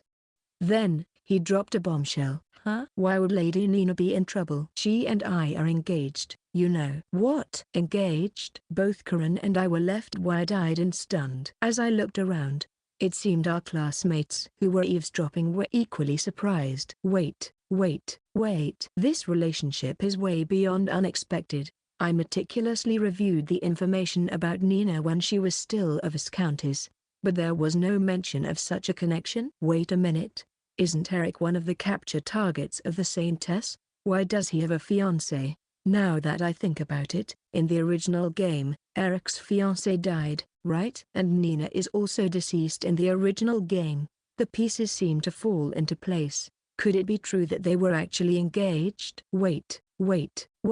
Calm down, me. If they were engaged, it would be unnatural for Nina to know nothing about Eric. Plus, there are other inconsistencies. Firstly, Nina's noble status was before the Nine Orders ceremony. It's too early to decide on an engagement. Moreover, Nina was mistreated in the Harness family. It's hard to believe they would arrange an engagement for her. The more I think about it, the more the theory of Eric and Nina being engaged falls apart. The shock of his statement almost made me lose my composure. Wait a second. Even Nina herself seems astonished by Eric's declaration. News to me. See, she has no recollection whatsoever. Since a while ago, there have been discrepancies in perception between Eric and us. What on earth is going on? Lady Nina? Finally, Eric seems to notice Nina's bewilderment. He tilts his head with a puzzled expression, gazing at her, and then, he starts to get flustered in an amusing way.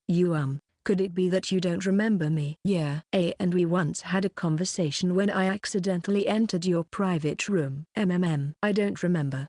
Nina showed no mercy. She heartlessly cut him off without any hesitation. As expected from a master of the sword, she was decisive.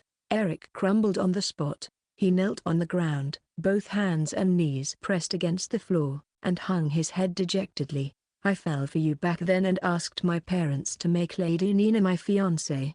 But I never thought Lady Nina wouldn't remember. That was when I was how old? I was 2. Well, of course, I wouldn't remember. I was dumbfounded. Even if you were a reincarnated person, it's impossible for an ordinary human to remember events from when they were 2 years old. Moreover, Nina had mentioned that her memories of her noble days were hazy, so it's no surprise she wouldn't remember. Moreover, if Eric's words are correct, then the two of them are not officially engaged. He only asked his parents. In other words, he's self-proclaimed fiancé. Well, there can be good things in life if you're alive. Love isn't limited to just one person. Yeah. Oh. Stop moping around and get yourself together. Perhaps feeling pity for him, Kron and the others offered words of comfort to Eric.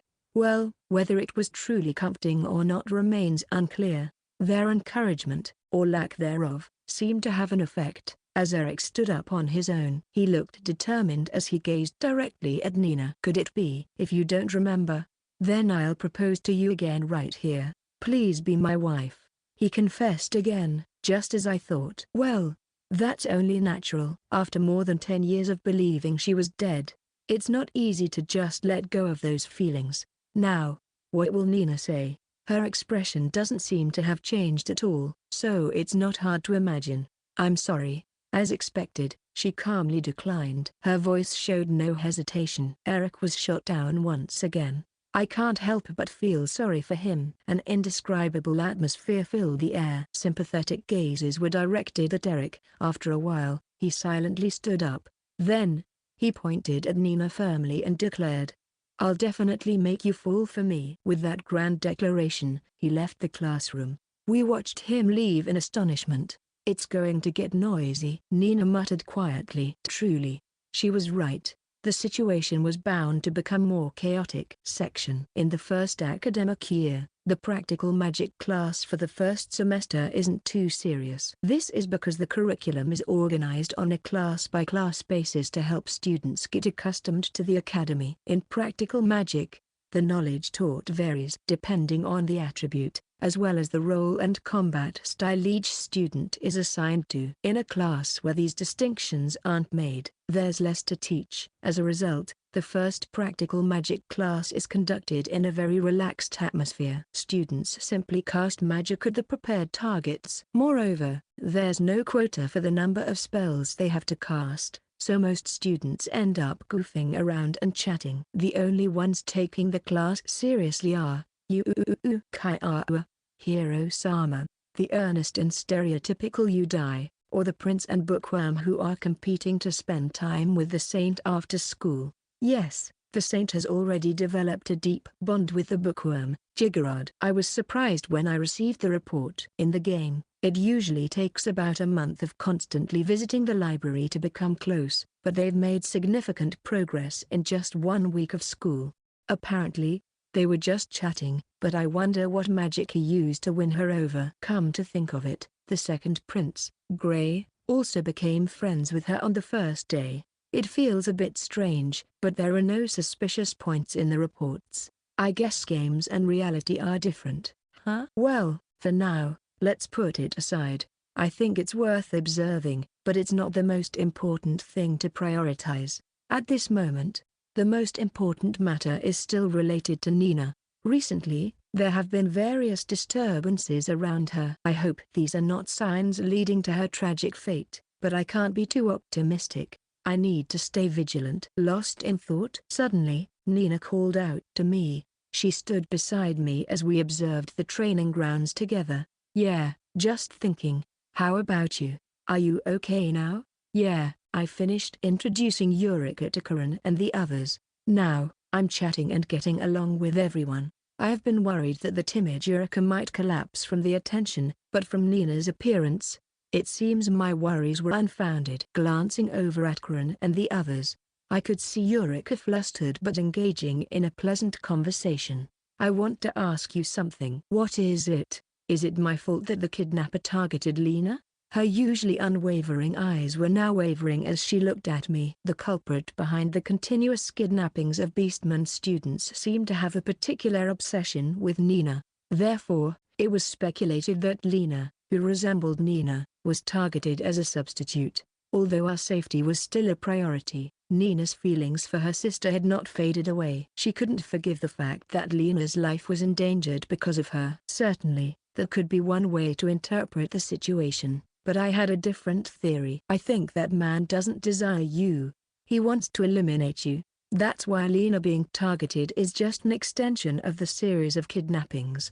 Any basis for your theory? In the past, the mastermind manipulated Count Puteep to go after you. The curse placed on him was attack Nina. If he wanted to possess you, then kidnap her would be more appropriate. So, my peaceful existence is inconvenient for the kidnapper? That's how I see it. Though I had combed through her past, I couldn't find any traces of someone resenting Nina's survival. She was confined, and her contact with the outside world was minimal. However, the fact that someone was now trying to take her life couldn't be mistaken for a misunderstanding. Perhaps the reason she died in the original game was due to that man's involvement. Thinking that way, it's possible that he might have had a hand in things during the Civil War too. Though his schemes succeeded in the original game, I would definitely prevent it in this reality. Nina accepted my opinion and let out a sigh of relief. Then, she looked at me with unwavering determination. Starting today, I'll patrol the town after school. You mean, to search for the culprit? Yes. With that, the hunt for the kidnapper begins. Yeah, if they are targeting me, there's a high chance we can lure them out. That's true, but, if we prioritize efficiency, it would be the best solution. However, it also means using Nina as bait, and as someone who cares about her deeply, I'm not too keen on that approach. Please. Seemingly aware of my reluctance, Nina pleaded with me. Gee gosh, using those pleading eyes and looking so poignant. That's just unfair. It is such tremendous persuasive power. By the way, who taught her this tactic? I can think of a few candidates. I'll have to lecture them later. Sigh. All right, I get it. I nodded with a sigh. You can patrol, but I'm going with you. Over the past few years, I've developed several anti-curse magical tools, but considering the enemy's equipment and decision-making from last night, leaving her alone still leaves me feeling uneasy. The best course of action is to have me, the maximum combat power, by her side. Upon hearing my suggestion, Nina's expression showed some hesitation. I understand her hesitation. If I go with her, the probability of the enemy showing up will drastically decrease. They also know that I am powerful. Nevertheless, this is non-negotiable. Given the choice between benefit and reducing risk, I would choose the latter without hesitation. Nothing can replace the safety of my precious family. Besides, my presence wouldn't be entirely meaningless. While we patrol, the enemy won't be able to operate freely. It's hard to imagine that the culprit, who has been kidnapping for over a decade and had become bolder recently, can withstand being restricted for a long period. I am almost certain they will get impatient. All right, let's patrol together. Nina, understanding that my decision was final, finally nodded in agreement. And so, this is how the routine of me and Nina adds the task of patrolling the capital. It had been about 2 weeks since Nina and I began patrolling the capital. While our actions were becoming routine, we hadn't seen any results so far. We had encountered and driven away pickpockets and people harassing women, but the crucial kidnapper hadn't shown up at all. This also meant that there were no new victims, but that wouldn't be any consolation for Nina. She was clearly anxious, a state of mind not often seen in her usual composed self. It showed just how invested she was in this matter. After school, as usual, we headed for the town instead of returning to the estate from the academy. At the front gate, we exchanged a few words with Karan and the others who always accompanied us. Well then, we'll head to the town. Take care, both of you. Be careful not to embarrass yourselves outside. Be safe, Zechs Sama. With these words from the 5 of them, Nina and I set off together. I kept telling them that they didn't need to see us off, but they insisted on doing it every time. I appreciate their concern, but I wish they wouldn't push themselves when it's too much. As we crossed the gate and started heading towards the main street, an obstacle appeared in our path on this particular day. Lady Nina, I want to accompany you too. In a loud voice, Eric made such a request. From the way he was dressed, wearing a one-handed sword and metal armor on his chest and limbs, it was evident he had prepared for possible combat. Sighing softly, Nina responded, without needing to read her emotions. I could tell her feelings were probably along the lines of not again. Eric's previous declaration of "I'll make you fall for me" seemed to have been genuine. Since then, he had been coming to Nina every day, inviting her to meals and outings, but he was met with rejection every single time. I admired his persistence despite being turned down so bluntly each time. I should probably offer some support for this tenacious Eric. He never forcefully approaches her. And perhaps knowing that Nina treasures Foranada, Eric hasn't shown any hostility towards us since that day. Well, I can read his inner thoughts, so I know he still holds some anger towards us, but it seems he has the capacity to respect Nina's feelings for her beloved. Overall, Eric is a genuinely good young man. He may be impulsive and a bit lacking in intelligence, but he's mostly a kind-hearted person. He has a high level of social skills, so despite Gray being avoided by others, Eric manages to have many friends. From what I heard from Marina in passing, he treats commoners kindly, making him quite popular among them too. Therefore, there are many outsiders who support his romantic endeavors. Me? I'm not rooting for him. After all, he doesn't respond to Nina's feelings. No matter how good his personality is, I won't support someone who isn't interested in the other person. I want Nina to live freely and without restraint. She was forced to live like a caged bird in her family, then thrown into slavery. And now she's bound by the fate of death. I didn't want to restrain her with more limitations. That's why I respect Nina's will above all else. If she dislikes something, there's no way I would affirm it. I stepped forward and replied to Eric. I have no intention of allowing you to accompany us. You'll just be a burden. I wasn't asking you. I'm asking Lady Nina. Now, listen, is it that he can't see that the person in question doesn't want him around? He's completely oblivious. By the way, the reason he uses polite language is because I'm considered his superior. When we first met, he spoke casually, but apparently, he got beat up by his father when he found out about that. Since then, he has been careful with his speech, but that's beside the point. I wonder what I should do about this. Eric is fixated on Nina, not even acknowledging my presence anymore. No matter what I say, he won't listen. Then, I heard a soft sigh from behind me. After that, Nina spoke. No, don't come along. She stated her opinion concisely and clearly. Her voice carried a strong sense of rejection, and even if it weren't me, it would have been easy to sense. Of course, even Eric, with his tendency to be thoughtless, could understand her intentions. He had a troubled expression and stepped back slightly. Lady Nina. Still unable to give up, Eric tried to say something more, but it was futile. Struggling. Zechs, let's go. Completely ignoring him, Nina called out to me. She took a posture ready to run. It seemed she intended to leave Eric behind. With the help of my enhanced physical abilities, there was no way he could catch up if we started running. While it might be somewhat forceful, I had no objections. I've already made my position clear, so the rest is Eric's problem. Wait. Ignoring Eric's plea, Nina and I started running. There was no way he could catch up, and finally, the situation settled down. After hurriedly touring the capital city, we finally arrived at the last patrol location.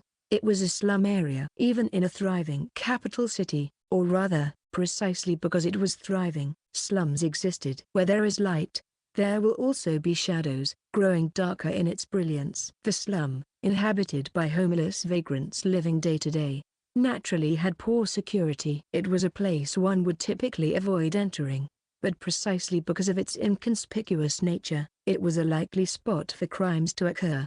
The culprits, finding it difficult to commit kidnappings openly, might vent their frustration by acting within the obscure slum where the crimes are less likely to come to light. Kidnapping individuals without stable jobs or residences would often go unnoticed as criminal incidents. We had already confirmed that the culprit was not hiding in the slums. We had enlisted the help of the intelligence team for the search, but they had not found anyone fitting the description. Hence, our role was crucial in making our presence known, saying, "We are patrolling the slums as well." The slums were located deep in the outskirts of the capital, down narrow alleys. The cramped and dimly lit place felt even gloomier during this time of day. While people could be sensed around, they never came into sight. Everyone watched us from a distance, in silence. "A creepy place," Nina muttered as we walked along the dirty streets. I understood her sentiment. The place was unhygienic, with trash scattered on the roadside,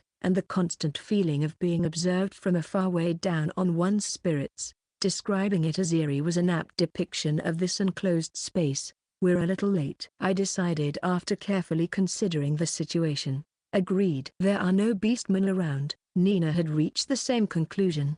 Our detection spells failed to pick up any beastman presence. Even when confirming visually, we could only see humans. There were significant numbers of beastmen around during our patrol yesterday, but now they had all been taken away by the culprit. The last report, being from daytime, had nearly caught them. I sighed and scratched my head. We were often to disadvantage in this case. It couldn't be helped since we had very little information about the enemy. The lack of progress was mentally taxing, and Nina's frustration was growing with each passing day. We could only hope to gather valuable information from the slum residents. A timely visit from potential customers might provide an opportunity to inquire. While confirming through detection spells for any approaching thieves, I nonchalantly mulled over our options. And then, our visitors arrived. They deftly ran through our blind spots and attempted to thrust their weapons at Nina's back. Regardless, she had also noticed the attackers. She lured them in until the last moment and seemed to have a plan to counter and capture them. However, the situation took an unexpected turn. I activated my detection spell and first noticed it, followed by Nina. A person jumped out from the shadows and struck down the attacker who was about to stab Nina. The blow seemed to be delivered with considerable force, as the attacker was knocked away without a chance to groan, crashing to the ground unconscious. He was still alive, but he looked like he would die if not treated. "Are you all right, Lady Nina?" the person who had struck the thief, Eric, asked with a flustered expression while checking Nina's well-being. "That's right, it was Eric." It seemed he had relentlessly pursued us and caught up with us just a few minutes ago. He had been waiting for the right moment, quietly hiding in the shadows without us noticing. Probably, when he saw Nina about to be attacked, he couldn't stand idly by and jumped out. "I'm fine." Though Eric had disrupted her plan of capturing the attacker alive, Nina seemed slightly annoyed but couldn't be impolite to someone genuinely concerned. She sighed and answered. Hearing her response, Eric heaved a sigh of relief. Then, he completely changed his expression and glared at me with intense hostility. It had been a while since I had seen such a hostile look from him. You noticed that Lady Nina was about to be attacked, right?" "Ah, I see." I understood the reason behind his hostile gaze, which wasn't clear before. Eric wanted to say, "You knew she was about to be attacked.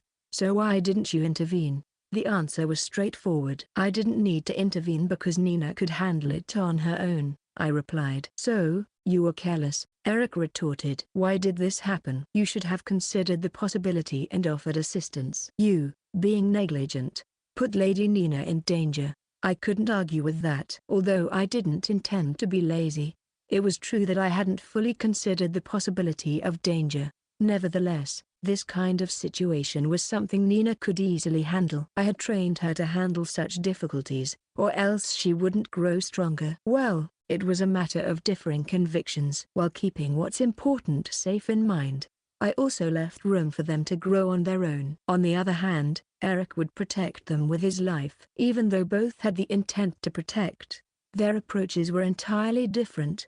I felt that no matter how many words I spoke, Eric wouldn't understand. Accepting different values is something that requires tremendous mental strength. It was a challenging issue even in the diverse world of my past life. I was worried about Lady Nina and endured it, but I can't stand it anymore. Can't you entrust Lady Nina to me? I'm not forcing her to marry me. I won't meddle in her friendships. I just want her to keep her distance from you. If she stays with you, she might get seriously injured someday.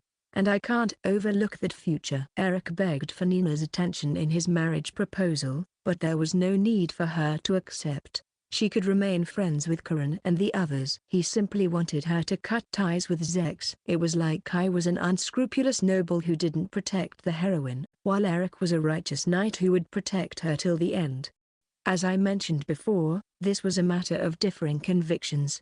Women who wished for a cool knight to protect them would find Eric more attractive. In fact, my philosophy of letting cute girls go on journeys might apply more to parents than lovers. Eric would probably be more appealing to women in this world. However, it seemed Eric's words didn't affect Nina at all. Despite his passionate speech, her expression and emotions remain unchanged. I'm not just a princess to be protected, Nina calmly and clearly stated. I think when we first met, I was like a weak little puppy chained in a cage. My parents and servants treated me coldly, and my only reliance was my sister, who was entirely dependent on me. I was a complete mess during my noble days. When you saw me like that and thought, I want to protect her, I genuinely felt happy. It meant that even back then, there was someone who wanted to support me. At that moment, she paused and looked straight at Eric. Then, with a powerful tone, she continued, but I'm no longer trapped in a cage. I am now a free wolf, running through a vast world. I am no longer a weak person content with being protected. What I seek is a leader or a reliable companion I can trust my back to, not a knight who will protect me entirely. Relying solely on being protected will lead to failure eventually. The conviction that came from her experience of falling even into slavery lent weight to every word she said. Her statement carried an unquestionable sense of intimidation. Gah! Eric gritted his teeth with a groan. His core belief of being a knight had been denied. I believe he realized that there was no way to change Nina's mind at this point. I love Lady Nina. I genuinely want to marry her. Even though he knew it was futile, he couldn't hold back his emotions any longer and expressed his feelings. Perhaps it was because he wanted to protect the feelings he had held onto for over 10 years. Biting his lips, clenching both fists tightly, Eric trembled with frustration all over his body. Seeing him like that, Nina let out a sigh. Zechs, take out your sword, Nina suddenly said. Ah, I see. I quickly understood her request. I retrieved the 2 wooden swords I had kept hidden using the phase concealment cover texture and handed one to Nina. She tightly gripped one of the swords and threw the other towards Eric. With a dry clatter, he looked at the rolling wooden sword in bewilderment. Nina calmly declared to the dumbfounded Eric, "This is your last chance. If you can land even a single hit on me before I bring you down, I will accept your proposal." Ah, really? No second thoughts? While I thought, she's not holding back, Eric seemed to have the opposite impression. His eyes gleamed as he picked up the wooden sword.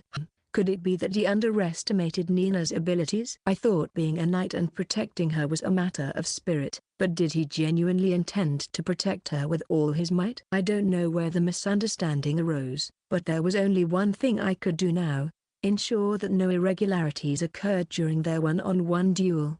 The 2 of them readied their swords, facing each other with a distance of about 10 meters between them. I stood in the middle and raised my hand lightly. I'll give the signal. We don't have much time, so no need for long-winded explanations. Now then, let's begin. Immediately after the signal, Eric charged towards Nina with a resounding cry. He's quite fast. I could see that he's been training hard. However, it's only his raw physical strength. For Nina and me, who have acquired the skill body strengthening, it was too slow. A moment later, Nina also took action. With just a single step, she slipped into Eric's guard. Wah! Too slow. Eric's eyes widened in shock. His stiffness was fatal.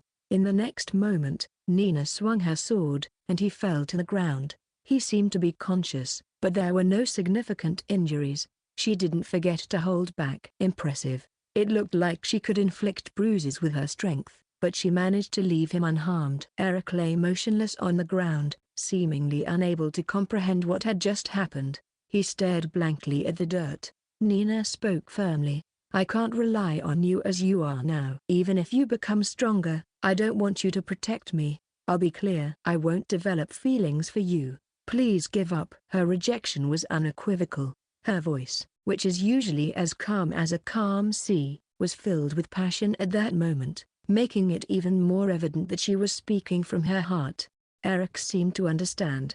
He didn't have anything to say in response. After standing still for a moment, he suddenly stood up and said, I understand your feelings, Lady Nina. I'm sorry for causing trouble until now. I promise not to do anything that bothers you anymore. With those words, he turned on his heels and ran away. His steps were confident, so I didn't think he would wander into any strange places. After years of unrequited love, it's probably best to leave him be. Phew, Nina sighed, looking somewhat tired. I understood well how much mental burden rejecting a confession could bring. I could sense what she was feeling right now. Good job, I said, not wanting to say anything unnecessary, and patted her shoulder to offer some comfort. In response, Nina nodded slightly. Yeah. Afterward, we continued to tour the slums a little more and asked the residents for information, but we didn't gain any significant leads. Where did the kidnapper vanish to, I wonder? It seems that solving this case will take more time. Section. It's been a little over a month since entering the academy. Initially, life was hectic, but I've grown accustomed to it. Other students are also becoming more settled, and the restless atmosphere is calming down. Karin and her friends have also integrated smoothly into the academy. The classmates who were initially distant, of course, carefully selected for their lack of ill intentions, have now become friendly enough for casual conversations. Well, the reason no one approached me was because of me. Even though everyone has no particular hatred towards colorless, they apparently viewed me, the Count's heir and top student, as an eerie presence due to the gap between common sense and reality that they couldn't grasp. If that's the case, the solution is simple. If I take separate actions from Karin and the others, my classmates would find it easier to approach them. While my guarding abilities might decrease a little, they themselves are strong, and Shin and the others are by their side. I never intended to distance myself more than necessary, so it didn't become a significant issue. Thanks to that, Karin and her friends are able to enjoy their school life, which is a successful outcome. There's no greater treasure than seeing their smiles. However, I feel like Nina's expression has been clouded more often, probably because she still hasn't grasped any leads on that certain culprit. Her attachment to this incident seems to be even greater than I anticipated. To give Nina some peace of mind, I want to catch the mastermind as soon as possible. Excuse me. On a holiday morning, I visited the headmaster's office. By the way, the routine of patrolling the capital city, which was my daily task, is cancelled for today only. I've been waiting. Since I had informed about my visit beforehand, the headmaster welcomed me in a normal manner. There was no eccentric behavior like before. After exchanging greetings, we both took a seat on the sofa. Suddenly feeling an odd presence, I inadvertently let out a sound. Observing my reaction, the headmaster tilted her head. Is something the matter? Did someone enter this room before I arrived? I couldn't quite grasp the nature of the strange feeling. However, thinking there might be some clue, I posed a safe question. She blinked curiously and answered, Count Cutest has come. The royal guards are scheduled to inspect the midterms next week, and we're making final preparations for that. Count Cutest? I thought he had resigned as the captain a long time ago. You've got it right.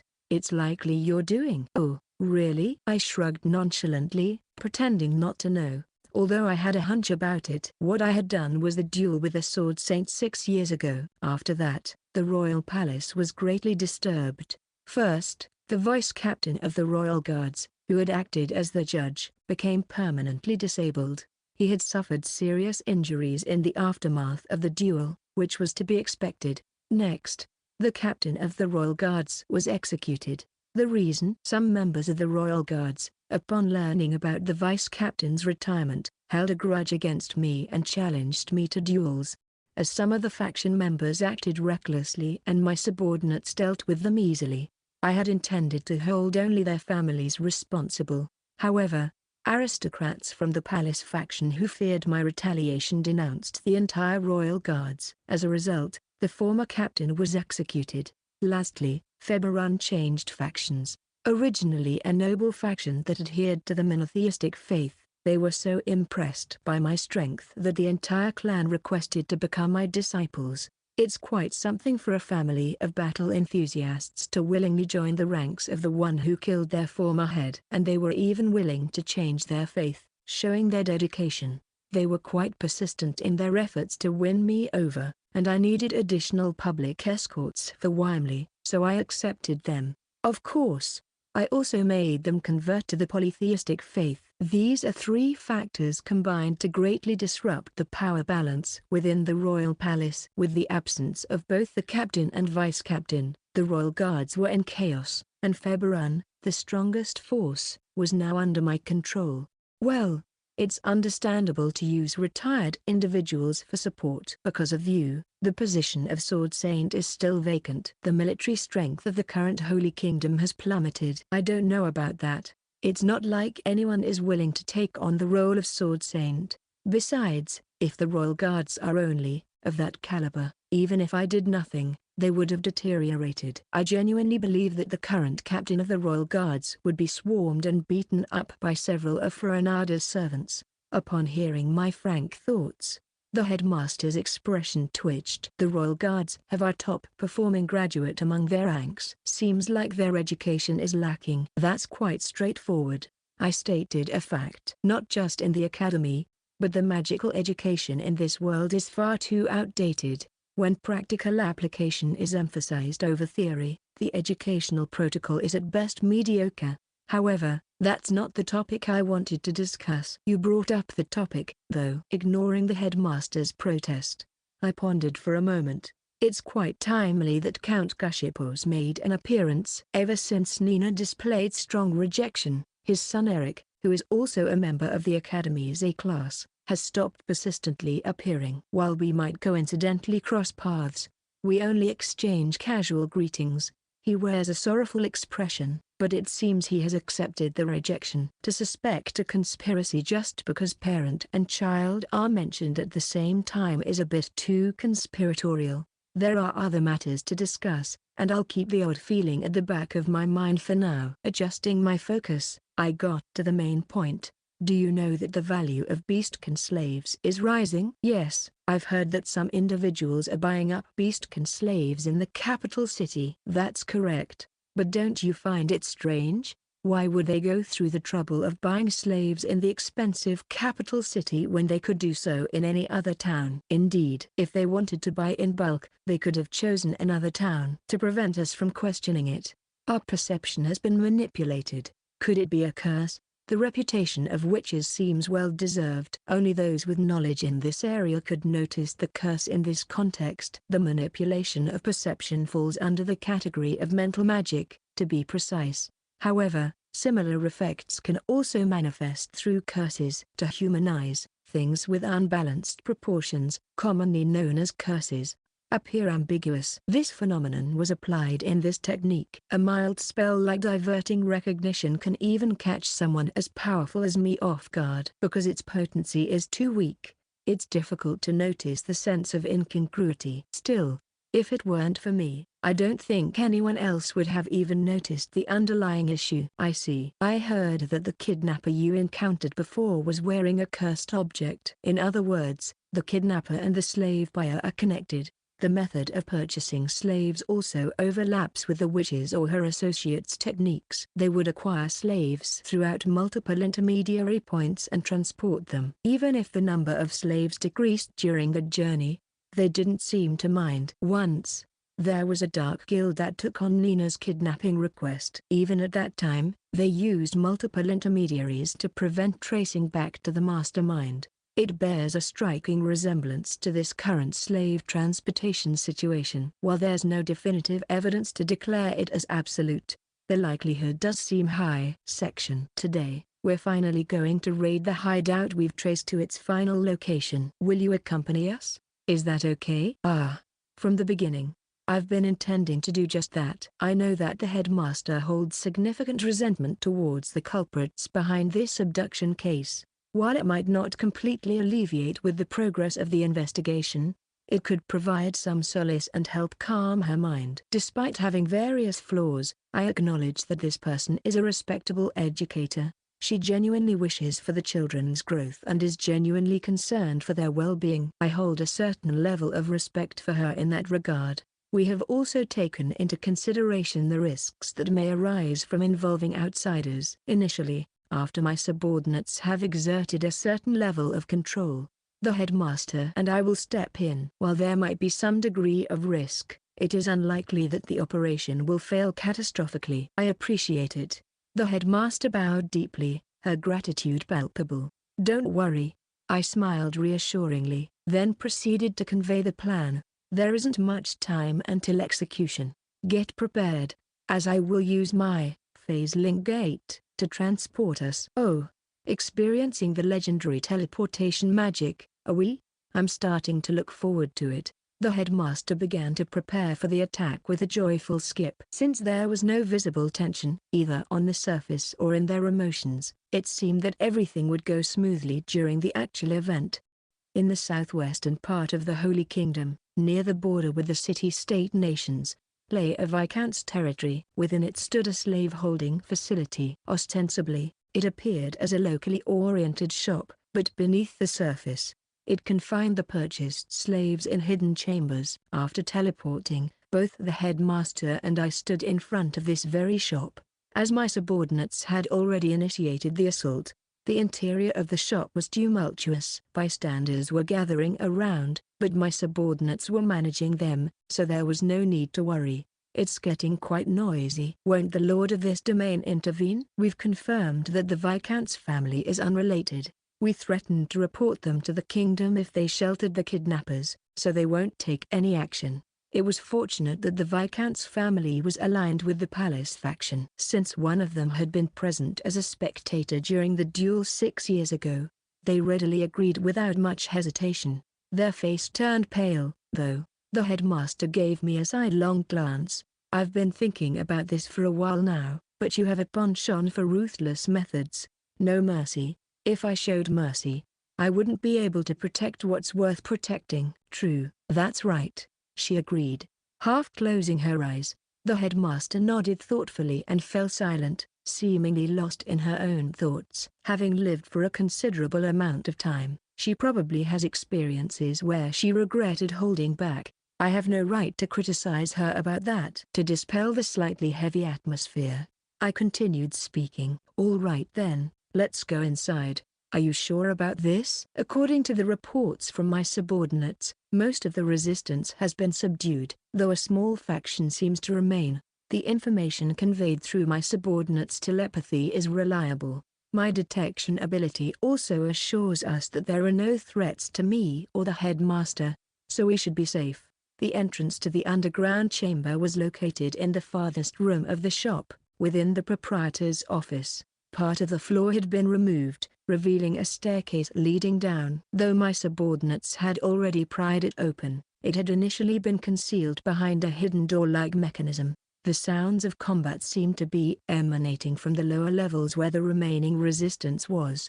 Accompanied by the headmaster, I descended the staircase. Passing through the enclosure of sterile walls, we arrived in a large chamber.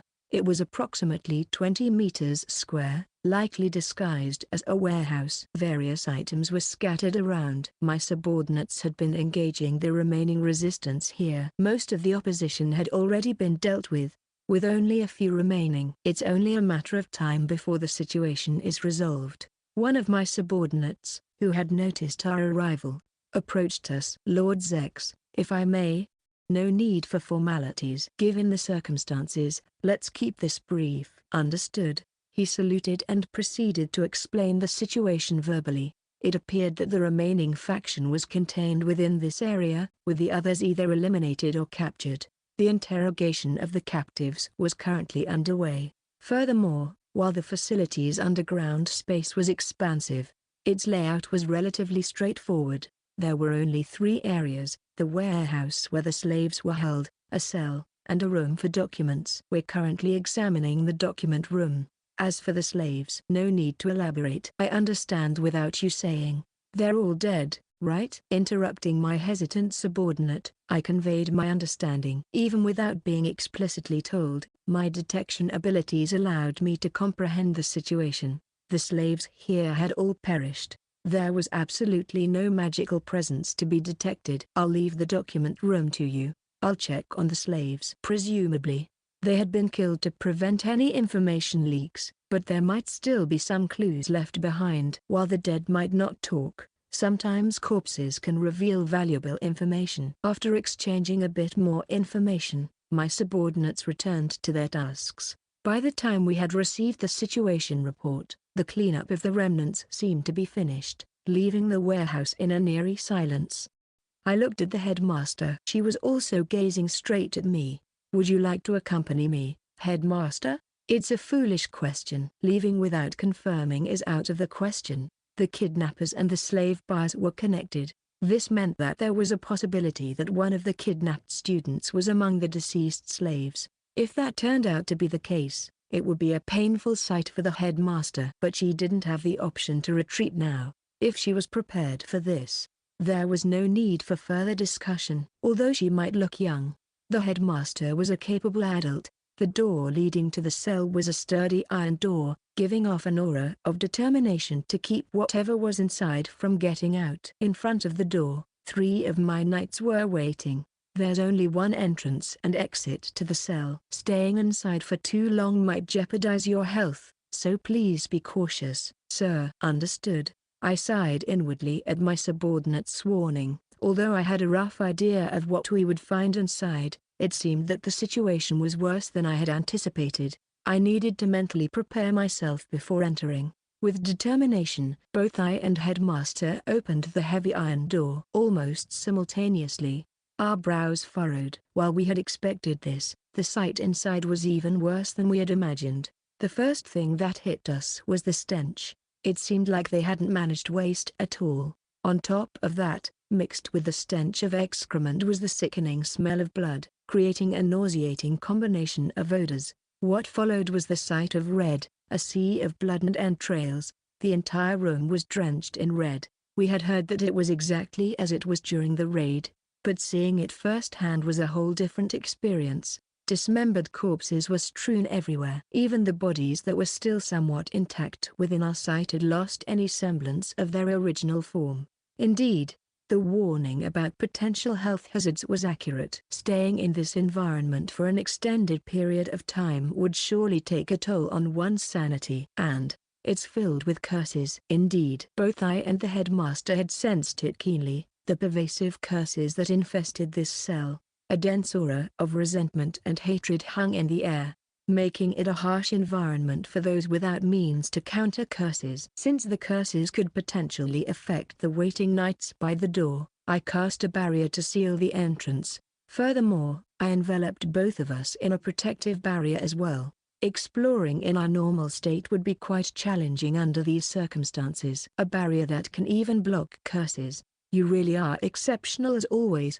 I had plenty of time for research. After all, normally, someone who isn't even a witch shouldn't be able to deal with curses. Despite our casual dialogue, characteristic of 2 seasoned individuals, we continued to scan the room vigilantly. To be honest, the dismembered corpses were making me feel queasy, but there was no room for weakness or complaints now. Confirming the presence of curses suggests that the mastermind themselves may have taken care of the aftermath. In such a valuable crime scene, there should be solid evidence that can be found. We should work quickly to resolve the situation. If it becomes too difficult, I can always use calm composure to steady things. After a thorough examination, I discovered an intriguing detail. The method of killing the slaves involved slashing with a sword. The weapon used falls under the category of a great sword, indicating that the wielder was likely highly skilled. The cuts are far too clean. I remember encountering a kidnapper before who used a bastard sword. This strongly implies that the mastermind themselves might have been present. The headmaster, who was examining the cuts, remarked, "These appear to be techniques from the Holy Kingdom's swordsmanship, although it's hard to be certain due to the dismemberment." The angle of the slashes seems familiar. You can tell that much? Back when I was a bit of a troublemaker, I had my fair share of clashes with the Holy Kingdom's knights. I've been cut by their blades many times myself. Ah, so it's from personal experience. In terms of experience, I believe there's no one surpassing this Lily Granny. After all, she's earned the title of the Witch of Life for overcoming her lifespan and being able to recover from any injury. Longevity is not just a mere label. The culprits in this series of incidents are skilled practitioners of Holy Kingdom swordsmanship and possess considerable wealth. I mused. Dark guilds, slave trading, and such tactics. The method involving multiple organizations wouldn't be feasible without substantial funds. In essence, it's highly likely that they're a high-ranking noble and a leader-level warrior. The headmaster's words summed it up.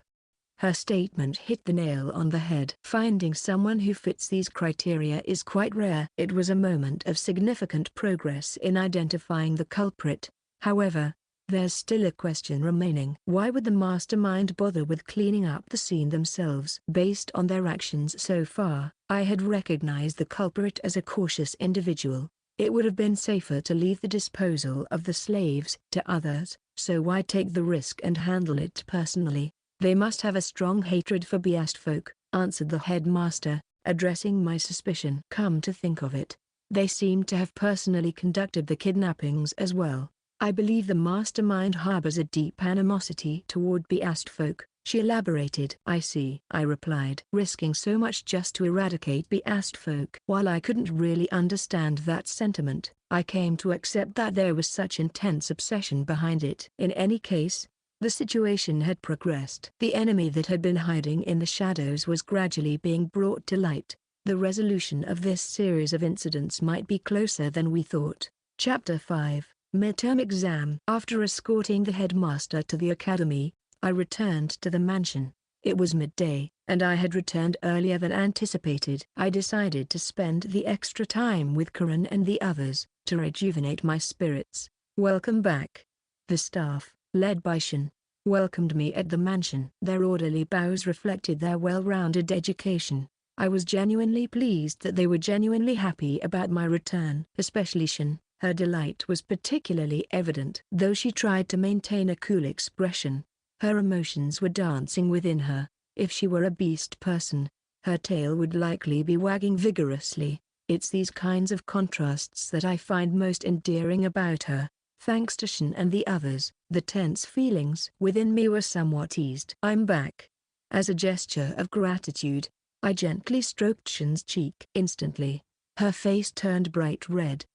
She's still weak to this kind of playfulness. Well, let's leave it at that for now. There are others around. After a quick pat, I inquired, how about Karin? See, Caroline Sama is currently in a mock battle at the training grounds with Nina Sama. Minerva Sama is meditating with Marina Sama, supervised by Nama Sama. Lastly, Orca Sama is overseeing Dan-san and the Miria-san's studies. As expected from Shin, she quickly reboots and answers my question. It's mostly what I expected, but I wonder if Dan and Miria are here studying for the exam, I presume? Yes, the two of them came to Orca Sama seeking help. Ah, I see. I can imagine. Both of them were disastrous during the entrance exam's written portion. It's hard to believe they possess the academic skills to pass the intermediate exam. Moreover, the fact that they're seeking guidance the day before the exam speaks volumes. On the other hand,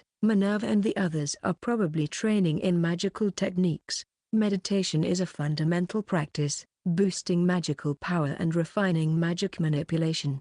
While it might be essential for Minerva, it's crucial training for Marina. Marina, due to my influence, possesses a higher concentration of magical energy than usual. It might sound like an advantageous trait, but it's actually different. The higher the density of magical energy, the more challenging it becomes to manipulate, making it a hindrance for Marina, who is almost a novice in magic. Currently, she can barely handle magic properly. Although she aims to become a spirit mage in the future, it doesn't mean she can neglect regular magic. Moreover, even when transferring magical energy to spirits, a certain level of magical manipulation skill is required. Therefore, to acquire at least a minimum level of proficiency, she has been focusing on meditation recently. By the way, in Foranada, there is a qualification line for magical manipulation skills set by me and Noma. It's divided into 3 grades: Proficient, Master, and Grandmaster. Currently, only Shin and Orca have reached the Grandmaster level. I believe Minerva is probably aiming for Grandmaster. Keep up the good work. But I digress. I'm going to check in on the training grounds. Because I was a bit concerned about Nina, I decided to go see how they were doing. Of course, Shin wanted to come along, but I declined her offer. There's something I'd like you to do, Shin. Please, tell me anything. Take the usual 3 with you and investigate this person, if possible, within 3 days. I handed her a piece of paper. On it was the minimum profile of a certain individual. Having received it, Shin tilted her head in confusion. The deadline is not an issue, but are you planning to involve Ghana and the others? I believe they have the necessary skills. In fact, Ghana is quite suited for this task. Since it's a covert mission, I agree. I'm counting on you. Her skepticism was valid, but she didn't need to worry so much. In fact, it's about time she started pulling her weight. It's becoming a bit of a problem on our end. Although Shin seemed dissatisfied, she eventually nodded. Time was limited, so she promptly took action. Now, it's my turn to move. Once I saw Shin off, I headed to the training grounds as I had announced. Section: the training grounds in the mansion were located underground. There was an intention to keep the training content hidden from the outside world. Slipping through the boundary set on the outer edges, I witnessed the scene of the training ground. There, the situation was just as I had feared. Are you okay, Nina? Kneeling on the ground was Nina, and Karen rushed over to her in a panic. I'm fine. Fine, Nina herself mechanically replied. I'm fine. But it was obvious at a glance that things were far from okay. Drenched in sweat, her face pale, she was taking deep breaths with her shoulders heaving. Even to an untrained eye, she looked seriously unwell. Karen attempted to heal her with light magic, but I don't need it. I'm fine. I can move, Nina said, shaking off Karen and forcibly getting up on shaky legs. To top it off, she raised her sword that she hadn't let go of even for a moment and uttered an unbelievable line. Let's continue. Presumably, the 2 of them had been engaged in a mock battle until just moments ago. Nina had collapsed during the course of it. Though her words made sense in a conversation, the reality was different. Nina was battered and bruised, and it was impossible for her to continue fighting without receiving treatment from Karen. Even now, the tip of her sword was trembling. Naturally, Karen shook her head. No, it's not okay. Please receive treatment quietly and rest for today. You're in no condition to fight at the moment. I went along with you because you were insistent, but it's clearly overtraining. As Karen stated, the cause of Nina's poor condition was excessive training. Lately, Nina had been dedicating most of her time to intense training, taking only the bare minimum breaks for meals and such. It was as if she had been possessed, swinging her sword with single-minded determination. With such a daily routine, it was only natural that her body and mind were worn out. Nina shifted her gaze awkwardly. But I won't entertain any arguments. I cannot permit training in such an exhausted state. Not as a light mage and not as a friend. Facing Karen's firm stance, Nina lowered her head. After several seconds of silence, she began to speak slowly. I don't have time to rest. There's someone targeting me. They're trying to turn many beast people into slaves. I can't overlook that. I know a glimpse of what will happen if beast people become slaves. I don't want anyone to be pushed into such dire straits. The reason behind her excessive training was undoubtedly her desperation due to her inability to catch the kidnapper. Of course, the fear for her own life played a part, but above all, she couldn't stand her own inadequacy in preventing someone from becoming a slave. Because she had experienced the hardships of a slave's life firsthand, she didn't want anyone else to go through that. It was a typical motive for the pure and kind-hearted Nina. However, I can't allow any more recklessness. While I had respected her will until now, I think it's time to seriously intervene. I'll have to talk to her as well. Thinking this, I tried to approach them, but before I could, Karen spoke up. Nina, Looking directly at Nina, Karan gently took the hand that was still gripping the sword. Your compassion for others is truly admirable. It makes us proud to have such a gentle friend. Karan's clear voice was soft, warm, and it naturally seeped into my heart. There was an irresistible charm about her words. However, just as you care for other beast people, we also worry about you. Shen and the other staff have been keeping an eye on you during your training, making sure you don't collapse. Orca has been re-evaluating the information he's gathered so far to ease your concerns. Minerva has been devising a training routine that respects your intentions but won't harm your body through excessive training. Marina has been preparing nourishing meals so you can replenish after training. And as for my brother, well, you know him. As you're aware, he's been doing everything for your sake. Karan paused there and tightened her grip on Nina's hand. We all want to support you, Nina. Of course, I feel the same way. So please, don't bear this burden alone. Lean on us. But this is my problem. Even so, please rely on us. Aren't we like a family? Families support each other. Family. Nina seemed somewhat puzzled as she pondered Karan's words. She probably recalled the words she had once said to her younger sister, Lena. She had also referred to the Foranada group as her precious family. However, the idea of relying on family might have completely slipped Nina's mind. After all, her own biological family had either abandoned her or sought to exploit her. For Nina, Karan's words were undoubtedly an eye-opener. She blinked in astonishment and muttered softly, "Can I rely on family?" "Yes, please rely on us as much as you want." "We all wish for that," Karan replied with a smile. NN. At the immediate response and smile, Nina's breath caught. Then, tears slowly started streaming down her face. Surprised by this reaction, Karan hurriedly patted Nina's back. Nina, are you all right?" "Thank you." In response, Nina murmured a single word of gratitude. Observing the two embracing each other, I quietly moved away from the scene. Staying there would likely only be a hindrance. Nina should be in good hands with Karan. I really am a bit tense sometimes. Honestly, I hadn't thought Nina was carrying so much on her shoulders. I now regret not being closer and more supportive of her on a daily basis. In hindsight, it was a 2020 decision, as they say. Regretting it now won't turn back time. So, I should focus on how to support Nina from now on. Thankfully, I have some leads. If things go well, we might be able to solve the case directly and soon. Perhaps the conclusion will come on the final day of the midterm exams. I should sharpen my wits and prepare until then. 5 days from now. Section. From the beginning of the week, the midterm exams at the academy have commenced.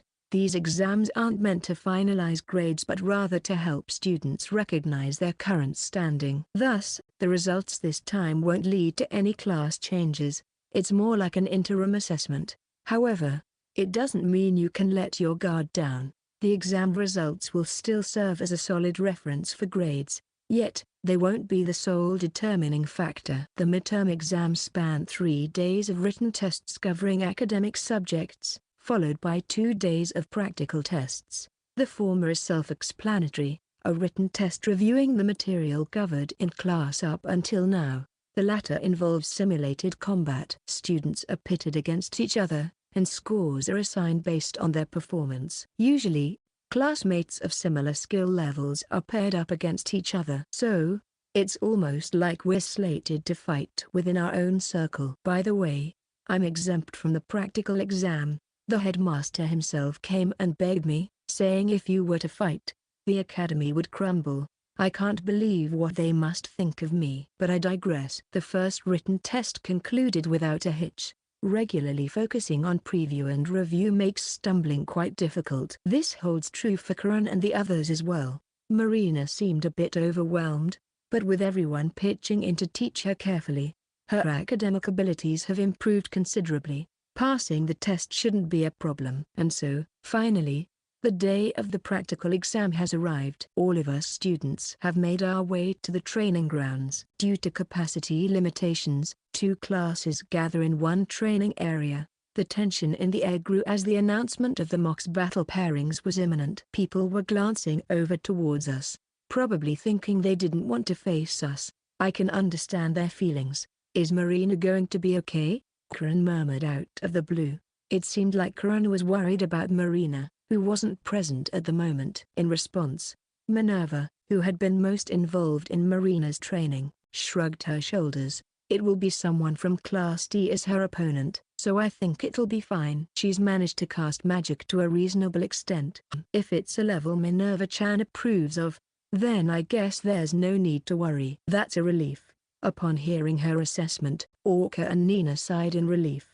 Minerva tends to be quite strict when it comes to evaluating magical abilities. So, if she says it's reasonable, we can assume that Marina has reached an average level. Considering that just a month and a half ago she could hardly use magic at all, she has improved quite a bit. Taking into account her general lack of magical talent, it's reasonable to infer that she put in a considerable amount of effort. Minerva glanced at me with half an eye and continued speaking. Someone around here was saying almost every day that they didn't want her to feel as a burden, right? Is that so? Don't bring up difficult topics. It's not jealousy. It's more like teasing, judging by her tone and the emotions she's showing. Quite the mischievous fiancé. As we exchanged this banter, the pairings for the mock battles were announced. A massive bulletin board with the pairings chart was brought into the room. Quickly scanning the chart, I mumbled, "Karan's opponent is Minerva. What's with the complaint?" "Oh, nothing, just a predictably uneventful victory." "What? It's not decided that she'll win. How will it go, I wonder?" On the first day, the match between Karan and the Minerva was decided. "I'm up against Nina-chan. Please go easy on me." "I'll handle it." "Isn't that something you say when you can't handle it?" "No comment." "Nina-chan?" On the second day, Orca and Nina's match was determined. Seems like the logical choice. Since Karan excels in high firepower magic, the only one who can match that level of firepower is Minerva. Although it's tough for Orca, who isn't skilled in close combat, to go up against Nina. It's a matter of priority, so there's no choice. For now, let's move. We'll just be in the way if we stay here. Karan and the others fighting today are nearing the end of their matches. It would be better to take a break in a different location. Without any objections, we left the training grounds section. Evening came. The first day of the practical exam had successfully concluded. However, the last match between Karan and Minerva almost turned into a major disaster. Both of them got heated up and ended up casting magic that exceeded the permissible limit of the established barriers. I barely managed to intervene in time to prevent a catastrophe. Of course, I gave them a good scolding afterwards. Well, it's obvious to anyone that their abilities are extraordinary. I hope this incident will make them more cautious in the future. On the other hand, it seems Marina also achieved victory. According to the servant who attended to her, everyone in the arena was surprised when Marina used magic, considering she couldn't handle magic at all until we started guiding her. It's a natural reaction. If she keeps this up, she might be able to move up to a higher class in the final exams. With nothing else to do at the academy, we started our journey back home. During the way, we happened to cross paths with Count Xippos, who is Eric's father. Come to think of it, there were talks of the royal guards inspecting the academy, weren't there? While his expression bore an air of tranquility, his strong and dignified presence exuded a strict atmosphere. He's a man who carries both kindness and severity, creating a rather intriguing aura. Although he's not currently serving in the Royal Guards, it seemed like he was visiting in an official capacity, as he had a sword at his waist and was wearing light armor.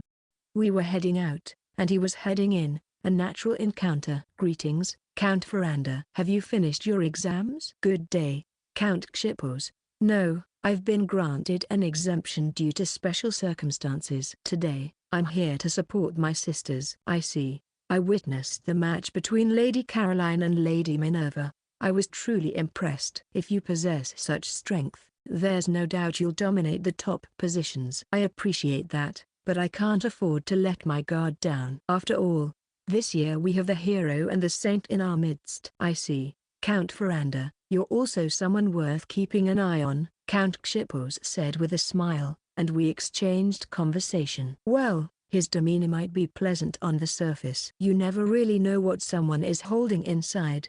The factions we belong to aren't particularly friendly with each other. Even if they come from a knightly lineage, Once they've been granted the title of Count, they're likely skilled in diplomacy as well. Tomorrow, the two of you will be fighting, right? You must be quite formidable. I apologize for the conceited way of putting it, but yes, we are strong. I see. I'm looking forward to watching it. After briefly glancing at Nina, Count Xipo smiled at me. I'm sorry, but I still have some work left to do. I'll take my leave around here. No, the apology is mine. I'm sorry for detaining you despite your busy schedule. Well then, until we meet again. Yes. He gave a slight bow and walked back into the training area. After watching him go, I let out a small sigh. Conversations among nobles always leave me drained. As someone who was once a commoner, I wish we could have more casual conversations. Dealing with this particular person was especially tiring. I relaxed my strained expression with both hands and then turned to Karan and the others, who had quietly read the situation. Well then, shall we head back? For the rest of the day, I was comforted by the adorable presence of Karan and the others. Section. On the second day of the practical exams, and also the final day of the midterms, I stood in the corridor leading to the examination arena. It wasn't for the purpose of taking the exam myself. As previously mentioned, I was exempted from it. Only Nina and Orca, both close family members, had exams left. They would be passing through this path soon. So, was I waiting here to encourage Nina and Orca? That wasn't the case either. In a way, my purpose was to support Nina, but it had little to do with the exams themselves. What was the real purpose then? Oh, if it isn't Count Foranada? Lost in thought, a figure appeared in the corridor, a person with a slender yet well-defined muscular body, exuding a gentle expression but also a sharp aura. An individual of martial prowess containing contradictory elements. He had long been known as the right-hand man of the current Holy King and had also served as the commander of the Royal Guard, Count Douglas de Mort Saint-Suppose. For us, his image as Eric's father was particularly memorable. Count Douglas de Mort Saint-Suppose greeted us with a smile on his face. What brings you here, Count Foranada? You should have completed your exam. It seems strange to find you in a place like this. Isn't that true for you as well? I returned a smile, but I probably wasn't smiling with my eyes. After all, his condition wasn't something to smile about. You're not really dressed appropriately for this place, I said. Indeed, Count Suppose was clad in an outfit that was far from the light armor he wore yesterday. Wearing a black full-body suit of armor and carrying a buster sword that must have been a meter long, he looked like a knight ready to face a battlefield. Furthermore, those armaments were not something to be overlooked. Because, are you planning to curse someone using those cursed items? Everything he was wearing, every item, was cursed! Exclamation mark. Oops! As soon as he finished his sentence, Count Suppose swung down the sword he held in both hands. Just in time, I drew a dagger from the phase-concealing texture and blocked his attack. It was a lunge at supersonic speed that a normal body wouldn't be able to perform. He must have been boosting his physical abilities with cursed items. If I hadn't also enhanced my body, I wouldn't have been able to react in time. The sound of vibrating metal and sparks of scorching heat flew as the overlapped blades clashed. This wasn't an event produced solely by the physical strength of two humans. It hinted at a realm of strength far beyond the ordinary. Even with a tenfold enhancement to my body, it felt heavy. He was clearly utilizing powerful cursed items. Using such items would likely come with a strong recoil from the curses, but he managed to remain sane on the brink. Impressed, I addressed Count Suppose as we engaged in a deadlock. You're the kidnapper of academy students, and the mastermind who targeted Nina's life, aren't you? Though he exerted silent force, having equipped himself with numerous cursed items left him no room to deny it. My recent inquiry wasn't so much a confirmation as it was an expression of intent saying, we are aware of what you're up to.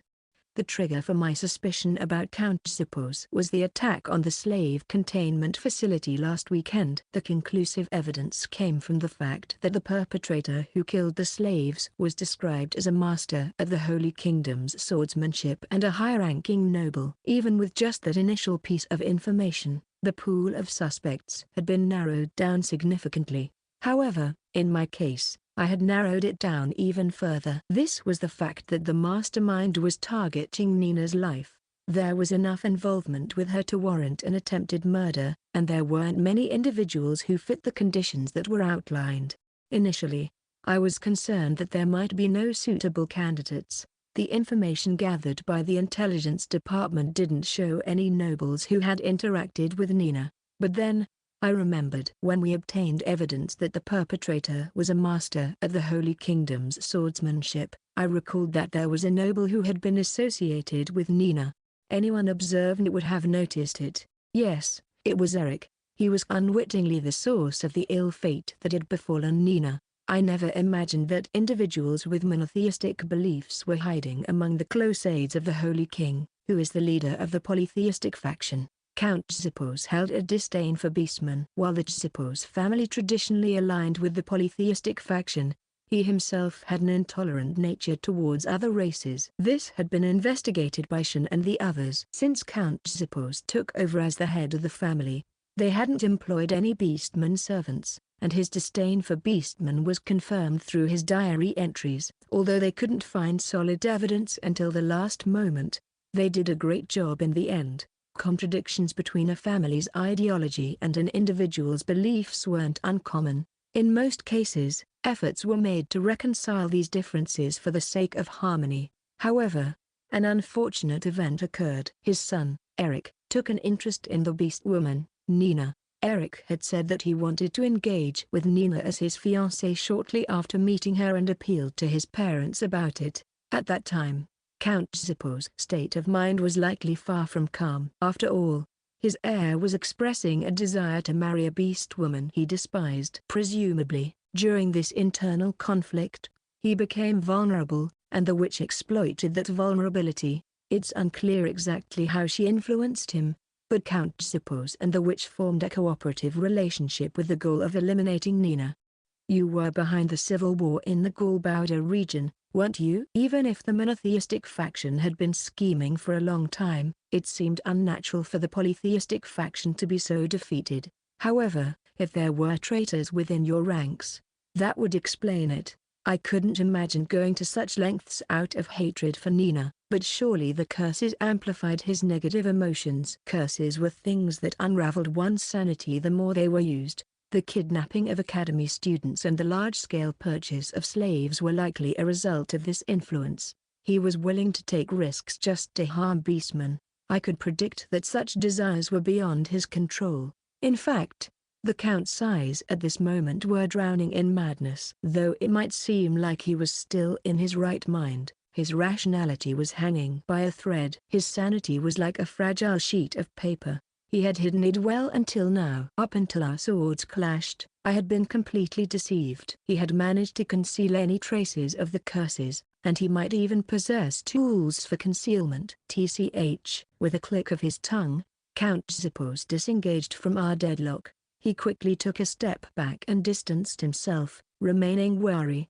Despite understanding all of this, why did you let it go on until today? As someone as skilled as Count Foranada, couldn't you have attacked much earlier? It was just about ensuring certainty. As he stated, once he had gained certainty, he could have acted immediately.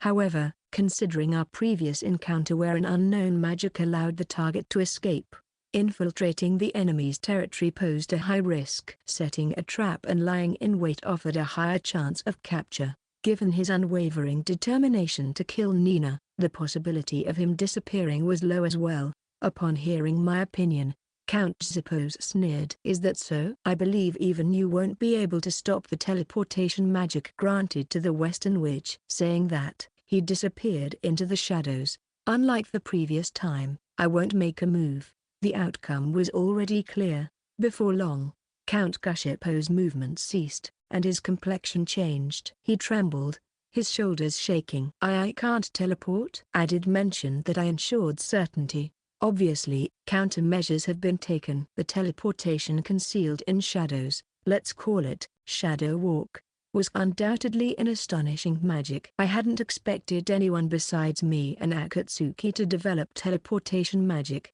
However, on the flip side, I am well versed in teleportation myself, so naturally, I could easily come up with countermeasures. Well, even if there weren't countermeasures, this entire area is already surrounded by otherworld Boyurdatazura, so unless that barrier is broken, teleportation is impossible. Count Gushipos groaned in frustration and emerged from the shadows. Then, he readied his sword once again. It seems he understood that there's no way to escape this situation other than defeating me. However, breaking through is impossible, apart from the difference in strength.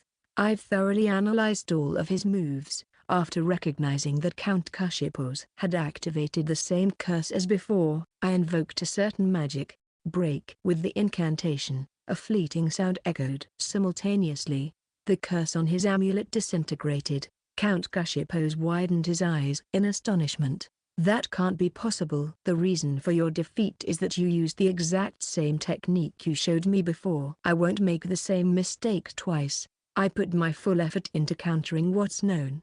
That's my policy and what I've taught Karan and the others. It would be too embarrassing for a teacher not to practice what they preach. It's over. Watching the flustered Count Gushipos, I understood that there were no more hidden tricks. I won't let my guard down until the end, but it's almost certain to deliver the finishing blow. I readied my dagger and charged, and then, the swung blade was about to pierce the enemy's neck. Huh? Count Gushipos' absent-minded voice echoed. The dagger I aimed at him had stopped just a hair's breadth away from his neck. It wasn't due to something the enemy did. It was my own decision to halt it intentionally. There's a reason for it. Of course. Letting out a deep sigh, I took a big step back and then swung my arm sideways, opening a part of otherworld Boyurdatazura. The empty space cracked open, and from beyond it, a figure entered. It was a beastman woman with wolf ears and tail. She's my disciple and also a part of my family, Nina Goss Iron Harness. Sorry for being selfish. It's okay, I just did what I wanted. The reason I didn't deliver the finishing blow was because Nina stopped me. Of course, it wasn't as if she pleaded for Count Gushipos to be spared. Quite the opposite. I addressed the frozen Count Gushipos. Nina will take over dealing with you. Struggle as much as you want. Nina had wished to settle things with her own hands. Considering Nina's safety, it might be better not to grant her wish. However, I halted and handed the opponent over to her. I felt that it would be better for Nina. I believed that breaking free from the fate of death through her own power would lead to significant growth for her. Since she didn't possess any weapons before the practical exam, I retrieved a one-handed sword from facet concealment cover texture and handed it to Nina. Looking at Nina as she readied herself, Count Gushipos chuckled oddly. Ha ha ha. If it were Count Foranada, that would be a different story, but there's no way I'd lose to a beastman brat. Now, I'll kill you for sure. It seemed as if his intense negative emotions had been absorbed, causing the curse on the amulet to reactivate. Ominous magical energy overflowed, making the atmosphere feel nauseating just by being near it. Indeed, if combined with the significant enhancement from the amulet's curse, Count Gushipos' power would undoubtedly increase substantially. It could even reach a level beyond that of the final boss in the original game. Sensibly speaking, it would be a strength that could defeat anyone. Let's do this. With desire blazing in his eyes, he charged forward, causing the ground to explode beneath him. In response, Nina remained calm. She held her sword ready and didn't move. At first glance, it seemed like she wasn't reacting to the enemy. You can lament your own lack of strength. Count Gushipos jeered and swung his sword downward. An image of Nina being split in two at the crown of her head was projected. However, in reality, it was Count Gushipos who spat out blood and received a mortal wound. He threw himself to the ground, blood gushing from his split abdomen. It was a passing strike. With a swift slash, Nina had cut down the enemy. Her skill in cutting through even curses was nothing short of divine skill. Nina had also taken measures against the curse. Unlike me, she relied on swordsmanship, but it was still a countermeasure. Either way, it was the expected outcome. If Count Gushipos was at a level of over 70, surpassing the final boss, then Nina had reached level 90. The difference in strength was clear. Count Gushipos wore an expression of disbelief. No. It can't be. Lies, lies, lies. I can't possibly lose to such a repulsive beastman. I, who was enhanced by the curse, should have been the strongest. Repulsive, huh? That's the root of Count Gushipo's hatred for beastmen. Repulsive, right? To mimic the form of humans and yet possess the ears and tail of animals. It's nothing but an insult to humanity. Repulsive, repulsive. I endured it because it was the policy of His Majesty the Holy King, but to think my son would even consider marrying you. The blood of beastmen mixing into our family? Just imagining it makes me sick. Impossible. It was impossible. If that were to happen, death would be better. Somewhat incoherently, Count Gushipos continued his monologue, in a state of despair, unable to find a way to reject my son's demand. It was at the height of my despair in this world. That woman appeared before me. She removed the chains from my heart. Thanks to her, I could eliminate beastmen without hesitation. I managed to eliminate the beastmen nobles, including the Harness family. It was the best feeling. I couldn't forget that feeling, so I continued to capture and torment beastmen. But why are you still alive? Even though I tried every method, why won't you die? Cough, cough. Due to his continuous angry shouting despite his grave injuries, Count Gushipos ended up spitting out a large amount of blood. The clump of blood he expelled was pitch black, and there was no longer any hope for his survival. It seemed that his deep-seated revulsion towards beastmen had driven him this far. Judging from his words, he had been on the edge to begin with, and the witch probably pushed him further. His claims were nothing but selfishness, hopelessly self-centered. How many beastmen had been hurt and killed because of this man, and how much damage could he do to Nina's heart before he would be satisfied? I felt the urge to punch him and end it, but I restrained myself. Nina, who actually wanted to kill him, was containing herself despite her trembling shoulders. She stared at Count Gushipos, intending to witness his final moments. Count Gushipos, who had been alternating between spitting blood and groaning, eventually succumbed. The malice and hatred that had clouded his eyes disappeared, and he transformed into a lifeless corpse. Is it over? Nina, who had been looking down at the enemy in a daze, finally spoke up.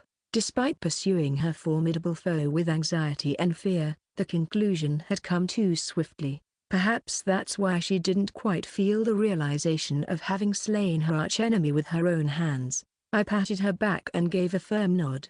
It's over. You've overcome your fate. There was no solid proof, however, I could assert it with confidence. Nina had managed to escape the fate of death. Over the past 8 years of knowing Nina, she had endured rigorous and difficult training, and now, the fruits of her labor had finally borne results. Gradually catching up with her emotions, Nina's eyes became moist. Even though her expressions were usually reserved, it was evident that she was experiencing great joy in this triumphant moment. Thank you, Zechs. In a slightly tearful voice, she expressed her gratitude, and I shrugged my shoulders. I didn't do anything. It's because you worked hard, Nina. In response, Nina shook her head. No, it's because Zechs was here that I could keep on living. I became stronger, because Kran and everyone were here. My spirit didn't break. Thank you so much. I guess so, then. You're welcome. Yeah. He.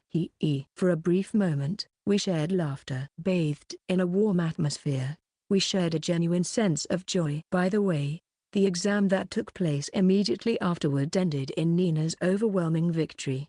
Most likely, after overcoming the fate of death, she had put too much spirit into it. I'll probably have to console the beaten-up orca later. Epilogue: Beyond Freedom. To report the series of events, I made my way to Wymele's private chambers within the royal castle. After giving a comprehensive explanation, he let out a small sigh. So, the closest aide to the Holy King is a traitor. It's a painful truth to bear.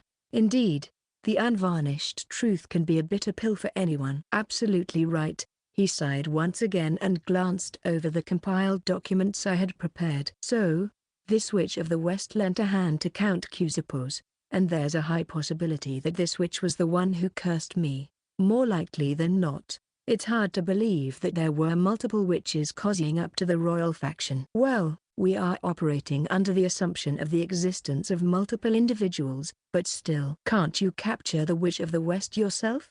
We managed to trace back to her hideout by reverse tracing the cursed artifacts owned by Count Cusipos, but the witch herself was no longer there. It seems like she narrowly escaped, which only adds to my frustration.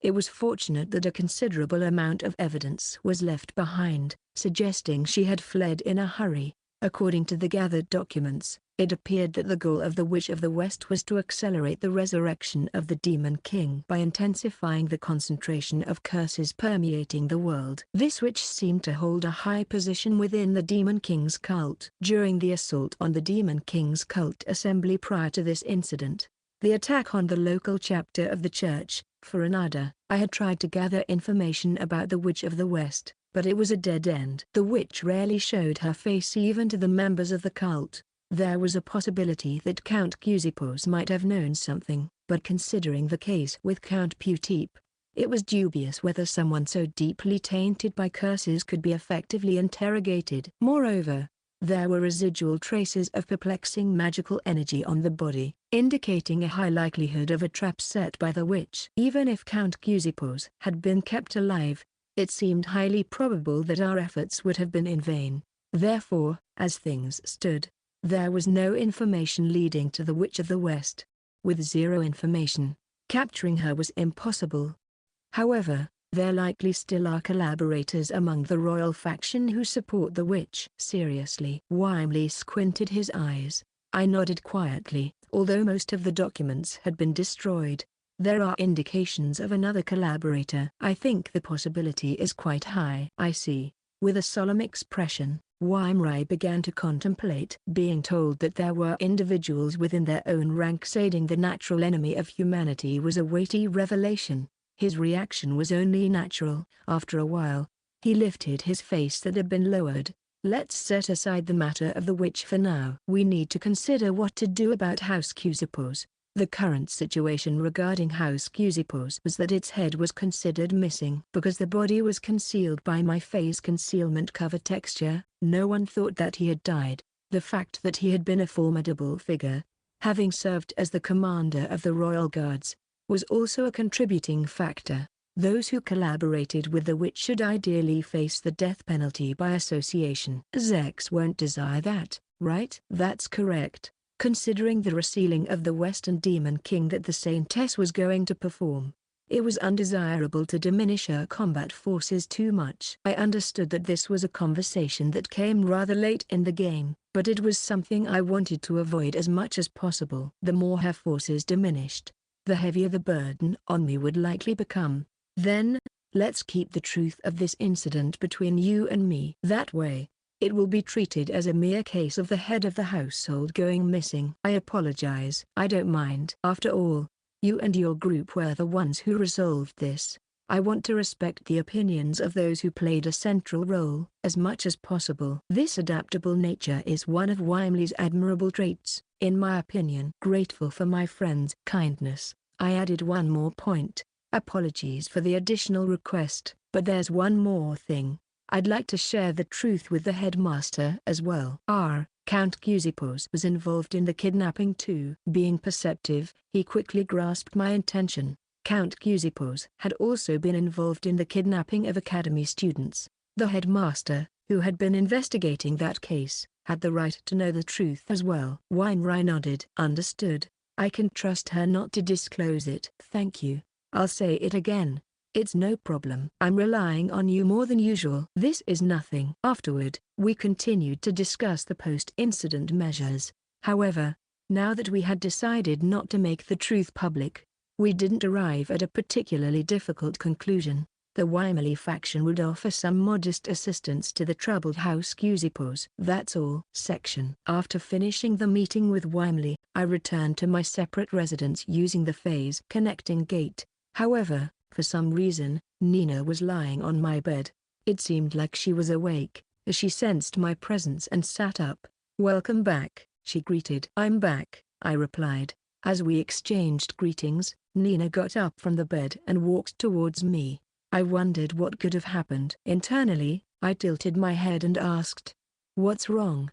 And why are you in my room? Do you have something to tell me?" "Yeah, there's something I really need to tell you," Nina answered with a serious expression. Her eyes locked onto mine, displaying an unusual intensity. It seemed like an important matter. I had no idea what it could be, but it was better to listen without teasing her. "Would you like me to make some tea?" "No, it won't take long," she replied. It must be something urgent if she didn't want to waste time with tea. I still found it difficult to read Nina's emotions. Standing before me, Nina began to speak slowly. "I've been helped by Zechs for a long time. They picked me up from being a slave, trained me to survive no matter what, provided for my livelihood, gave me a warm place to stay, and welcomed me as part of their family. I've received so much from them. And finally, I think I could even change my fate. I don't know if my fate has truly changed, but at the very least, the people who used to hunt me down are gone. It's all thanks to Zechs. I'm grateful."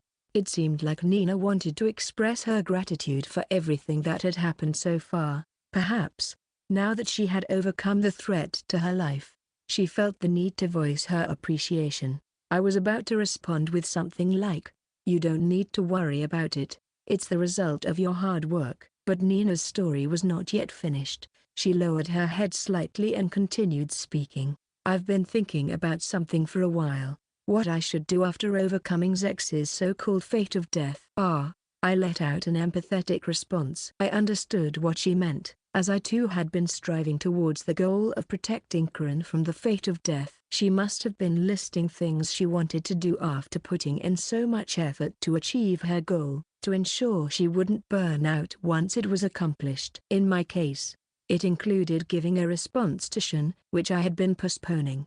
Now, by bringing up this topic, it seemed that Nina's things she wanted to do were somehow related to me. "If there's anything I can help with, I'll cooperate in any way," I said with a nod, showing both empathy and the happiness of finally seeing my disciple liberated from the grip of fate. It might be a bit presumptuous, but I wanted to help with whatever was important to my dear disciple. Upon hearing that, Nina smiled meaningfully. "Uh-oh. Did I make a mistake?" I didn't expect her to make an outrageous request, but I had a nagging feeling that something was amiss. And that intuition turned out to be correct. In a matter-of-fact tone, Nina said, "After graduation, I want you to marry me." "Marriage?" "Yeah, marriage," she affirmed, not giving any room for misinterpretation. "Hold on a minute." This was so sudden that I couldn't wrap my head around it. I extended a hand towards Nina and asked for some time to gather my thoughts. Fortunately, she didn't rush me. Putting the pieces together, one of Nina's things she wanted to do was probably getting married, and she had chosen me as her partner. Well, it made sense. Despite not wanting to sound conceited, I had spent a long time with Nina, cooperated on adventures, and felt her affection for me. It was less surprising than Shin or Marina's confessions.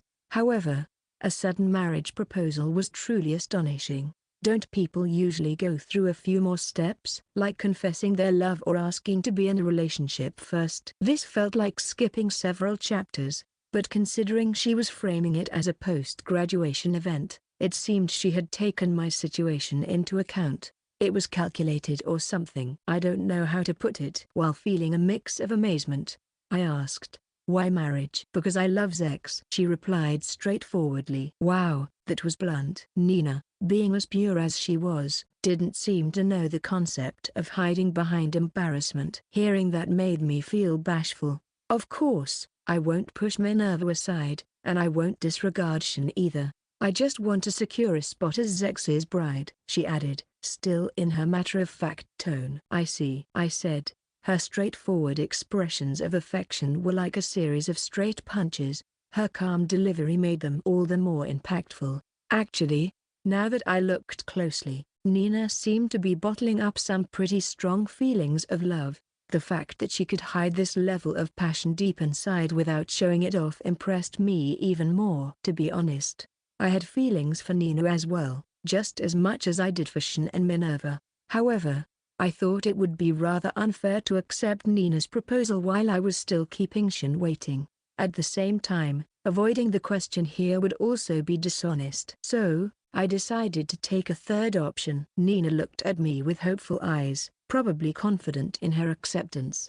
It was difficult to disappoint her expectations, but I had no choice. "Nina, Can you close your eyes for a moment? I asked. Huh? Sure. Nina obediently closed her eyes. While her vision was obscured, I quietly moved closer. Then, I gently placed my lips on her forehead. Huh? Nina's eyes widened in surprise as she stared at me. I lowered my head and apologized. I'm sorry. There are some circumstances, and I can't give you an immediate answer. Please bear with me for now. There was no response from Nina. I had intended the kiss to signify my willingness to accept her proposal, but it seemed a bit irresponsible in hindsight. Such thoughts crossed my mind briefly, but the next moment, Nina clung to me. She buried her face in my chest and said, I'm sorry, I was being mean. Mean? I knew that Zechs was putting Shin's confession on hold. I see. I understood. She must have expected that I wouldn't be able to answer, so she tried to shake me up.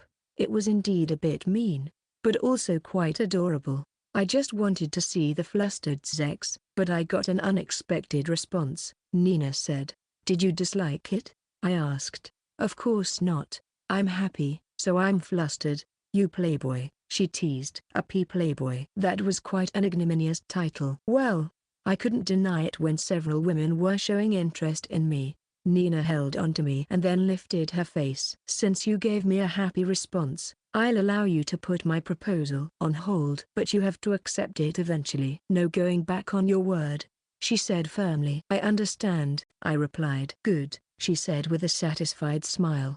I smiled back at her. Just being able to share a laugh like this made all the effort we put into overcoming the fate of death feel worthwhile. Thanks to Nina, I had proven that the fate of death was not absolute. Next was Karen's turn. It was still 2 years away, but I would face it with all my heart. I would work even harder so that the entire family could graduate with smiles on their faces. Interlude, Shin Witch of the West.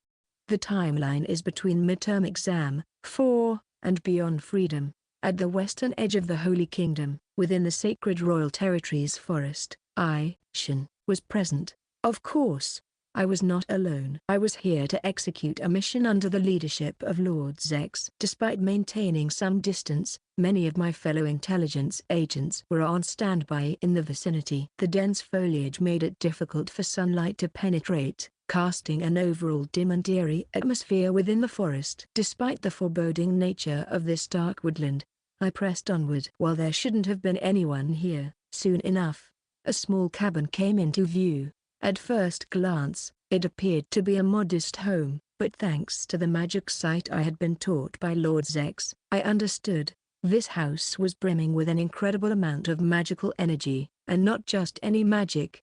It was saturated with various curses. There was no doubt this cabin was the base of the witch who had allied with Count Cusipos and caused trouble for the royal faction. I hadn't doubted Lord Zechs's counter-detection, but witnessing it firsthand like this made my resolve even stronger. I needed to carry out my mission effectively. Now then, as I approached the cabin, I raised both arms. Then, I surged the magical energy within my body in an instant. I began designing a spell that could blow this entire area away, and I was about to activate it. However, it never came to fruition. Just before I could unleash the magic, I was engulfed by a massive pillar of flames. Most likely, it was an advanced fire magic spell, Blaze Pillar. Despite its significantly enhanced power, it had been meticulously controlled to limit its range and prevent it from spreading to the surroundings. It showed considerable skill. Nevertheless, I couldn't afford even a graze. I had anticipated the attack and preemptively activated the advanced water magic spell Hydro Body. While I might not be able to withstand an attack from Lord Zechs, the current adversary posed no real threat. I abandoned the partially constructed magic bluff. I cast Aqua Blossom, an intermediate water magic that caused a large water flower to bloom, extinguishing the blaze pillar. I had adjusted its power to ensure there was no release of steam. There remained only a faint smell of scorching. After a few seconds of silence, an attack suddenly burst through the cabin's wall. It wasn't just an intermediate fire magic like Flare Lance. No, it was different, possibly a composite magic involving dark magic. If I had relied solely on regular water magic for defense, it might have been somewhat breached. It was a close call. In that case, I should employ composite magic as well. Don Sui. A deep blue water sphere materialized in front of me. Even though it appeared that a 10 cm cubic water sphere wouldn't be sufficient to block a 10-meter-long flame spear, unharmed, a voice echoed from the cabin, confirming that I was indeed unscathed. Just like water being drawn into a drain, Don Sui had swallowed the flame spear. This is the effect of the composite magic Don Sui, which combines water and darkness. At first glance, it may appear as a small water sphere, but it's a malevolent magic that engulfs any hostile entity that comes into close proximity to me. Well, the drawback is that it can only be manifested within a meter of the caster, making it unsuitable for offensive use, but it's an excellent defensive measure. Now, let's put aside my magic for a moment and observe the person who has finally revealed herself. Due to the destruction of the cabin's wall caused by her own magic, the enemy is clearly visible. The enemy is a girl with red hair and purple eyes. She stands at around 130 centimeters tall, appearing to be around 10 years old in terms of physical age. However, appearances can be deceiving. She had very pale features, with skin so devoid of sun exposure that it appeared almost bluish-white. Her limbs were slender, with minimal muscle definition. She didn't look capable of engaging in physical combat. Her immense magical power gave her an unsettling, distorted aura. Regardless, I must fulfill my role. Before the girl could take any action, I launched an offensive abyss spike. As I chanted, sharp black spikes shot out from the shadows beneath the girl's feet. She evaded them, rolling away, and fled from the cabin in haste. Good, just as planned. With a sense of relief in my chest, I pursued the fleeing girl who had collapsed to the ground after running for a few minutes. As expected, the girl collapsed given her stick-like legs. Unless she used Lord Zechs's body enhancement, her legs would give way quickly. Gasping for breath, the girl lying on the ground launched a few basic dark arrows in my direction as she turned to face me. However, I wasn't one to be hit by such obvious attacks. I immediately activated the basic water magic water veil, which enveloped and extinguished all of the dark arrows with water. She clicked her tongue in frustration. You deliberately chanted those spells earlier, didn't you? You used those obvious attacks to keep me away from the cabin. She was partially correct. By now, my colleagues were thoroughly inspecting the empty cabin. Of course, we had already confirmed that there were no traps or dangers.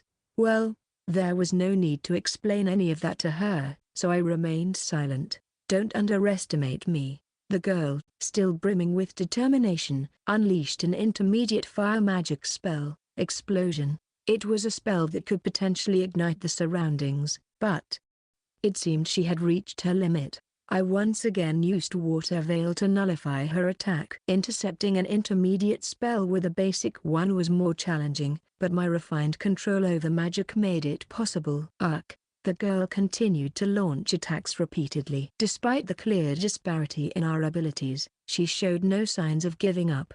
The back-and-forth exchange between her casting spells and me deflecting them had gone on for 5 minutes. Despite her vast magical power, she was still just an ordinary person compared to me. Constantly casting spells had depleted her magic reserves, and she was on the brink of exhaustion. On the other hand, I managed my magic with the utmost efficiency, and I had plenty to spare. Hey. Gasping heavily, the girl still held a strong determination in her eyes. She silently conveyed that she hadn't given up yet. A girl crawling on the ground and a woman in her 30s looking down on her. At this point, it's hard to tell who the real enemy is, I remarked, objectively assessing the situation and exhaling a tired breath. Suddenly, the girl furrowed her brow. She seemed to have sensed something or was deep in thought. Did I get exposed? My unpleasant premonition proved to be correct. Were you just stalling for time? This is bad. I need to sever the connection quickly, the girl cried out in a voice tinged with fear. Simultaneously, 3 magic circles appeared behind her and collapsed in an instant. I wanted to interfere, but killing her would be counterproductive. I had no choice but to let her actions proceed. Suppressing a sigh, I bowed in submission. I apologize, Lord Zechs. I couldn't buy enough time. It's fine. Once we realized that only a decoy remained, our hopes of tracking her were already dwindling. Lord Zechs's voice came from nowhere, and in the next moment, he manifested by tearing through the fabric of space. His left eye shimmered with white radiance, exuding a divine presence. The girl, upon seeing Lord Zechs's appearance, trembled and pointed at him, quivering. "Why you? Did you trace the passcode connecting me and your master in reverse?" Yes, just as the girl said, Lord Zechs had been conducting reverse detection all along. The girl before us was not the witch of the West we had been pursuing. She was an artificial life form, a homunculus created by the real witch. The creation of artificial life itself was a taboo, but we'll leave that aside for now. The truth was that our mission had been formulated with the understanding that the witch had already fled. The said witch seemed to have sensed our approach and entrusted the destruction of her base's documents to the girl before fleeing. We had sensed this, which was why we made confiscating the remaining documents in the base our primary objective. However, there was one additional sub-objective: to pinpoint the witch's location. The witch had been greedy. In an attempt to ascertain who was chasing her, she had established an information-sharing passcode with the homunculus. Lord Zechs didn't miss this opportunity. He had me stall for time while he conducted reverse detection on the passcode while remaining hidden. The outcome was a failure due to my mistake, and I deeply apologize. Surprise. Suddenly, Lord Zechs gently patted my head. A mixture of astonishment and joy filled my heart. Lord Zechs spoke, reassuring me.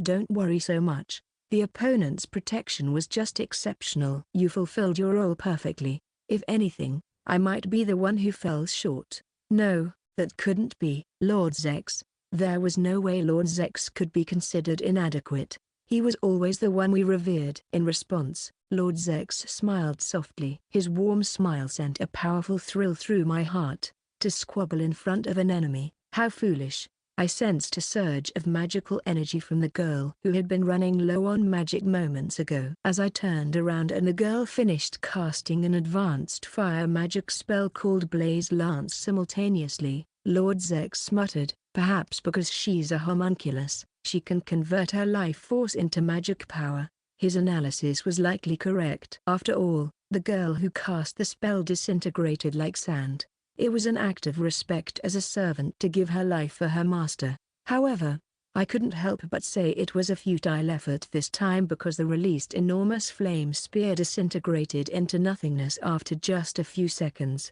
It was enveloped in a white radiance and disappeared without a trace. There was no other way to put it. The opponent was formidable. In Lord Zechs's current state, conventional magic should have been ineffective. Now then, it seems we've finished collecting the documents. Let's gather everyone and head back. Yes. Lord Zechs casually turned on his heel as if nothing had happened. I followed suit. While we hadn't captured the witch herself, I hoped that the confiscated documents would prove useful. The swift resolution of the incident would contribute to Lord Zechs's peace, which I cherished deeply. Interlude. Eric Saint. Sigh. Outside the royal capital, on a vast grassy plain, Eric, sat down, gazing absent-mindedly at the endless horizon and letting out a sigh. The reason was quite simple. My first love had come to an end. Lady Nina had decisively rejected me. I couldn't make use of the last chance she had given me. No, perhaps that chance never existed in the first place. As long as I remained who I was, Lady Nina would never have turned to me. She had said it herself. She didn't need a knight to protect her from all external threats, and she would not become a damsel who needed protection. Her words were a rejection of my aspirations to become a knight. That's why I was shocked, and lately, I hadn't been able to interact with her properly. Well, even so, I couldn't give up on this first love. But I gave up during the midterm exams. Watching her in combat, in mock battles with the student council, and in one-on-one duels with me, I realized that she had been holding back considerably. I was confident in my swordsmanship, while Lady Nina's skills, which I had seen during the welcoming event, were indeed amazing. I believed that I could catch up. I had deluded myself into thinking that if she witnessed my true abilities, she would change her mind. What a fool I was. Lady Nina's true swordsmanship surpassed mine by far in every aspect. How could I have ever said that I would protect her? If I could meet my past self, I would probably give him a good beating. I couldn't recommend myself to the person I loved so much, and the idea that I was a strong warrior was nothing more than an illusion. Now that I knew that, I couldn't afford to daydream about love. My goal was to become a knight who could protect everyone. That was the only line I couldn't cross. But for now, I wish I could allow myself to be melancholic. The end of a love that had lasted for over 10 years. From the moment I first laid eyes on her, even if it was an acceptable outcome, was still painful. Sigh. I couldn't count how many times I had sighed. As someone aspiring to be a knight, it was a pitiful sight, but I couldn't help it. After all, there was no one around. So, why are you sighing? Troubled about something, huh? Suddenly, I was spoken to, and I turned around in surprise. There stood a woman with golden hair and eyes the color of a nightingale. She wasn't glamorous, but there was a simple and charming quality about her. Wait, aren't you the saint? I remembered seeing her at the entrance ceremony. She must be the woman chosen as the saint for this generation. In contrast, the saint wore a cheerful smile. Yes, though I am inexperienced, I have been entrusted with the role of the saint. I am Sroyanti. It's a pleasure to meet you. Oh, likewise. I couldn't explain why, but I felt a kind of pressure from her. It was like the aura of the saint, and I couldn't help but want to bow before her. The saint, seemingly unaware of my inner turmoil, continued the conversation. So, are you troubled about something? No, I'm not troubled at all. She seemed genuinely concerned judging by her expression. But there was no way I could reveal that I was feeling down because of a failed romance. As a man, I had my pride. Then, Sra tilted her head in confusion. But you've been sighing so many times. I winced at her pointed observation, my words getting stuck. As she pointed out, repeatedly sighing and claiming not to be troubled was clearly contradictory. However, that didn't mean I was ready to spill the beans. I can't talk to you about it. Why not? It's none of your business. Even if I set aside my pride, discussing the details of my failed romance with someone I had just met was out of the question. I felt bad for her concern, but I wanted to shut her down completely. However, Sra took an unexpected action. Could you please tell me your name? Huh? I already introduced myself. Why? I'd like to know your name. Well, I did introduce myself, she insisted. I had to admit she had a point. Allowing a lady to introduce herself while withholding my own name would go against the code of chivalry. Reluctantly, I stood up and performed a noble's bow. I apologize for my rudeness. I am Erikindelius and Xipos. I am the heir to the Xipos Count's family and an aspiring knight. Erik Sama, is it? Nice to meet you. Upon hearing my introduction, Sra beamed with a radiant smile. Seeing her genuinely happy attitude, I couldn't help but be captivated. I should wait. It would be insincere to start noticing other people of the opposite sex right after a heartbreak. Yes. This must be a momentary lapse in judgment. My emotions are making me more receptive to the kindness of others. I took a small, calming breath, trying to regain my composure. It's okay. I'll be fine. With my emotions in check, I addressed Sra once again. I've given you my name. Can you please leave me be for today? I must decline. What? Once again, her response caught me off guard, and I stared in disbelief. The scion of a count would normally not be this assertive. Perhaps it was because she had been chosen as the saint, but she seemed to possess a considerable amount of determination. She maintained her cheerful smile as she spoke. As they say, we meet people by fate in this lifetime. Won't you talk with me? No, please, Erik Sama. I felt a bit cornered as she beseeched me with slightly teary eyes and a pleading look. It was hard to refuse a woman's request, and it felt contrary to my chivalrous principles. Sigh. The saint of this generation seemed to have a rather forceful personality. Fine. Let's talk. I reluctantly gave in to Sra's playful insistence. Several minutes into our conversation with Sra. I see. It's a failed romance. That must have been tough. Yeah. I had feelings for her for over 10 years. For some reason, I found myself pouring my heart out to her. I wanted to explain myself. Sra was an excellent listener. She interjected at the right moments, provided the feedback I needed, and empathized with my thoughts. If this continued, it was no wonder I was getting carried away. It's not that simple. Did you say something? No. It's nothing. I would be happy if someone as dedicated as you, Eric-sama, had feelings for me for over 10 years. It's reassuring to hear you say that. Well, I guess it was different for her. I've learned that there are irreconcilable differences in values in the world. I realized that aspiring to be a knight wasn't enough. There were situations where chivalry alone wouldn't suffice. I believe this experience will come in handy someday. I want to believe that, Eric-sama, you are strong. No, I'm far from it. I hadn't realized how clueless I was until I was heartbroken by my first love. I had been quite a hopeless child. Afterward, Sra and I continued chatting until the sun set. Our conversation was enjoyable and meaningful. She had a somewhat assertive side, but apart from that, I thought she was a wonderful woman. It made sense why Prince Grey would like her. I wanted to continue being good friends with her in the future. Interlude. You die to become stronger. My name is Yudai Brigada Kairumira. I'm just an ordinary commoner from a rural village at the foot of the mountains. At first glance, I might seem like an average person, but I have a secret that I haven't told anyone. My secret is that I have memories of my past life. Inside my head, I carry the memories of a teenage boy who lived in a country called Japan. With this knowledge, I realized that my situation in this world was eerily similar to the isekai stories that were popular in my previous life. Furthermore, I had magical talent. And I even had a cute childhood friend. In other words, I had a high probability of being the protagonist of this world. For someone who had been nothing more than an ordinary high school student in my past life, the idea of potentially being the protagonist was exhilarating. Despite the challenges of living in a remote village and losing my parents shortly after birth, I had endured it all, thinking that these hardships were stepping stones to overcoming the difficulties that would face a protagonist. Of course, I had also trained extensively in magic. Learning new skills and abilities that didn't exist in my previous life was incredibly enjoyable. However, an event occurred that brought me back to reality when I was getting too carried away. I'll never forget it. When I was 8 years old, despite being forbidden by the adults, I ventured into the mountains with my 2 childhood friends. I had thought that with my magic, I could easily handle any magical beasts. That was my mistake.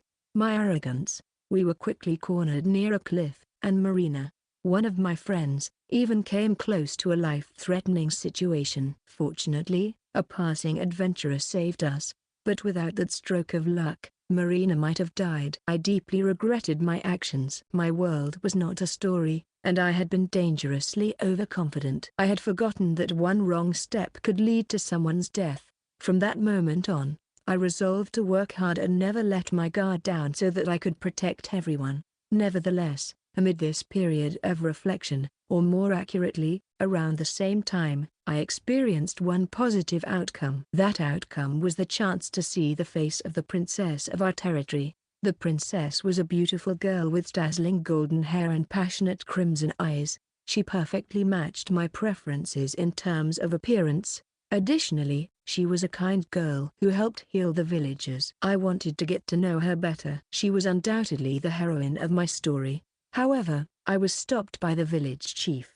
It seemed that a simple village child like me wasn't allowed to approach the lord's daughter. It made no sense to me. We were all children, so why couldn't we be friends? In the end, I could only watch her from afar, but there was still a chance. After all, when I turned 15, children from all over the country would gather at the academy. By then, if I had become strong enough that social status didn't matter, I could have my chance. I had originally set out to become strong to protect everyone, so it was a win-win situation. I'll do my best. Several years passed, and we enrolled in the academy. Since the incident in the mountains, I had been training diligently without growing complacent. Thanks to that, I reached a level where I could compete with teachers at the elementary school level, not to mention my peers. With this level of skill, I was sure I could aim to be at the top of the academy. These were successful years, But there was one thing that bothered me. Ever since that accident in the mountains, Marina had been acting strangely. She seemed to space out more often, occasionally muttering nonsense like white-haired prince, researching fairy tales and legends, and even started collecting clippings of articles about the local lord. Her obsession, especially with the local nobility, was getting out of hand. It was quite concerning, especially since I had treated her like a little sister all these years, and my concern was validated when something happened. Marina, who had been daydreaming as usual, got involved with some nobles when I briefly looked away. It was despicable for a group of men to surround a girl like that. Since they were nobles, they were probably scheming to take advantage of Marina's beauty. I couldn't allow my childhood friend to be treated like that. Even if they were nobles, they couldn't do whatever they pleased with commoners. Commoners had rights too, and even if I raised objections, the nobles showed no signs of remorse. So, I challenged them to a duel. It was a common practice in situations like these. I was going to protect Marina. Since the opponents weren't particularly skilled, the duel ended quickly. As compensation, I made them apologize to Marina on the spot. Originally, I had intended to demand that Marina never approach them again, but I had a change of heart. Marina had an idealized view of the nobility, and I wanted to shatter that illusion and wake her up. However, this choice turned out to be a huge mistake, as I would soon discover the next day. The following morning, as I headed to school, I heard a shocking rumor. It was said that Marina had become the mistress of a nobleman. I rushed to confirm this with her. In the classroom, I found Marina and an unfamiliar maid. The presence of the maid was essentially confirmation of the rumors. What's going on? Marina? What's wrong, you daikun? Why are you so worked up? As I confronted her, Marina blinked her eyes innocently. Despite my frustration at Marina's apparent lack of understanding of the situation, I realized that my approach had been too abrupt. Taking a step back and taking a deep breath, I asked again, "There are rumors that you've become a nobleman's mistress. What's going on?" "Oh, that thing," Marina replied casually. How could she remain so calm about this? The rumor of her being a noble's mistress was tarnishing her dignity. With a furrowed brow, I waited for her explanation. What came next, however, was an unexpected revelation. "I entered this relationship willingly, so don't worry about it." She said it as if it were no big deal. My cute little sister was a noble's mistress? The vision of Marina suffering at the hands of that noble flashed in my mind, and I felt a sudden dizziness. But I couldn't collapse here. Marina must be being threatened by that noble in some way. She was engaged in conversation with the maid, but that was irrelevant. I would help Marina right now. Nobleman Zechs and I had a discussion to try and retrieve Marina, but it ended in a terrible defeat. I was completely outsmarted and couldn't change the situation. It was my fault that Marina had ended up in this situation, and Zechs was just cleaning up my mess. I couldn't argue against Zechs's points. While I could have denied that his claims were lies, considering the potential threat to Marina's safety, I couldn't afford to take any reckless actions. Moreover, the fact that I had to apologize to the noble, Viscount Dryton's son, supported the claim that they had tried to assassinate her. To protect her, I needed power. This issue was beyond my current capabilities. If you want to change the situation, become more powerful, were Zechs's final words to me. As frustrating as it was, there was no room for counter-arguments. Right now, I was just a child with some skill in magic. I believed that I could stand up to some enemies as a chosen hero, but I lacked many things to face a large organization. I couldn't help but worry about when Marina might be persecuted again, but for now, she was smiling. So, I decided to focus on honing my skills. I would definitely rescue her from the noble's schemes soon. To do that, I needed to start training immediately. I picked up my favorite one-handed sword and headed to the grasslands outside the capital. There, I noticed a familiar face along the way. Not someone I knew well, but someone I recognized from the incident in our classroom. I think her name was Lena. She had a very distressed expression on her face and was emanating a dark aura. Passers-by seemed to avoid her, clearly sensing something was amiss. A sense of foreboding washed over me, and I decided to approach her. "Excuse me," I said. She didn't respond, so I approached her more directly. Her intense gaze, radiating hostility, unnerved me a little. Despite the intimidating atmosphere, I continued, "Can I talk to you?" "What is it?" she replied, finally acknowledging me. I introduced myself.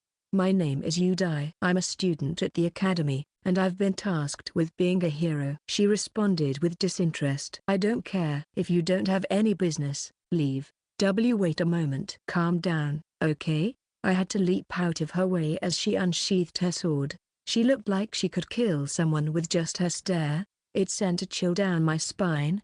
However, I was glad that my previous recklessness had paid off, and she recognized me. "My name is Udai, a student from the academy, and I've been appointed as a hero." "I'm not interested." "If you don't have any business, then disappear." Wait a minute. Please calm down." I had only introduced myself, but she had already drawn her sword. The situation was escalating quickly, and people around us were screaming and fleeing in fear. "Hey, if you have something to discuss, could you please put away your sword? It's hard to have a calm conversation when you're pointing that thing at me," I pleaded. Silence hung in the air, but I hurried to continue, desperately trying to defuse the situation. "Just calm down a bit, all right?" Thanks to my frantic persuasion, she hesitated for a moment and finally sheathed her sword. Phew, that was nerve-wracking. However, there was no time to relax. She still eyed me with hostility, and her hand remained close to her sword. It seemed like she could draw it again at any moment, signaling her intent to cut me down. I couldn't afford to dawdle. If I did, the commotion might attract the attention of knights, and we could both end up in trouble. I needed to move the conversation along. "You seemed really distressed earlier, and I got worried." "If you're okay with it, would you like to talk about it?" I offered. "I don't need it," she responded curtly. "Just talking about it might make you feel better," I suggested. "You're persistent," she muttered. "I just can't leave you like this," I explained. Her gaze grew sharper and more piercing by the moment. She scrutinized me as if trying to read my intentions. Well, I could understand her suspicion. Why was I going to such lengths? Maybe it was because I was struggling with my own issues and wanted to empathize with someone else's problems. It was like the blind leading the blind. However, it wasn't that I didn't want to help her solve her problems. If there was anything I could do to assist her, I intended to do it wholeheartedly. I believed that being a hero meant helping those in need. We locked eyes, time passing in tense silence. "All right, fine. Let's talk, but we'll change locations." "Follow me," she finally said. In the end, Lena relented first. Without waiting for my confirmation, she started walking briskly ahead. I hurriedly followed her. We managed to defuse the situation for now, but the real conversation would come later. Perhaps she would reveal why she had been so distressed. Feeling a mixture of anxiety and anticipation, I mentally prepared myself for what was to come. To cut to the chase, Lena and I found common ground. We both had grudges against Zechs. I wanted to rescue Marina, and Lena was determined to become stronger to reclaim her sister. From that day forward, we decided to train together every day. Interlude: Marin repaying a debt of gratitude. My name is Marin Castania. I'm 168 centimeters tall, weigh 60 kilograms, and my measurements are 90-60-91. I enjoy taking afternoon naps, and I dislike gossip and hunger. I work as a maid in the Foranada County, and I consider myself an ordinary girl who can be found anywhere. I'm a bit better at remembering things than most people, and I take pride in my magical abilities. However, I don't boast about it too much. When I was a freshman at the academy, I worked hard and achieved top grades, but I ended up being the target of jealousy, and people talked behind my back. I already had my job lined up, so I didn't really care about my grades anymore. As long as the people who matter to me know my abilities, that's enough. "Ah, this is the life," my colleague, Garner, said in a gruff voice while finishing the beer in his mug. After finishing our adventuring work, we were given a temporary break. Today, we came to the usual bar to relax and celebrate with the three of us. By the way, I invited Shin-senpai as well, but she declined. He told us to enjoy ourselves with our fellow new recruits. He probably didn't want to inconvenience us. "Are you two really drinking properly?" "Your alcohol hasn't even moved at all," As I sipped my fruit wine, Garner chimed in. His cheeks were a little rosy. Was he already drunk? I looked, and his mug was empty. You're being a bother. I managed to push away her annoying advances. Oh no, a bit of my drink spilled. What a waste. Garner, Mren doesn't like this. It's not like that at all, right? Going too far will make her dislike you. TCH. As I grew weary of Garner's antics, Tyria came to my rescue. Truly a top student, she's reliable. Finally, Garner backed off, and I breathed a sigh of relief. Then, I took a sip of the remaining fruit wine. It was sweet and delicious. We were all having a great time like this, when suddenly, Tyria spoke up. Come to think of it, I've shared my reason for joining Foranada, but I've never heard why the two of you chose to work here, she said. Now that you mention it, you're right, I replied. Was it because Tyria's boyfriend works for Foranada? At first glance, she seems very proper. And she is quite proper, but when it comes to matters of love, she's a bit of a romantic. Curious, are you? I asked. Yes, a bit, Tyria answered simply. Tyria was usually sociable like today, but this was the first time she had proactively asked about others' stories. I had always thought she wasn't interested in such things. Garner seemed to share the same impression, and he let out a meaningful sound. Perhaps embarrassed by our attention, Tyria hid her face behind the cup she held. She looked kind of cute. So, are you going to answer my question? She asked, her voice either impatient or shy. Teasing her any further might be a bit cruel. After all, this was supposed to be a celebration. Garner and I exchanged glances, silently deciding who should speak first. It seemed like Tyria would be the one. I joined because of Norris, she said. Norris, eh? Tyria asked. Yeah, that's right. Right after graduation. I was thinking about traveling around the world or something like that. But then I decided to stop by the famous Foranada and, for some reason, ended up getting a job there. She explained. I see. Tyria's usually stoic expression seemed strained, probably because it was even more Norris-centric than she had imagined. I can understand her feelings. Wow, quite the adventurous spirit, I exclaimed. Marina, this isn't adventurous spirit, it's called being impulsive, Tyria corrected me. Well, there's no denying that it was rather impulsive. On the other hand, Garner protested, that's not fair. It's not a big deal if it's a bit impulsive. Look at us now, working as servants. Well, there might be some truth to that, I conceded. After all, Garner had endured that grueling training for the past year. Yeah. Oops, that was close. I was about to recall that incident from a year ago. If I dwelt on it while drinking, it would definitely take a turn for the worse. I quickly shook my head to clear my thoughts. Tyria raised an eyebrow in exasperation. I'll give you that. Enduring that was impossible without considerable patience. Well, this is rare. It sounds a bit like self-praise, I remarked. I'm just stating facts, Tyria replied. It seemed like everyone had similar thoughts. It was only natural. Now it's Marin's turn, she added. As we nodded to each other, Garner poured some water. I guess I have to talk too. It's a bit embarrassing, though. Well, here goes. I mustered the courage and began. You know, I'm actually from Foranada. I started. Really? Tyria was surprised. I've never heard that before, Garner chimed in. Well, I hadn't mentioned it before. I think only the people in human resources knew about that. But, it's a small village in the outskirts. When I was a child, we were really poor, and just surviving each day was a struggle, I continued. I could still vividly recall my childhood memories. It was really tough. The land had become barren even before I was born, so our fields never produced any crops, and we were always hungry. There weren't enough wild animals in the area to hunt, and the local official who governed our village at the time was corrupt and merciless when it came to collecting taxes. So, people were dying every day as a matter of course. I think all the children except me had died. As a child, I had realized that I might die soon too. But then a glimmer of hope appeared. That hope was Zechs. He got rid of the corrupt official, provided aid to the impoverished villages, and initiated land reforms to revive our village's land.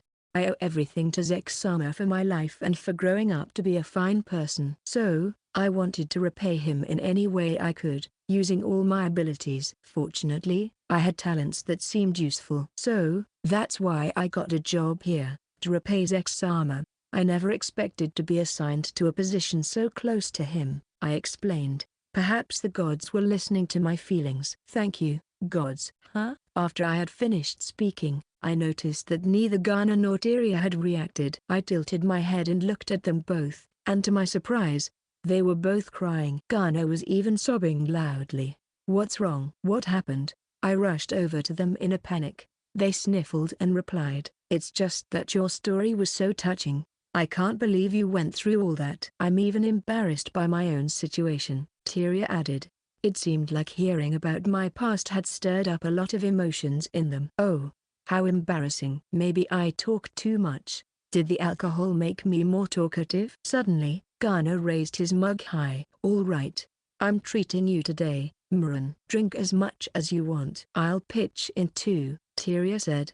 No, you don't have to do that, I protested. It was hard to stop them as they went off the rails. But, all in all, it was a fun time. I received an extraordinary amount of time off and salary that I could never have dreamed of. I was able to work by my benefactor's side, surrounded by friendly colleagues and a kind boss. I felt truly blessed. It was all thanks to Zechs. The only thing I worry about is whether I can truly repay my debt to him. Interlude. Nina. Future dream. Nina, do you have a dream for the future? Dream? Yes, a future dream. On a certain afternoon, on the verge of entering the academy, Nina, was having a tea party with Karan. Once in a while, if asked to casually deepen our friendship and relax, I had no choice but to agree. The question earlier was thrown into such a peaceful atmosphere. Well, Karan probably meant it as a casual question. However, for me, it was a difficult question to answer. After all, I was in the midst of being targeted for my life, trapped by a fate that could lead to death. I didn't have the time to fantasize about the future. Right now, all I could think about was training to overcome my fate. Seeing my reaction, Karan tilted her head in curiosity. Was it such a difficult question? I'm just too busy dealing with the problems in front of me to think about the future. I couldn't say directly, because I might die, so I gave a mild response. Even so, Karan seemed to sense the situation to some extent and nodded solemnly. I see. Well then, since we have this time, how about we think about it, huh? I was taken aback by the unexpected proposal. Certainly, if we used this tea party time, I could come up with a rough outline for the future. But wasn't it too sudden? Karan chuckled playfully. You seem surprised, Nina. Well, it's just so sudden. Sometimes, suddenness can lead to the best future plans. Isn't that too hasty? Being a bit hasty might be just right. Putting too much pressure on yourself can lead to more mistakes. There might be some truth to that. Well, since Karan was the one hosting this tea party and she wanted to think about my dream together, I had no reason to refuse. I had no objections myself. All right, go ahead and do as you please. Yes, please feel free to. With that, Karan laughed again, genuinely enjoying herself, wearing a smile that seemed to come from her heart. Was thinking about my dream really that interesting? Despite feeling somewhat uneasy, we began our discussion. First, let's decide on the scope of the future we want to envision. What do you mean by scope? Whether it's a dream that can be achieved immediately or one that will take time. It's about determining the level of difficulty. If we don't decide on that first, we can't work out the details. I see. When running a marathon, you need to set a goal, or you won't be able to pace yourself. It seemed somewhat similar. An immediate dream wasn't an option. It could overlap with the timing of escaping my fate of death. So, deciding what to do after resolving the current problems would be more meaningful. I prefer a dream that will take time. You're aiming for something big? That's very admirable. Next, shall we decide on the direction? For example, well, let's see. If you were the next head of the family, you might dream of developing the territory. If you were a knight, you might aim to become the captain of the royal guard.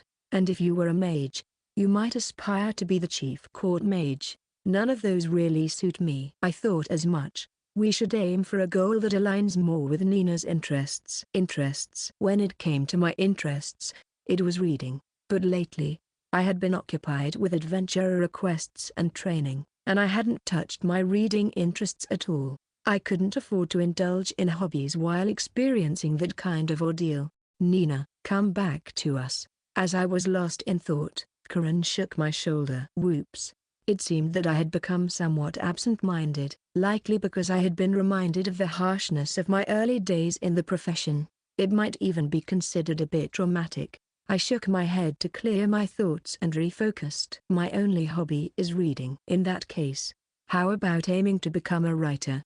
Doesn't really fit. I liked reading, but I didn't have an interest in writing. After some contemplation, Karen put her finger to her lips and asked a question. Where do you find enjoyment in reading, Nina? That might be a hint. What's enjoyable about it, huh? The reason I started reading books was that I was confined. Since I couldn't see the outside world at all, I began to enjoy the worlds within books instead. Just by opening a book, I could see and experience a new world. That's why I loved reading. As I explained this, Karen looked at me with a strangely gentle gaze. It seems like your current busy lifestyle isn't the only reason you stopped reading. What do you mean? Right now, you're practically venturing out into the world.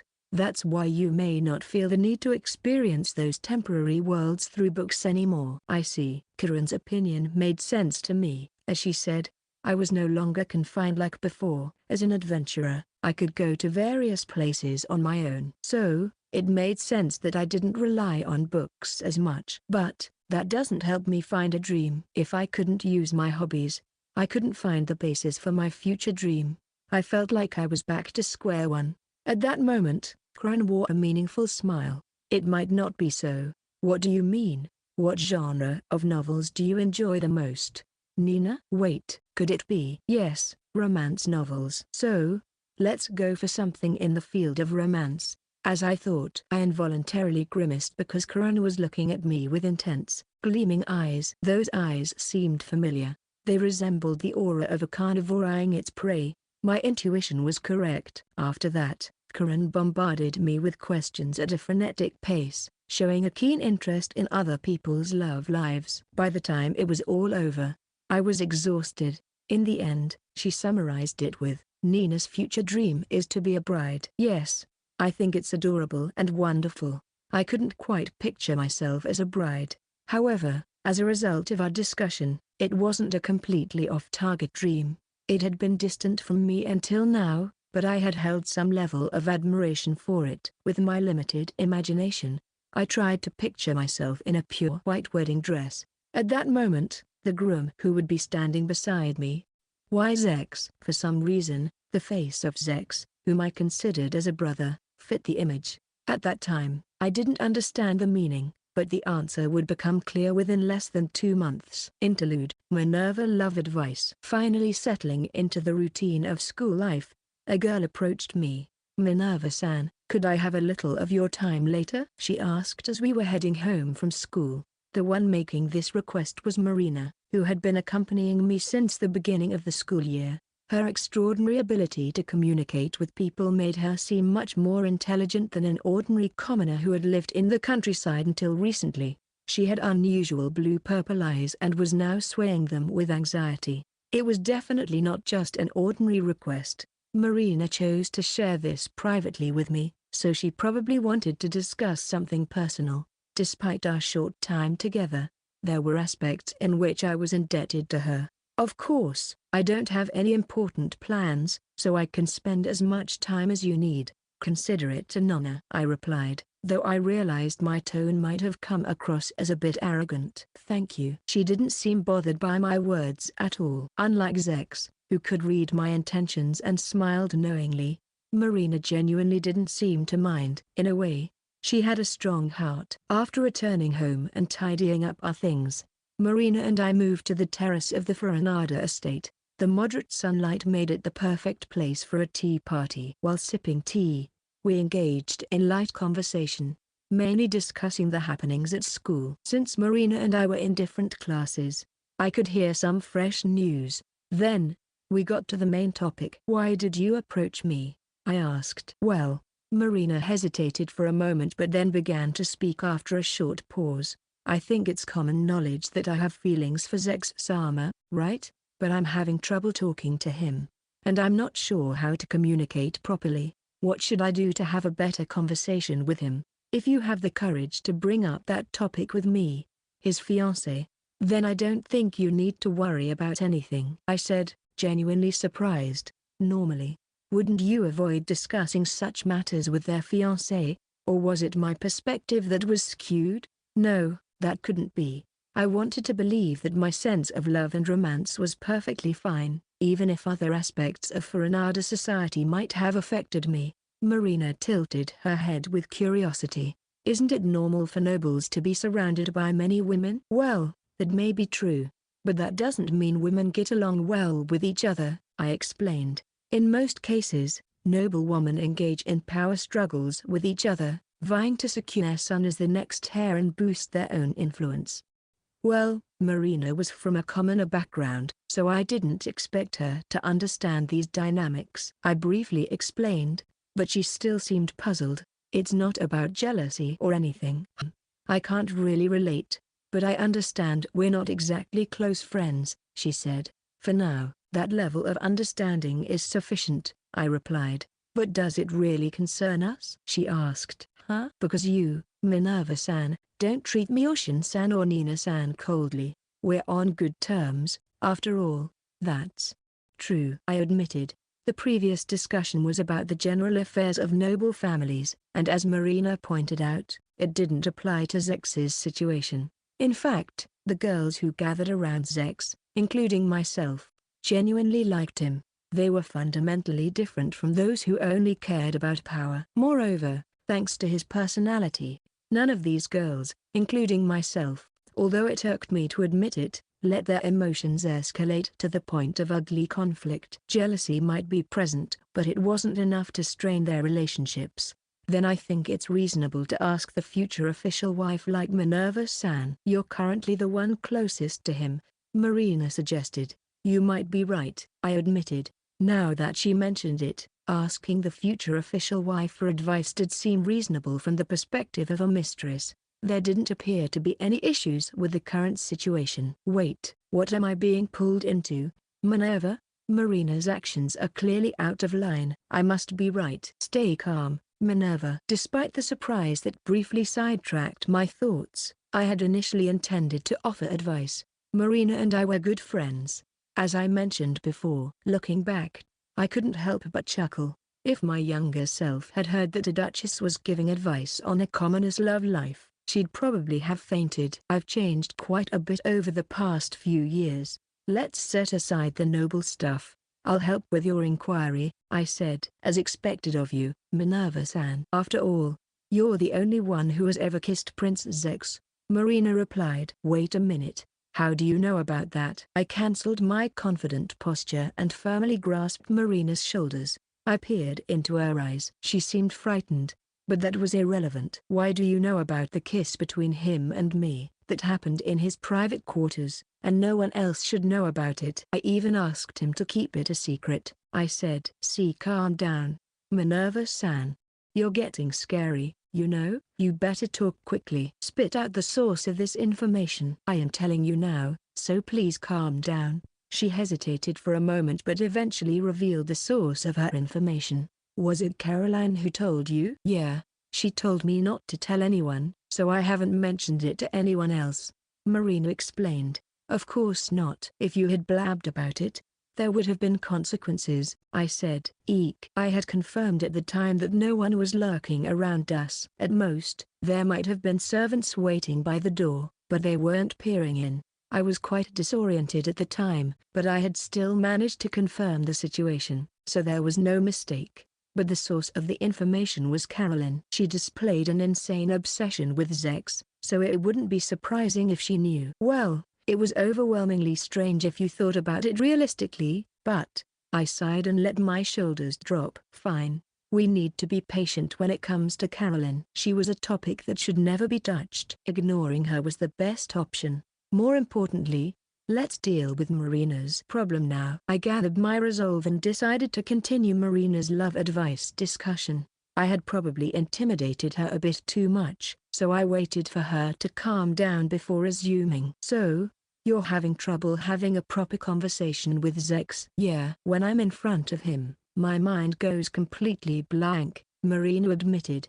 Have you had a chance to talk to him a few times? I asked. Yes, he even set up opportunities for us to talk alone multiple times, but I couldn't say a word, Marina replied with a frustrated tone. So, that's why you came to seek advice, I concluded.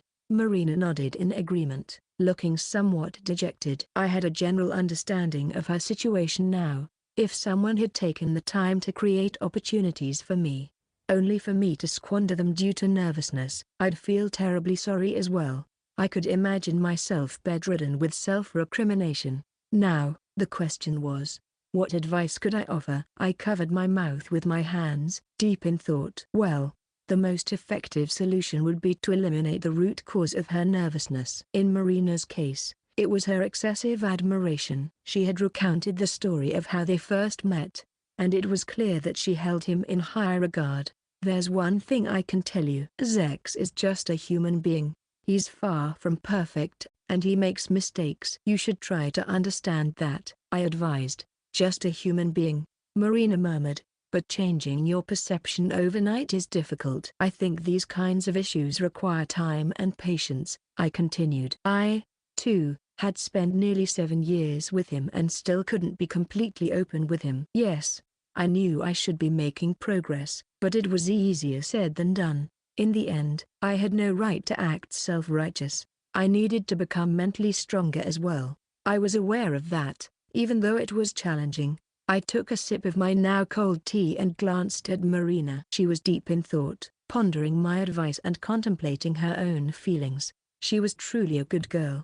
I wondered why there were only wonderful girls around him. It was a constant source of concern. I need to work on myself too, I admitted. A life filled with rivals could be tough, but it was also incredibly fulfilling. At least, that's what I believed. End of Volume 4.